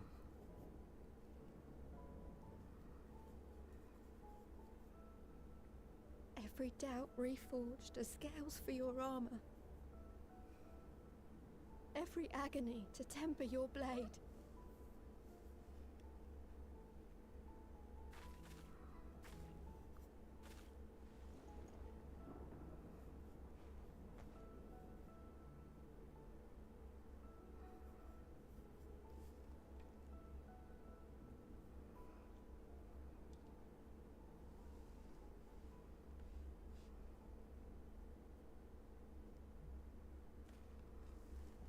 Thank you, lad.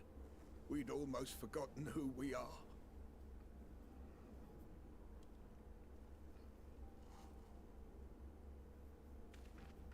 My undying gratitude to you as well, my friends. You were searching for Mevon, no? We must return home. I pray you help the boy find his friend. Gladly. We dispatched what beasts we could, but the roads are still dangerous. Stay together and go in safety.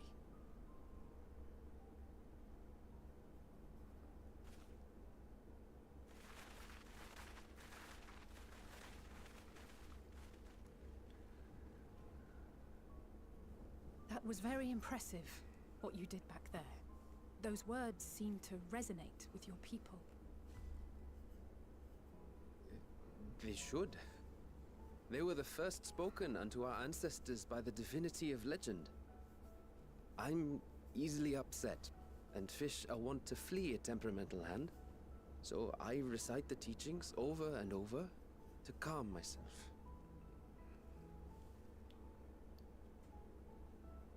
They're lovely and inspiring to hear, though I imagine they were born of great misfortune. They are born of life. There's as much bad as good in it. More, many would attest. All the more reason to appreciate the good when you can. I won't argue with that.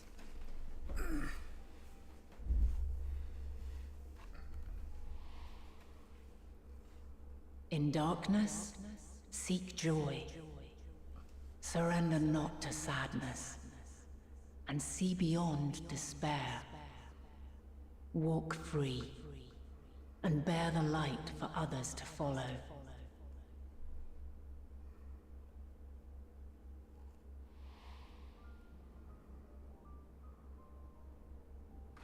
And with that, let us see if we can't find Mervyn. Hopefully. Oh, jeez. Did you see? That beast was chasing someone.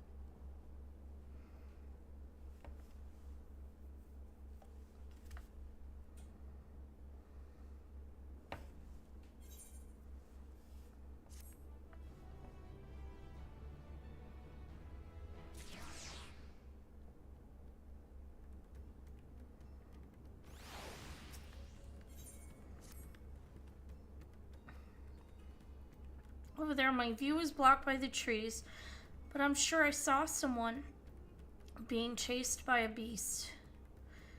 Clive, go with Mattia and search around the river. Alphino and I will circle around from the south.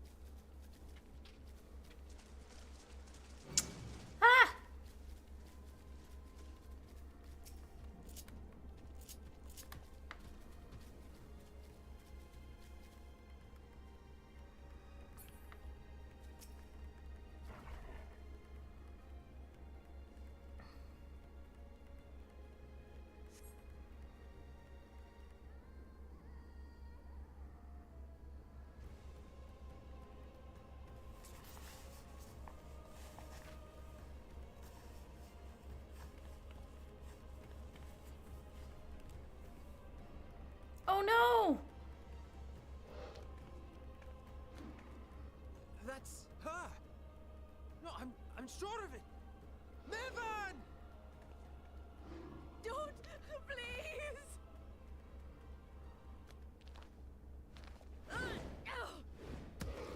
Nice. Oh. Nice.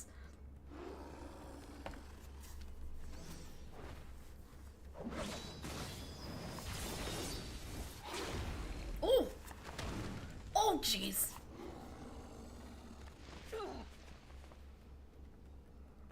Well, I mean, that's what she gets for charging in. Oh, jeez. Oh, no! Oh, my God. God have mercy! I look so goofy.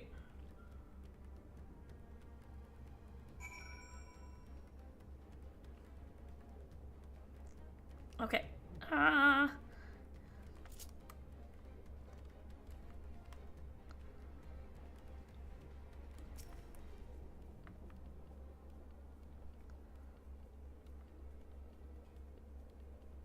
Okay, but like, where's the body? Where's the baby? Where is the baby? Oh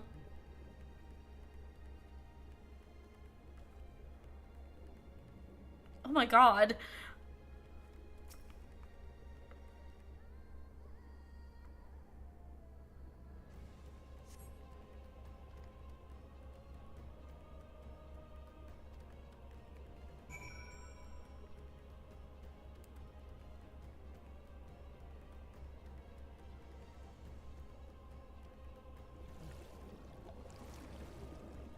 So, Mevin's probably dead. That's a bummer.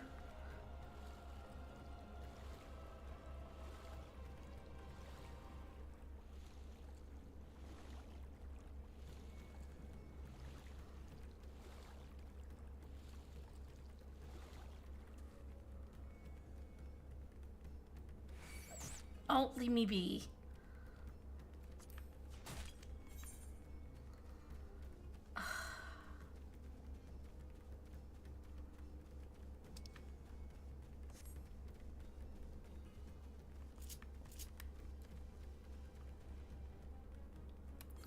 Okay, where the fuck? Alright,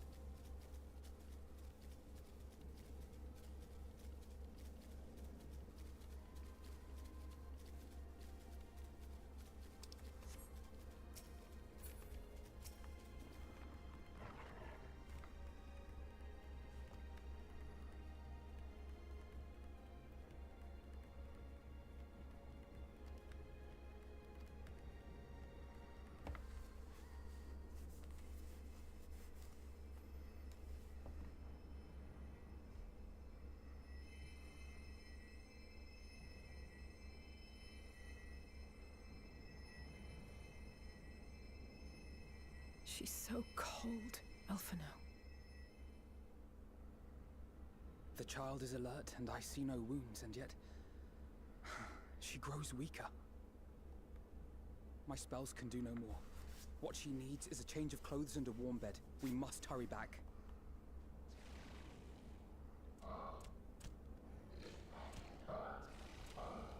Not now! Matsia, take the child.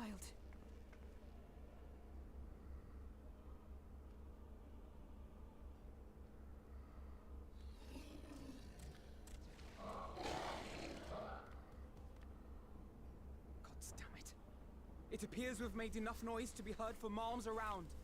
More will be upon us ere long. Yeah, sure, shout. Okay. We make our stand here. Oh boy. Mattia, can you take her back to the village? But the child, all by myself. Oh my god, quit your blubbering. The beasts will follow you home unless we stop them here. And so we shall. Be strong, Matsia. Her life is in your hands. Right. I can do it. I know you can. We'll keep them busy, Matsia. Go! Quickly!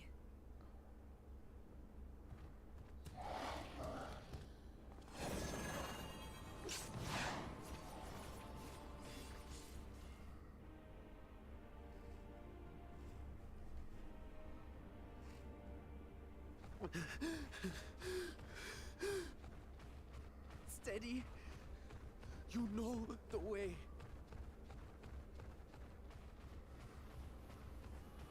Oh no, the baby! No! Not you too.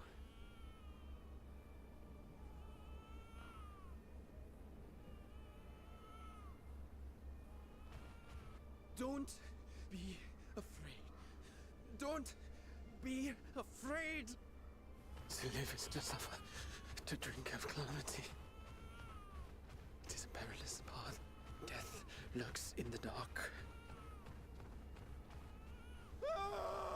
Oh no! No! I'm not afraid! I'm not afraid! Ah! Do not avert your eyes. See your life for what it is. See how the hardships make you strong. Every doubt reforged. Oh god.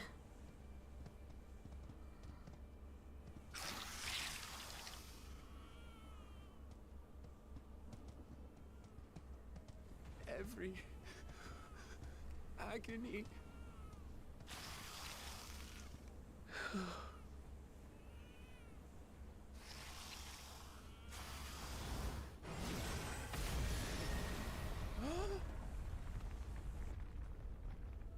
Nice.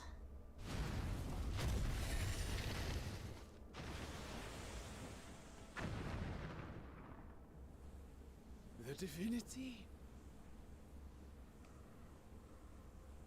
Nay, but one who would deliver thee just the same.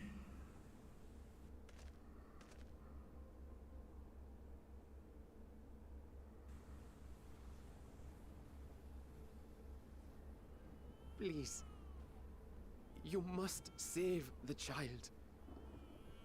She is all that remains of Mevan and Grasef. Please.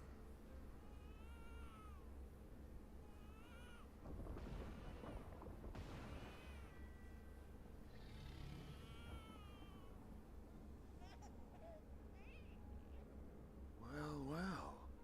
Seems the babe's taken a liking to you.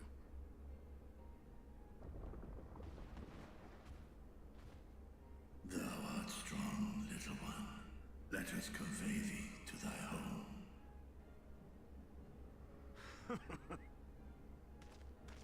I spied our friends as we flew in. They appeared to be holding their own against the Horde.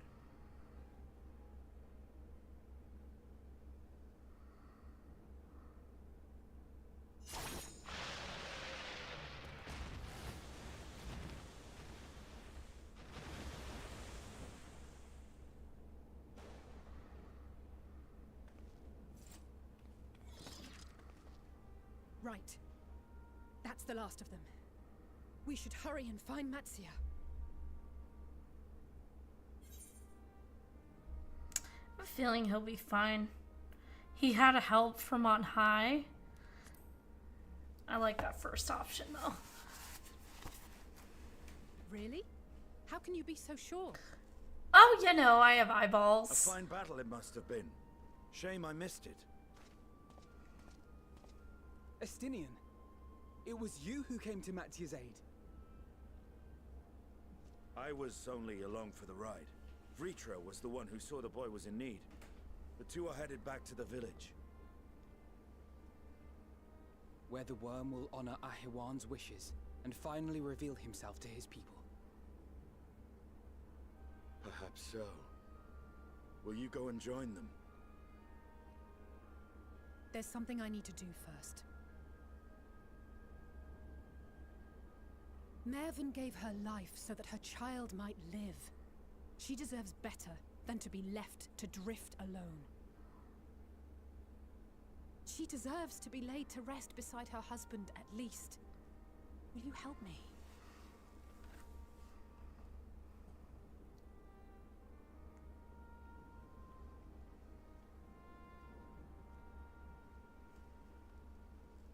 That poor baby.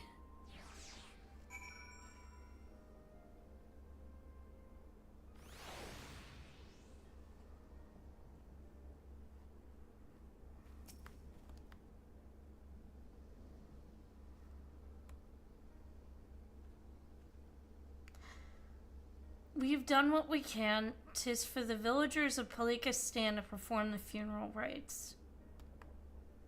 If nothing else, Mevin and Kursaf died as they lived, as themselves and not as beasts. Their souls will find peace in the ethereal sea. To think the day would come when even the smallest of solaces would be this comforting.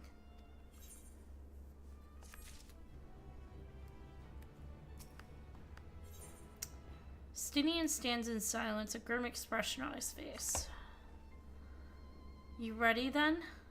You are ready then? In that case, let's head to Palika's stand. No doubt Vritra is awaiting us.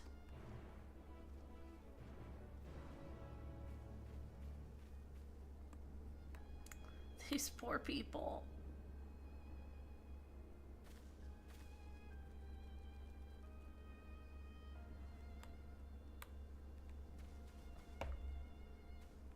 I hope they do eventually get buried. That'd be so morbid to come back here later and be like, excuse me. It would be so morbid to come back here later and they're still there. Oh right, it can't fly. God damn it. Okay, going back to...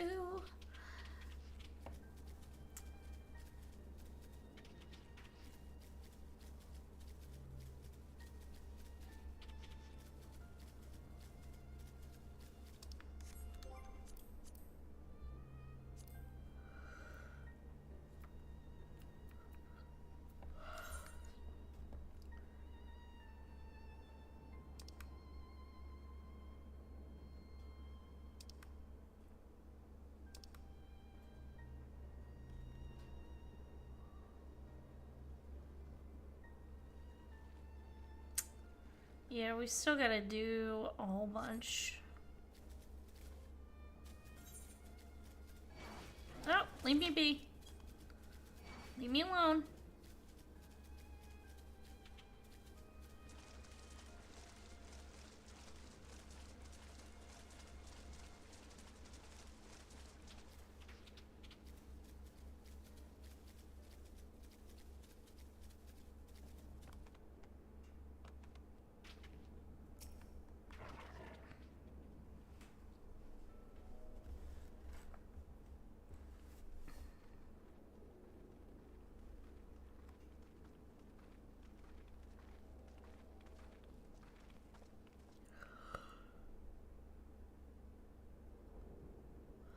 Rest easy, for all is well here.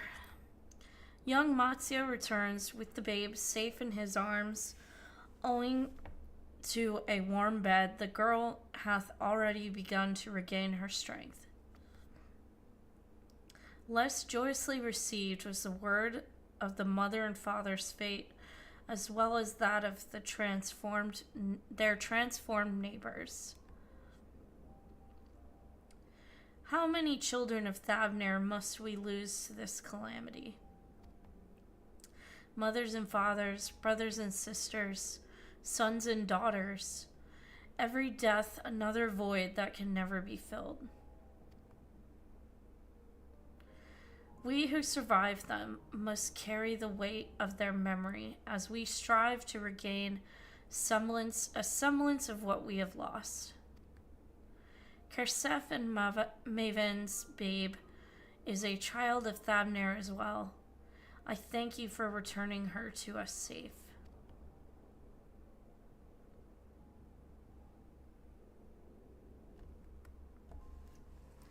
Oh, most great and merciful worm, I have not the words to express my gratitude.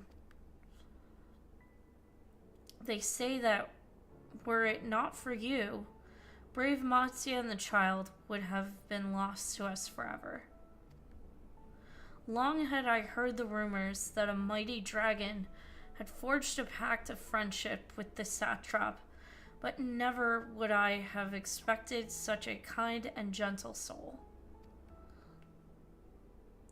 Truth in part, but not in whole.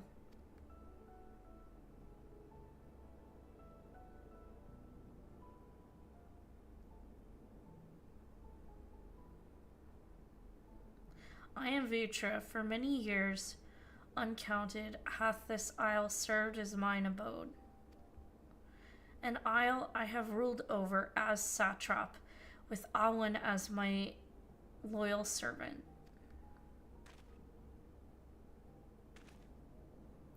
Are my ears to be believed? You were the true satrap all along?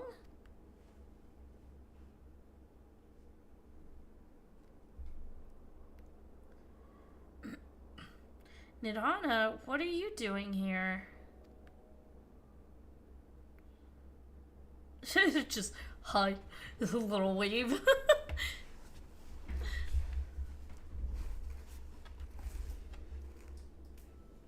I heard from the Radiant that you had gone to help the people of Palikas stand in their time of need. And so I and several of my colleagues from Great Work came to offer our services. The alchemists have already brewed up some potions for Meven's daughter. But enough about us. You and your role are the far greater enigma. If you were the true satrap all along, could it be that young Varshan was created to serve as your emissary? Thou didst suspect the boy was but a simulacrum. Yeah, okay. Yeah, I said it right. A rumor has circulated for many years around the High Crucible that our most skilled alchemists were once commissioned by the satrap's family in secret to fashion a mammoth indistinguishable from a living boy. Looking at Varshan with that knowledge, I simply put two and two together. I was not alone in drawing this conclusion, but like me, they no doubt recognized that the satrap was using the simulacrum to work more closely with his people and decided not to press the issue. I had always assumed one of Arwen's associates was manipulating it from afar, though the truth is indeed far more surprising. It is our honor to meet you in the flesh, Master Vitra. Pray, allow me to express my gratitude. If you had not believed in and given unto us your scales, I do not know where we would be. Thank you from the bottom of my heart. 'Twas thou and thy fellow alchemists that fashioned the means to unmake the towers. You were the saviors, not only of Razat Han, but the star. Far too kind you are, Master Vitra, but the star yet wants for salvation. Once more will my colleagues and I commit the knowledge and resources at our disposal to the mission of aiding the people in their darkest hour.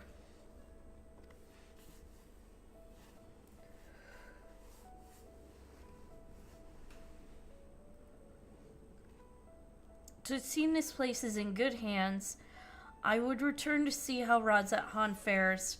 What will you do, Scions? I worry for the survivors we met in Perusa. Shall we pay them a visit before making our way back? In that case, might I ask a favor? Nothing too burdensome, I promise. This way.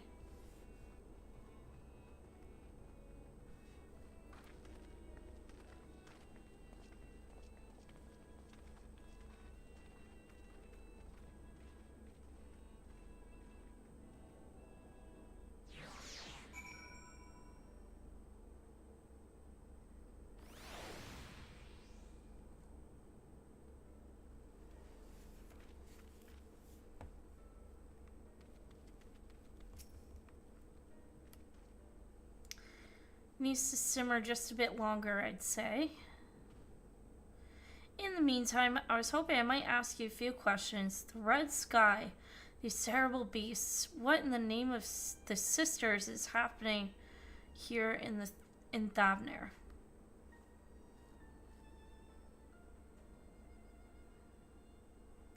Oh my, that's rather a lot to take in. It would seem the situation is even more grave than we suspected. Thank you, friend. My colleagues and I will use your knowledge to see if it can further our own research. And with that, here we are, a pot of piping hot chai, brewed from my own secret recipe of spices and tea leaves, together with hearty helpings of rich milk and purest sugar. I've made enough for everyone in the village. Might I trouble you to deliver a few cups? The drink is has medicinal properties then? Not in the least. The ingredients are quite ordinary. It's so very tasty though, and has a way of lifting the spirits. The spicy aroma and distinctive sweetness of chai is a simple everyday pleasure on our island. Sometimes the best medicine is the simplest. A lovely sentiment, Nidhana. By all means, allow us to assist.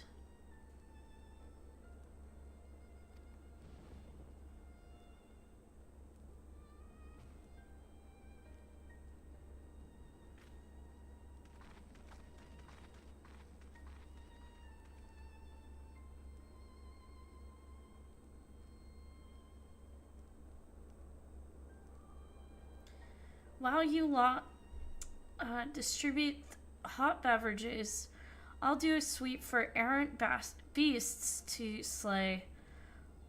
A far less arduous task, no doubt. When you've finished, look for me at the wakeful Torana.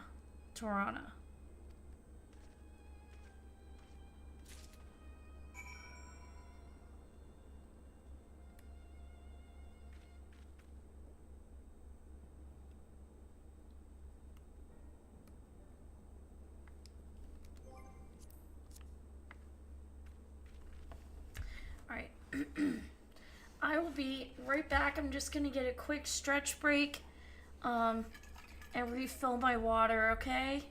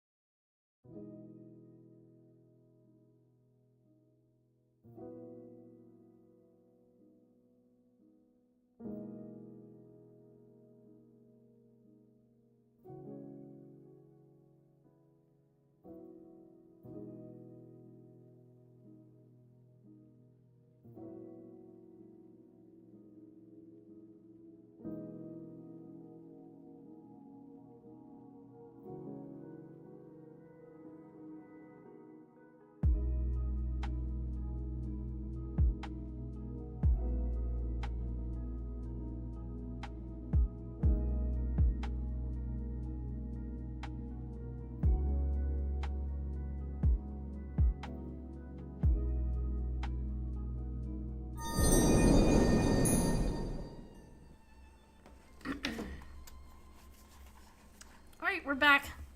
Sorry about that. I just needed a stretch break.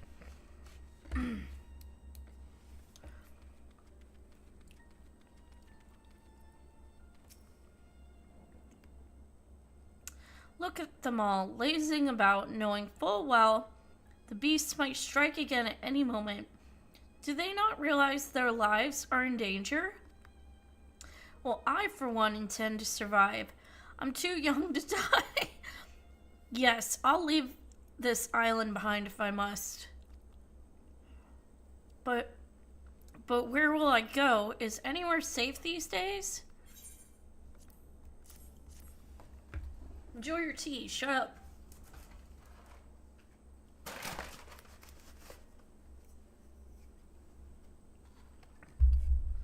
Cup of chai? Can't you see I have more important things to worry about?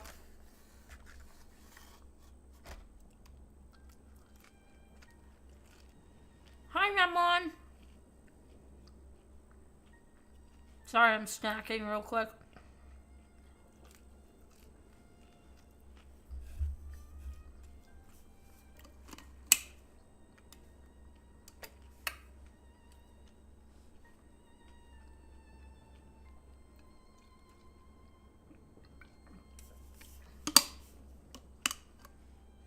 How's your day going?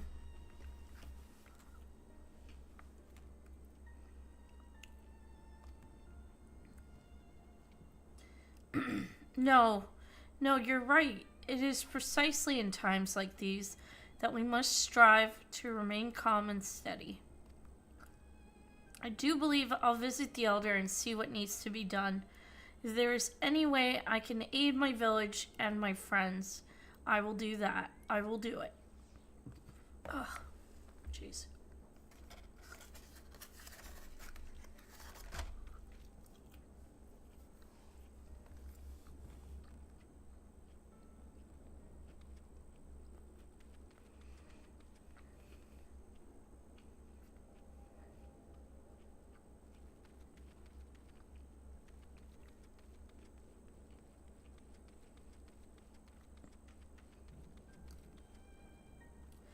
Having a good day. I took today off to go to a concert tonight. Nice.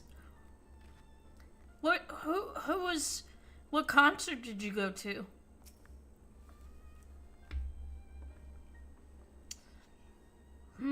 Wait, I know you. You were the one who saved us from those beasts back at the temple. Were it not for you, well, let's not even think about that. At times like this, we mustn't dwell on what might have been, but look to the future. But what future awaits us? How can Radzat Han hope to recover from this? Most of my friends are gone, and I don't know where to turn. Take your tea. Stardew Valley live orchestra starts in a few hours. Ooh.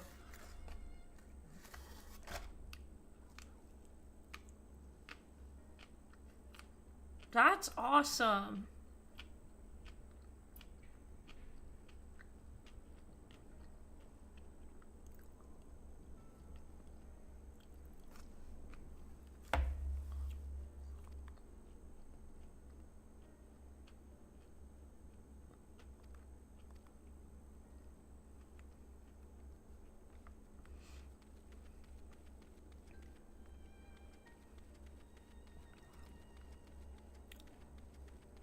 I'm just running around giving people tea. I think there's one up here. Yeah, I knew it! I haven't done this quest line in ages, but I knew there was one up here.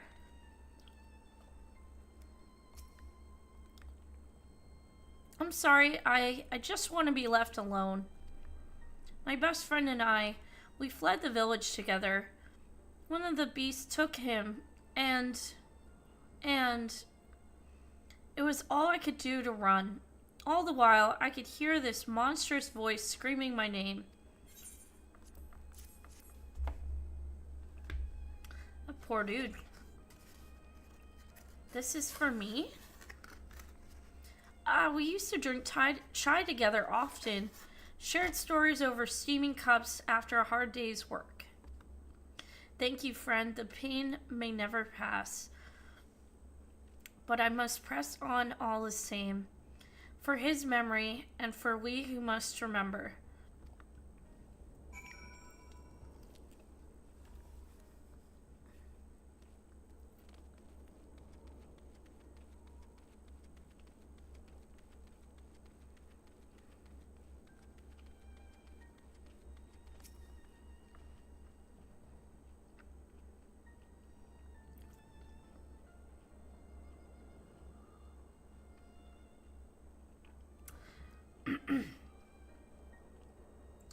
Thank you for delivering the chai, Clive. Did it help lift the villagers' spirits? That is heartening to hear indeed. The final days show no signs of abating, but that is all the more reason that we must try to keep our composure. Our lives have been forever changed. The people we have lost will never return to us. These tragedies will long weigh on our hearts. But we have the capacity to live with our suffering, to carry the agony till we too join the fallen in death. It is not a surrender, but a recognition. For it is only in acceptance that we find the strength to move forward. Okay. Let's grab some blue quests. Not that I'm gonna be doing them anytime soon.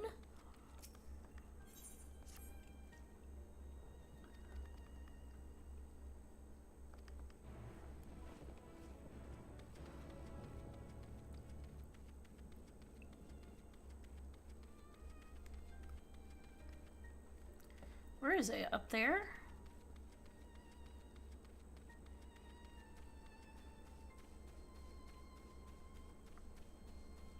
Aha.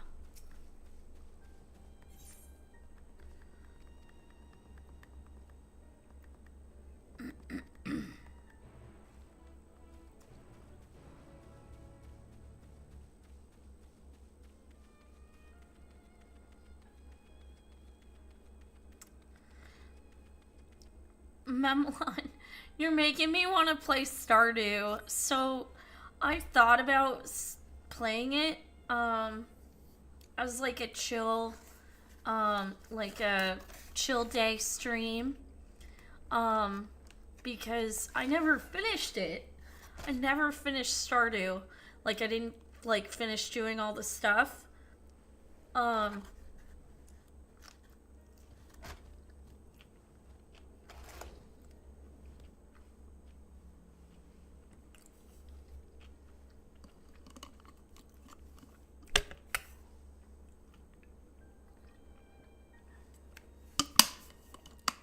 I was thinking, like, I could replay it, just for some fun.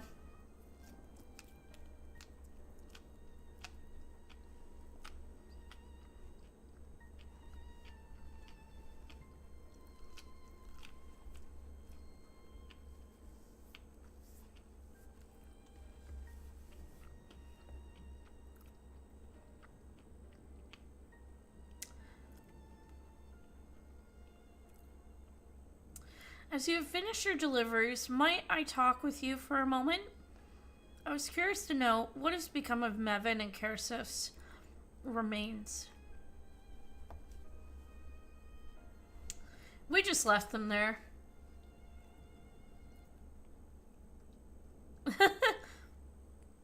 Oh, thank you, friend. Surely they will be able to rest peacefully by each other's side. I and the people of Palikas stand will perform the rites as soon as we are able.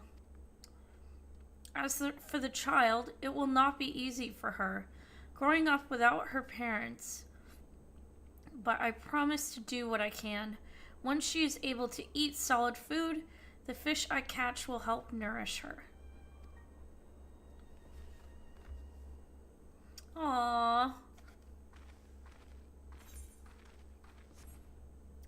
Well, we finished delivering the chai. I do believe everyone is a piping hot cup. I can almost believe there's magic at work. How their tension fades with every sip. Let us pray that Palika's stand has seen the last of these transformations, at least for now. They are still at risk, as every village in Thavnir, like as not. Still, I trust we can leave this place in the care of our friends from the Radiant and the High Crucible. Shall we return to Radzat Han? By all means, do not let us keep you further. There are still many who have need of your wisdom and strength to deliver them from this terrible calamity.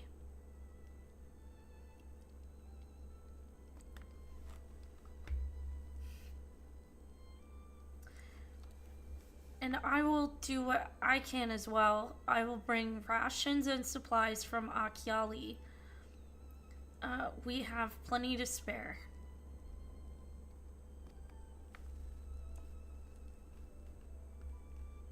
Then let us find Estinian and be on our way. Where did he wander off to again?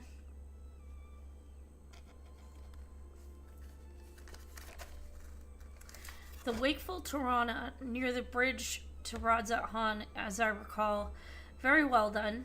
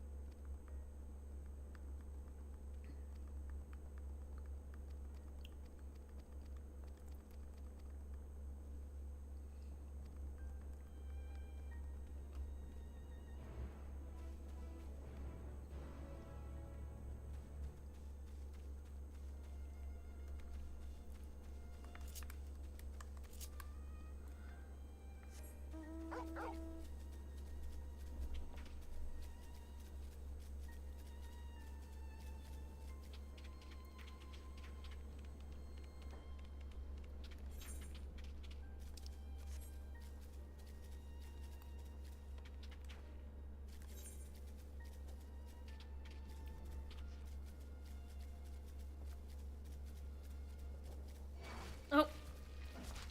I just wanted to open up more of the map.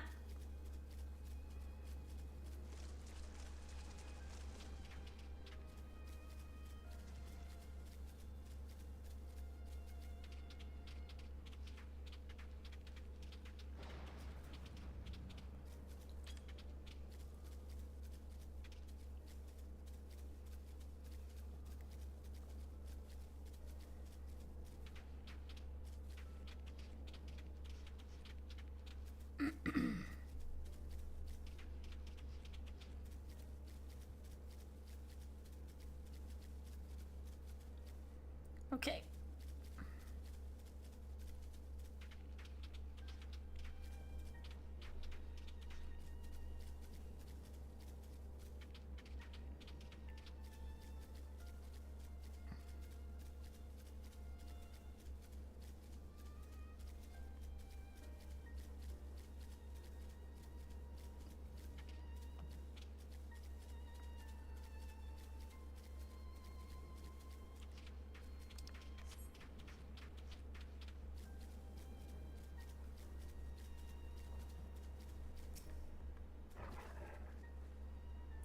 Alphino told me everything. Full glad am I to hear that the people are safe. Likewise, you will be pleased to know I found no evidence of lingering beasts in the jungle and ruins. It would seem you've finished off the last of them. Trying times yet lie ahead for the people of Thavnir. Fortunately, they have a wise and benevolent satrap to shepherd them through. Speaking of which, I received word from Thancred not a short while ago. He awaits our return to the city of Alzadal's path. On Alzadal's path. Come.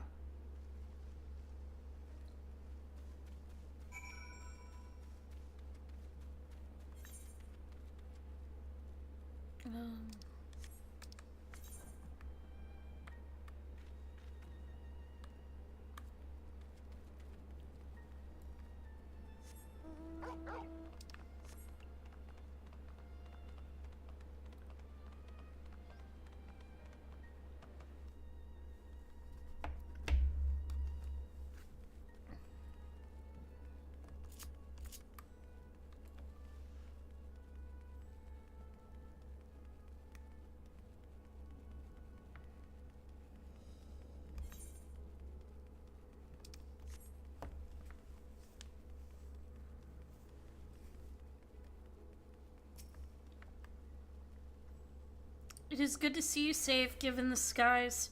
'Tis all too easy to fear the worst. I am pleased to report that we've succeeded in quelling the threat here in the city. The beasts have all been felled, and the citizens are safe for now. I've also heard from Radiant that an important proclamation will be made in the city square, though they said no more than that. Might you have any idea what it is about? So Vitra is finally coming out from behind the curtain. I suppose we too should hear what he has to say. To Megduta then, but before that, it would appear that word of the assembly has not yet reached all the citizens. If anyone along the way seems unaware, we'd best enlighten them.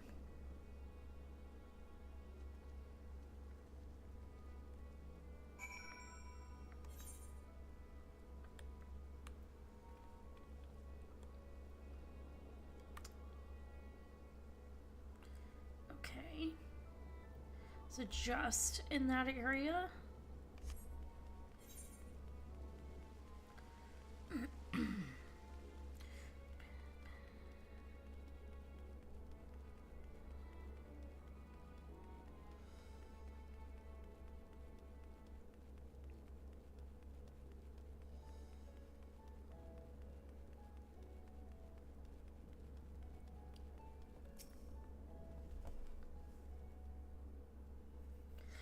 Are the beasts all gone? I've been hiding, and I'm too scared to go out and look.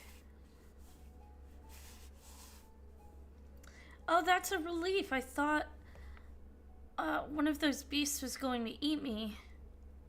I wonder where Varshan is. He's the slowest runner. I hope he got away. He could be with the other people in the palace. Maybe I'll see him in the square.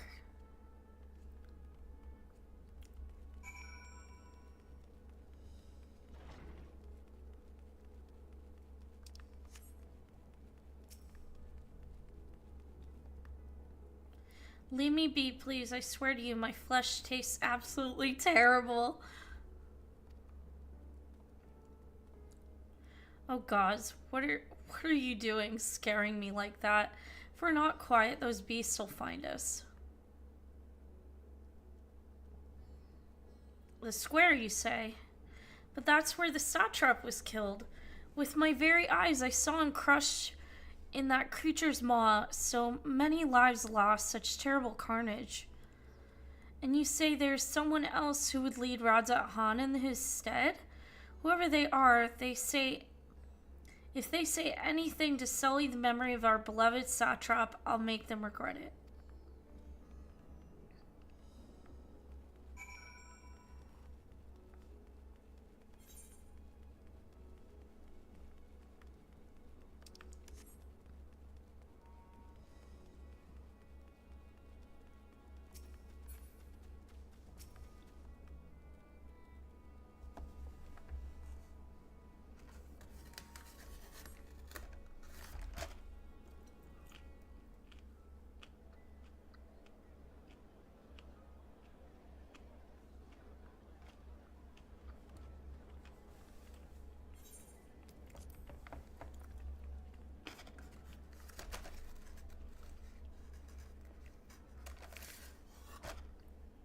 Look, someone's coming.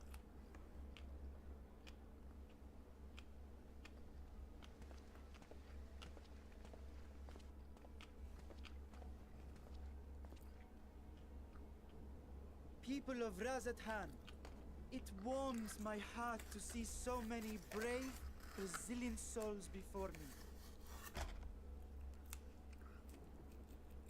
Today, I would share with you a great revelation. But before I do, I must make a humble request. Do not be alarmed, nor avert your eyes. See the one I unveil for who he is, and know that he means you no harm.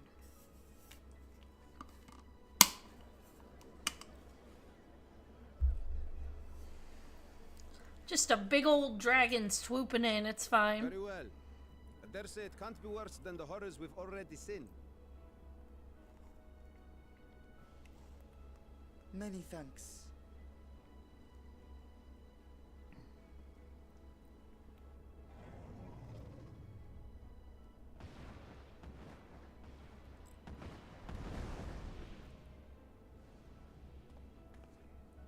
A dragon!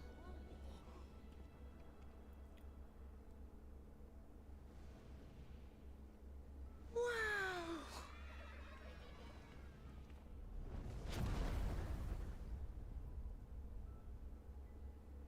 People of Radzathan, I am Vritra, and for years uncounted hath this isle served as mine abode.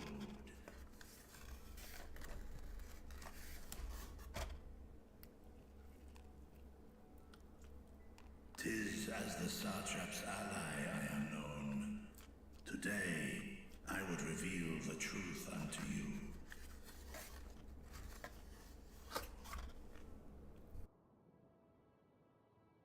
Let us hope they accept him.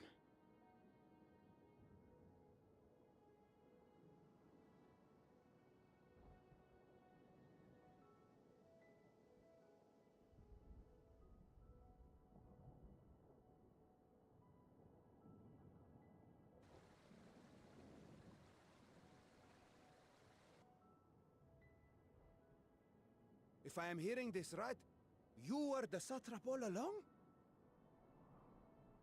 Vashan! I mean, Master Vitra, does your divine eye really see all?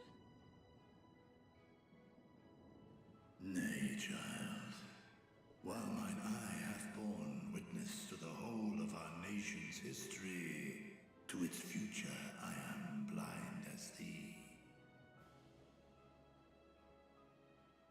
Countrymen, calamity the likes of which we have never known is come to Thavnir, our home. Friends and loved ones have been taken from us. I, too, have lost my closest confidant.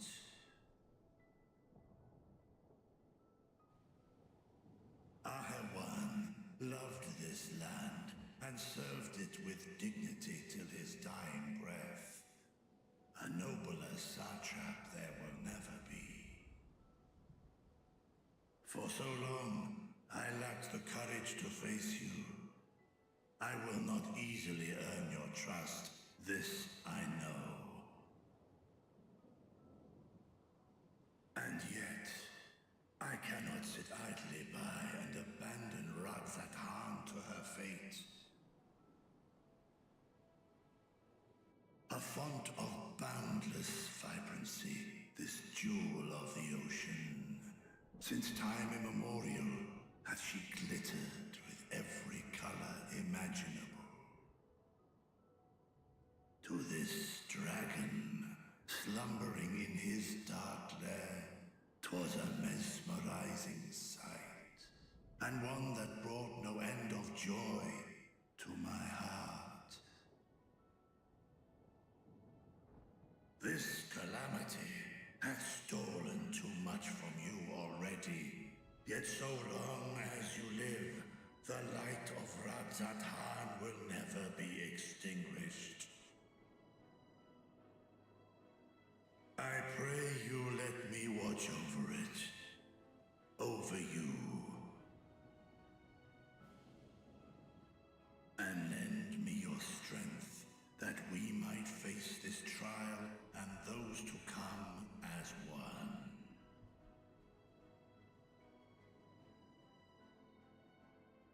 I do not know you, dragon, but I thank you for speaking the truth to us.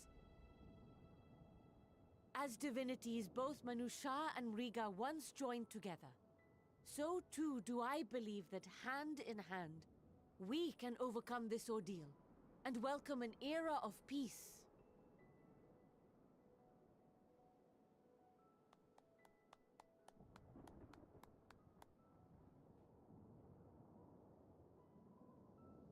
A sight that would have surely brought a smile to Azael's face.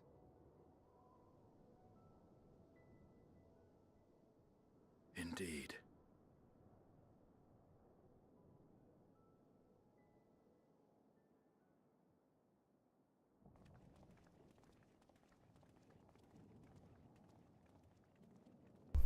There's the Charlians.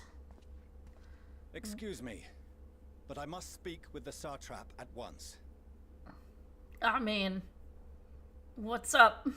Father.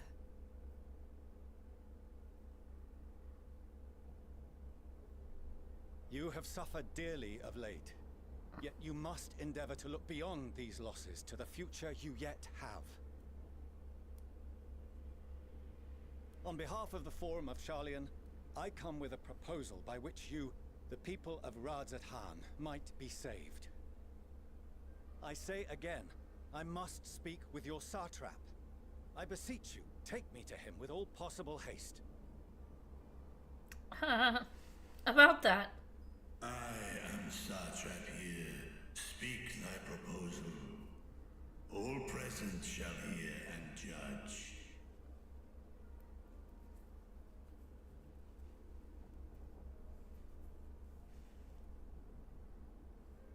If I have given offense, then I apologize. First, allow me to share with you what knowledge we have of the phenomenon responsible for your woes. The final days. 'Tis an affliction of stagnancy and rot, sown into the currents of the star. Though the first prominent manifestation was here, in Thavner, it will invariably spread to every corner of the world. The Forum was forewarned of this apocalypse several centuries ago. Thenceforth, my predecessors sought to prepare for the end times in the only conceivable fashion, by securing a means of escape. I'm good. How are you? I'm just enjoying the rewatch for the main scenario quest for Endwalker. With the coming of the 7th Umbral Calamity, the true nature of the Red Moon, Dalamud, was revealed. That it was an artificial construct of ancient allies. I'm fine, just got home from work. Nice. But what of the Silver Moon? This celestial satellite is yet another technological marvel fashioned and maintained by ancient allies. A ship that will sail the heavens and deliver our people from destruction. And by our people, I speak not only of Sharlayan. We mean to save every man, woman, and child it is within our power to save. Including you, our dear friends of Radzat Han. Recent events necessitate adjustments be made, and quickly, but we can and will escort you safely to the moon.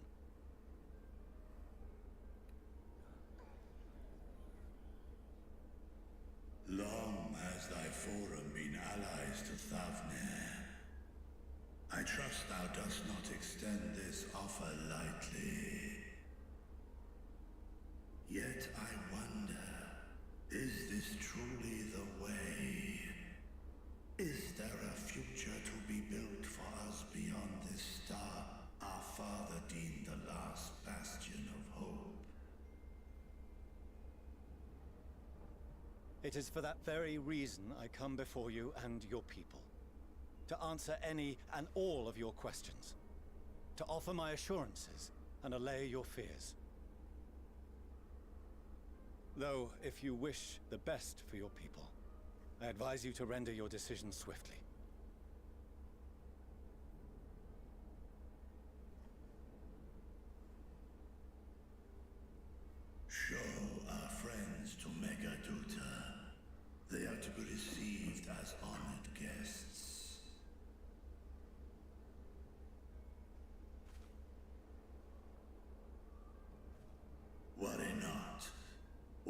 decision is reached, your paths shall be yours to decide. Until then, heed the warning of these brave heroes. Guard your hearts against fear and despair, for it is within such fertile soil that the seeds of blasphemy find purchase. Remain calm and attend to your daily tasks. I shall return anon.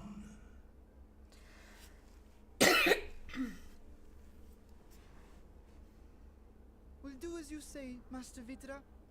We believe in you.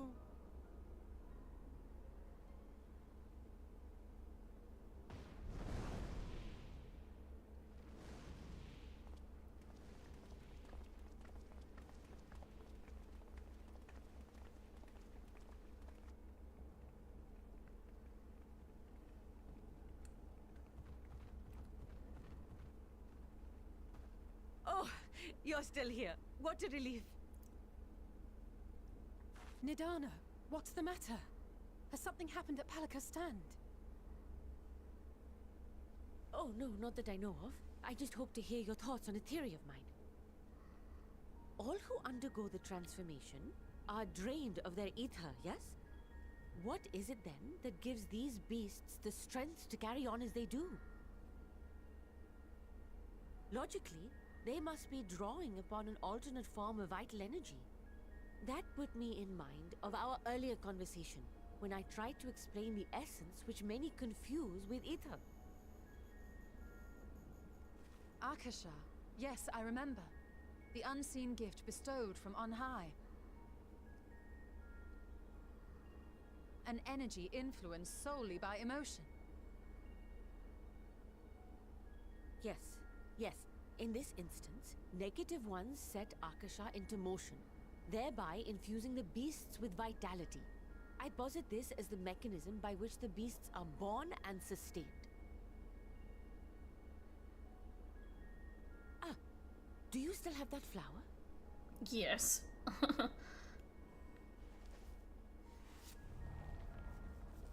Ooh, oh god. Well, we had the flower. If we accept that it once shone bright by drawing upon Akasha, influenced by the thoughts of those nearby, then fear, terror, despair, negative emotions so powerful as to suffocate it, permeated the air in this place. Well, oops. You must be very careful. The forces which drive the final days may be beyond our ability to perceive.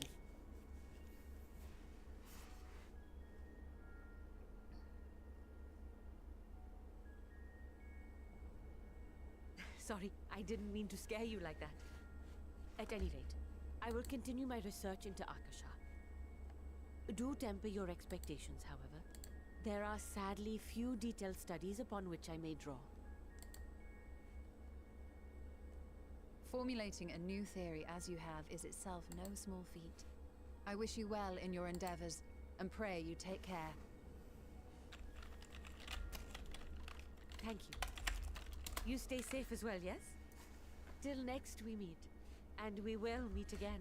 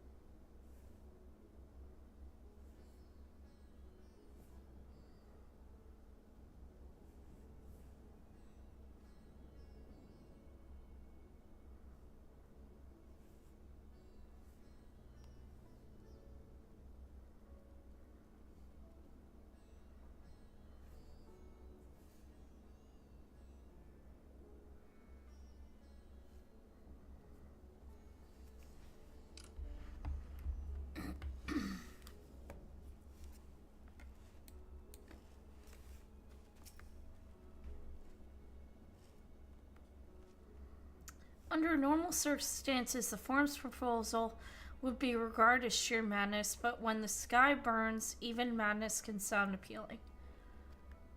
Doubtless Vitra is loath to abandon his home, and yet absent other options, he cannot dismiss the option out of hand.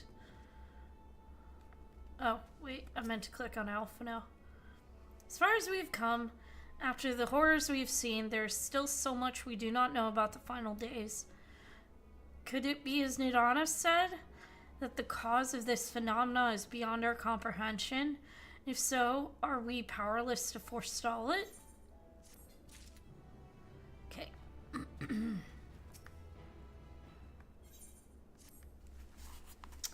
Greetings, honored scions of the Seventh Dawn. I have a message from His Excellency the Satrap. Brave scions, you have my gratitude for aiding my people in this most trying of times. Alas, matters here at Megduta prevent me from meeting you all in person. As a token of mine appreciation, I have arranged for a feast to be held in your honor. May it nourish you in preparation for the trials ahead. Such are the words of Master Vatra. The feast he speaks of awaits you at Merid's Mahane. Pray make your way there whenever your business here is done. We thank you for your kindness. Indeed, I was hoping we might find a place to discuss our next course of action. That seems an ideal venue. Ah, and to you, Clive. There is someone we had hoped to introduce you to in particular. While I am loath to detain you further, might you spare a moment of your time? Personal invitation, knowing full well your services are in the highest demand right now, must be important. Worry not, we'll save some food for you. Just take all the time you need.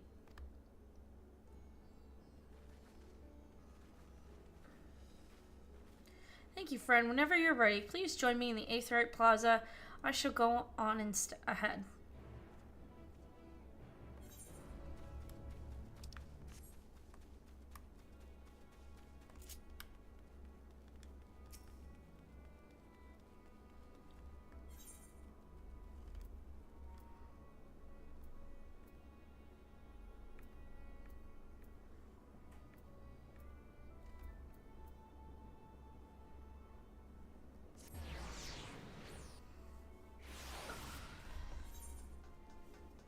I'm going the wrong way. There we go.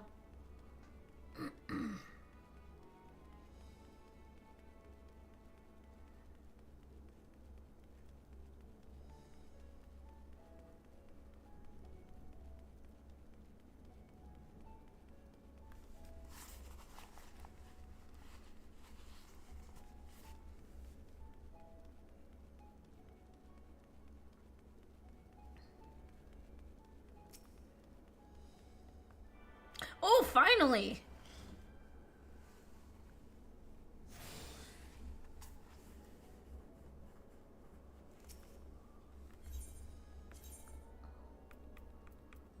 Okay.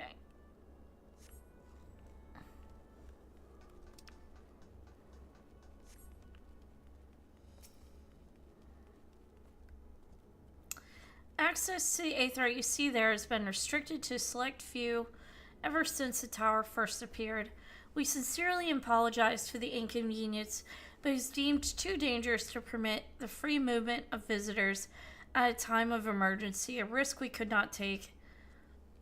In light of recent developments, however, the Satrap has decided that such restrictions would only hinder our efforts to combat the final days.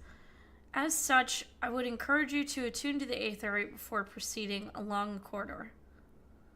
Already ahead of you.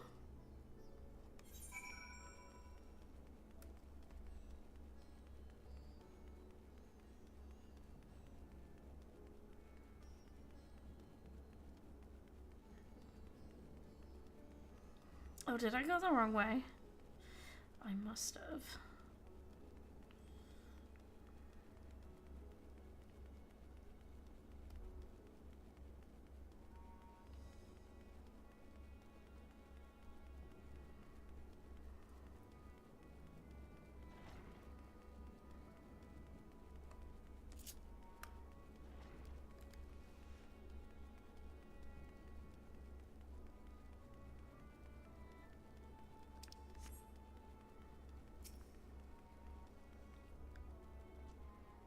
You must be wondering what this place is.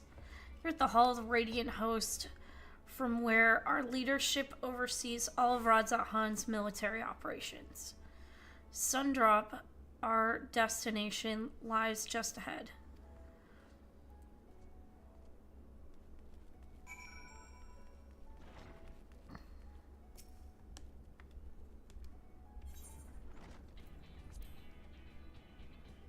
Welcome to Sundrop. Without further ado, allow me to introduce you to...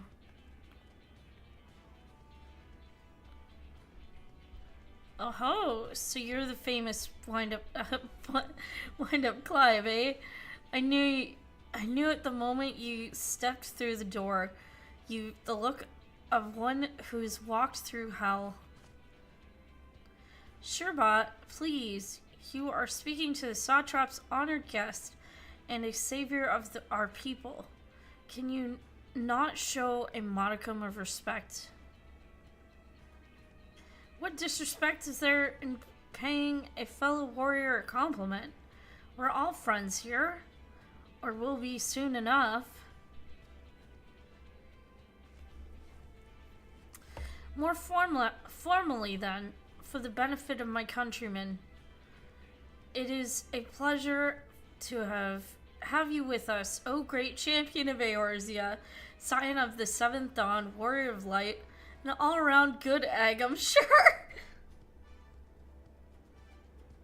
Should say good potato. This talk of eggs reminds me I'm late for dinner.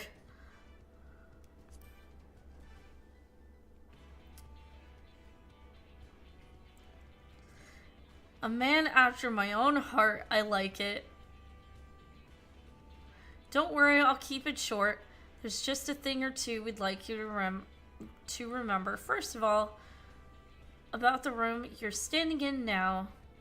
Radz-at-Han welcomes delegates from other lands to oversee trade and diplomatic dealings. Then there are military matters to discuss, which is why all these officers are stationed here at Sundrop. In Sundrop. I imagine you're more familiar with each of the nations they represent. Oh, what the heck? We've got representatives from Doma,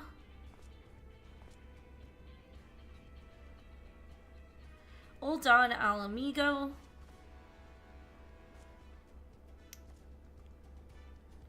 Limsa Lominsa,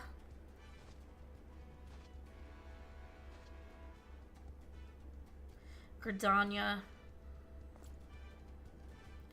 Oh, these are the class quests. And last but never least, never let it be said least, Ishgard. They're the eyes, ears, and mouths that bridge the distance between Radz-at-Han and their respective homelands.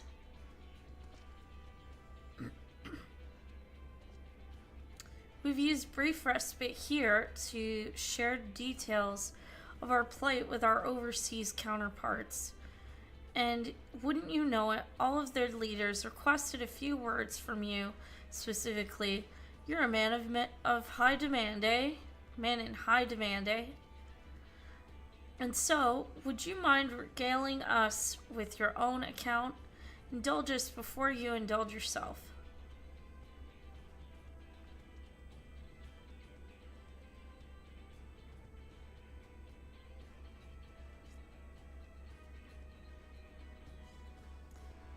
I thank you for the report. The conditions under which men are turned into beasts, the etheric anomalies you have observed, you have given us much to consider. It is concerning that the first transformation apparently occurred before the skies turned red. 'Tis contrary to what one would expect. Thankfully, the information you've conveyed to Lucia upon your return from the moon has already proved invaluable. As soon as reports of the calamity here in Thavner reached the Grand Company of Eorzea and our Far Eastern allies, our leaders knew at once that the final days were indeed upon us. they began taking steps to assess the extent of the phenomenon spread. Our agents were able to confirm that for the time being, the skies burn only over the Bounty, including the island and this island and Corvos. Alas, that is of little comfort. All throughout the Allied lands, there have been reports of people transforming into hideous beasts. From what little we have learned, these incidents are similar in nature to that involving the merchant Khazal. As was the case here, the victims underwent the change prior to the heavens being set ablaze. And so, while the burning skies have yet to manifest beyond the Bounty, the transformations do not appear to be subject to any similar restriction. If anyone, anywhere, overcome by despair can turn, then nowhere is safe. That's about the size of it.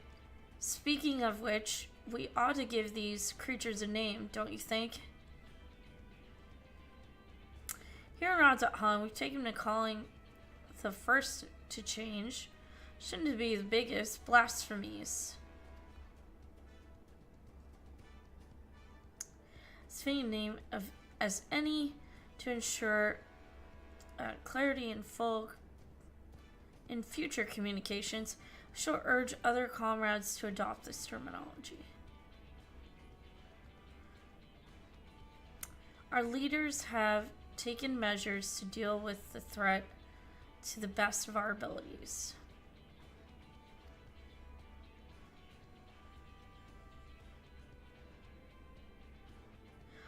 Each nation has assembled their own groups of elite soldiers to put down these so-called blasphemies and their spawn as and when they appear. At the same time, they're doing all that in their power to put people's minds at ease and prevent panic and fear from spreading. That said, brave souls with the strength and fortitude to fell these terrible fiends are not easily found.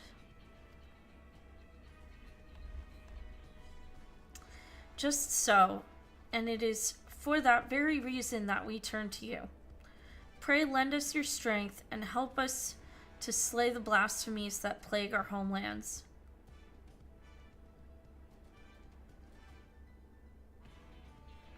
Now, you don't have to give your reply before dinner. I shall also mention that each blasphemy seems to possess wildly different characteristics. What works well against one may serve you poorly against another. So before you go rushing off to save everyone's day, have a word with the delegates. They'll tell you what to expect.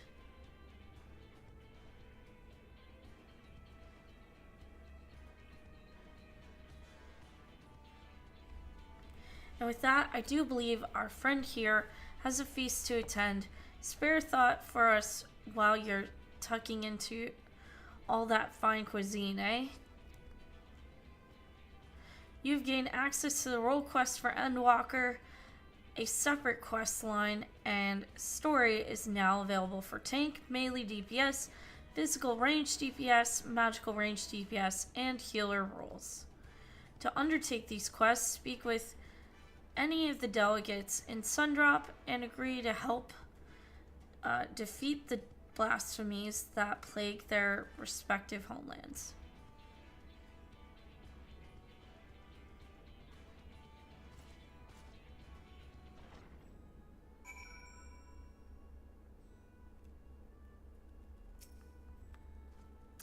Pray forgive Shirbat her rudeness. She can be a bit boisterous at times, but it's simply her nature. Anyway, my apologies for keeping you from your hard-earned rest. You will be rejoining your companions, yes? Do you know the way to the Mahan.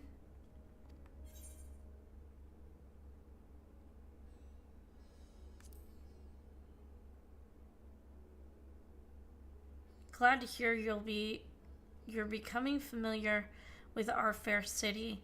You'll be pleased to hear that all drinks are on the house, so order wherever suits your fancy.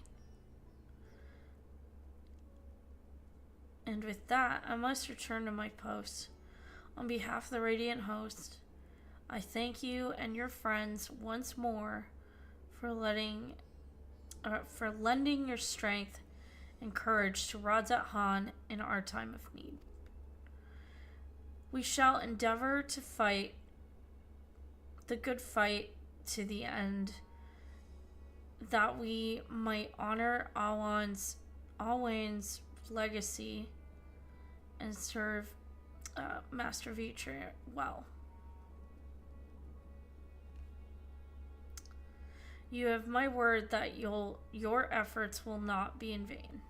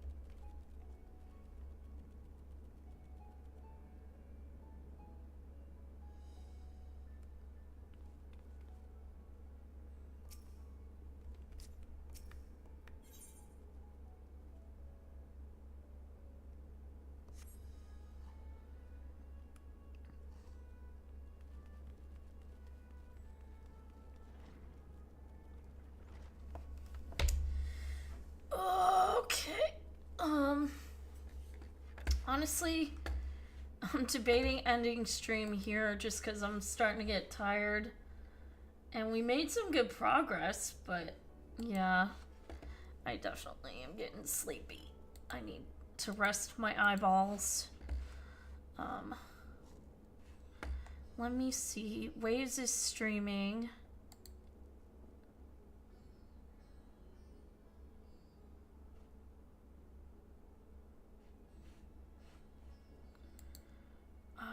Waves is playing Baldur's Gate 3. Alright, so I think I'm gonna end it here a bit early.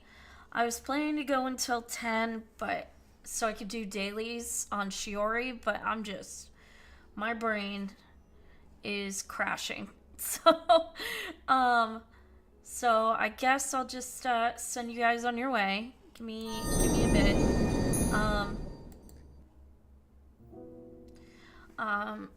Since we're waiting for Waves, I think Waves is starting up. Says she's live. Anyway, thank you guys so much for hanging out. Please make sure you check out my socials. Also make sure you check out my Discord server. If you do join the server, make sure you comment to the verified channel so I know you're not a bot. Either put your name, how you found the server, so like you watched my Final Fantasy stream today. If you play Final Fantasy yourself, your character name, your Twitch handle, all that stuff. But yeah. Also, if you're subscribed to me over on Twitch, you should have access to my raid emotes.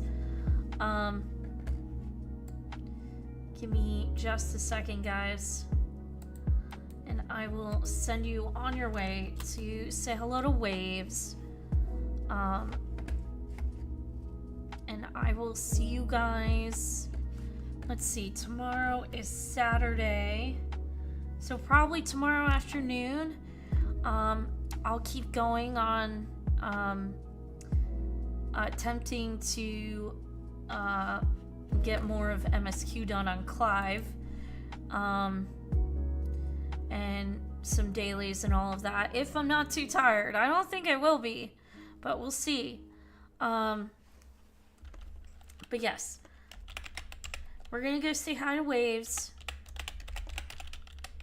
And I will see you all tomorrow afternoon.